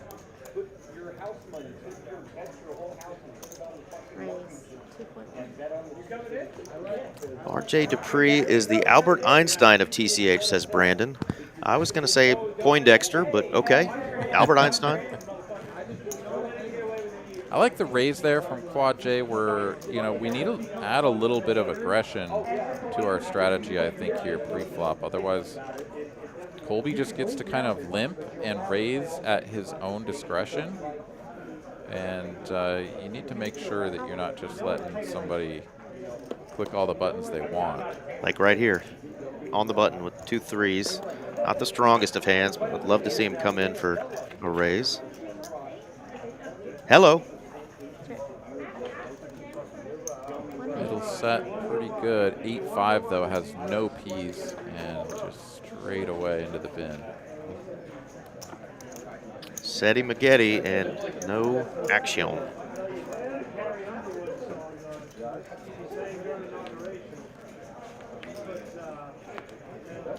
Hand number 167. We blew that 114.5 out of the water. God, yeah. Now the line's 128. Yep. Going up. Or 228. I mean, you know, double numbers are hearts. Haven't used that degree in a while. All right, here we go. Heads up to a flop. Ace Jack 8-6.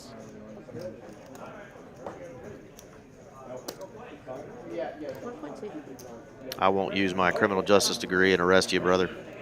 All right. We'll let your bad math slide.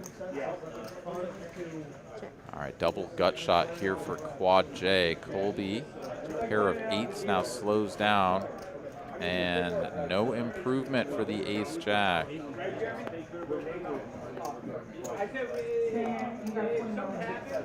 What was it, that Fargo code HDN? Hand 40 when I took the under? Yeah, we were definitely down a ways. And yes, Love Kai, we can definitely see the chat. The players cannot. Of course, we're on a 25-minute delay.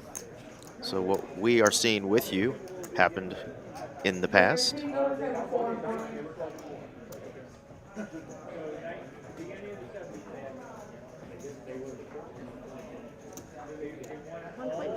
There you go, on the button with the 7-4 off.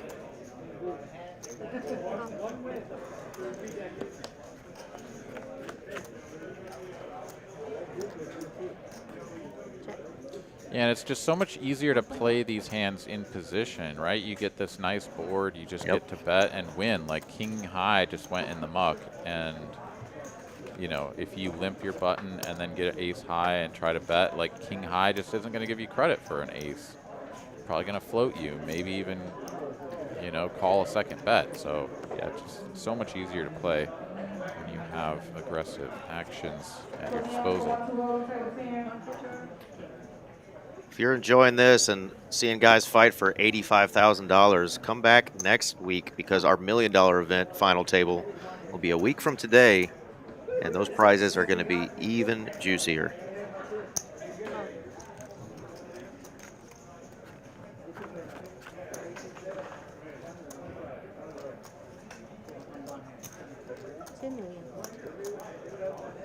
Pair for both. Right. Big bet though, $2 million from Quad J, and it's another 9. Should be a card that you're a little bit leery of, but Quad J does continue betting.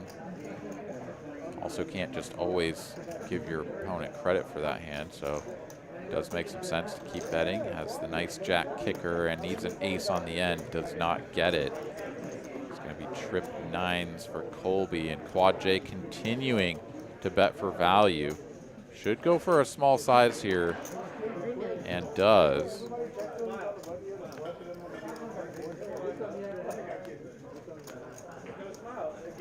What a turn card. Pot.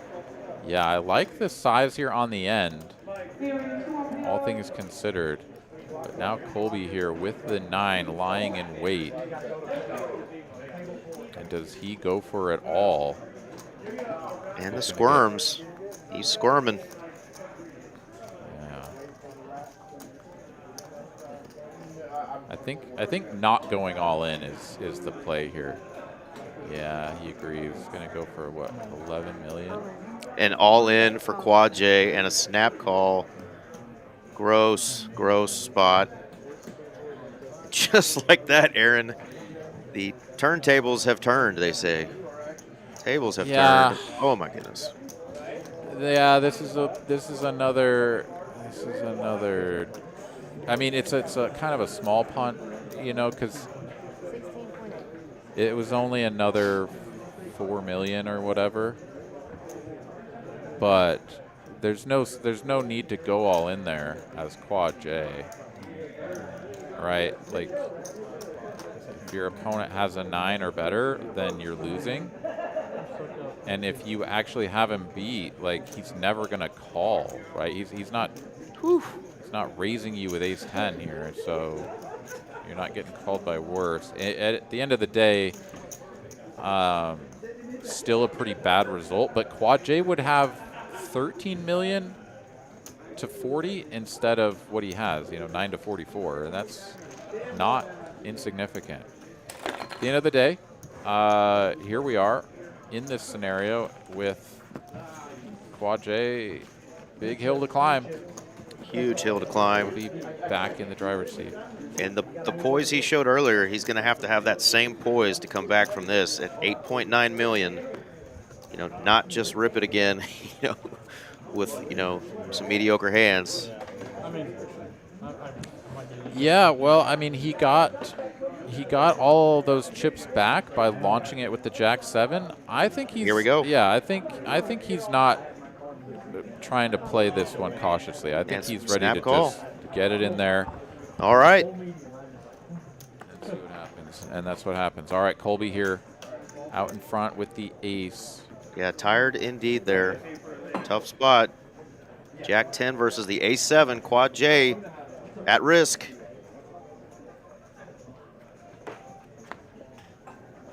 Got shot and the overcards. Wow. Doesn't come. That's going to do it. 9s and 7s. Just like that. Quad J out in second. Colby, despite suffering a sick, nasty beat, aces all in pre against Jack 7, still manages to clinch it out. But, you know, big shout out here. Absolutely well played by Quad J. Just, you know, had a couple of things not go his way, kind of lost track of the trophy there. Amen. What an event. You're going to see the trophy getting placed in front of him. Of course, we're going to have to shout out our second place finisher and really chip leader for the entire final table. You know, a couple of nasty beats, gave a couple of nasty beats, but played his ass off tonight. Looked sharp, looked the part in the cowboy hat. Mr. Quad J taking home $56,300, second place out of almost 1,800 entries. So great job. Loved having you on, Quad J. Aaron, anything you want to say about his performance today? No, just a fantastic showing. Put on an absolute masterclass, a clinic on how to use the big stack early on. And then, yeah, once it got down to the 3 players, things, you know, kind of started to look a little bit shaky. But, yeah, just, you know, managed to bring it all the way into a good second place finish there. Really well played. And look forward to seeing Quad J back in the streets for the main event and some of the other upcoming events I'm sure he'll be playing as well. So there you go. Big trophy in front of him. 400K guaranteed prize pool. We crushed that. He is going to take this sucker down, win the trophy, and 84,000. What was the math there? 84,795. So what a showing for Colby. Getting a big hug. Clearly he's loved in the room. Great to our dealers, great to our staff. Going to show the winning hand there. What a tournament. I mean, what a great tournament, great final table. Thank y'all for being with us and dealing with the little glitch we had for a minute where we had to go offline, but we got it back and running. So shout out to the production team for getting us back up and running and helping us finish off what was an awesome final table. Yeah, absolutely, absolutely. Hijack Poker Warrior says it's Venom here. Hey, Wish bud. The card distribution was better for him today, but Colby is awesome. Yeah, absolutely. You played really well, man, and tough to not make that ladder up. But you had another guy right behind you that also didn't ladder up, so you guys kind of suffered the same fate. But really well played to you as well, Venom. Yeah, well played, and you had a lot of friends and fam in the chat really rooting you on. So loved having you on, Venom, and thanks for tuning in, man. Hope to see you on another final table, maybe a week from today. Prizes are going to be even bigger, but got to show off the man here, Colby, taking his picture, mean mugging it a little bit. Is he happy with it? Yeah, his hair looks nice. Anything looks nice when you're winning 84 something, man. What a tourney indeed. And tomorrow night, Aaron McAvoy and I will be in the booth finally together again. Or for the first time, I don't know, whatever. But we're going to be in the booth together doing our cash stream on Tuesday night. And, of course, a week from today, probably is going to be RJ Dupree in here with you. I may try to fire at this thing, but you guys are going to have a blast doing that one as well, the Big Millie, if you and I aren't on the final table there, Aaron. I hope we are. I hope we end up making RJ do it alone with my other buddy, Michael Peroni, who will be joining us for that live stream as well. But hopefully, yeah, I will be absent, and you and I will be battling for all the chips. How's that? That would be awesome. And one more shout out. That's his brother right there. The guy says, Blake, in the chat, saying congrats to his brother. So shout out to all the staff and everybody that made this thing possible tonight. Hope you guys enjoyed it, and we will see y'all again soon. Peace. Yeah. Adios, everybody. Good night.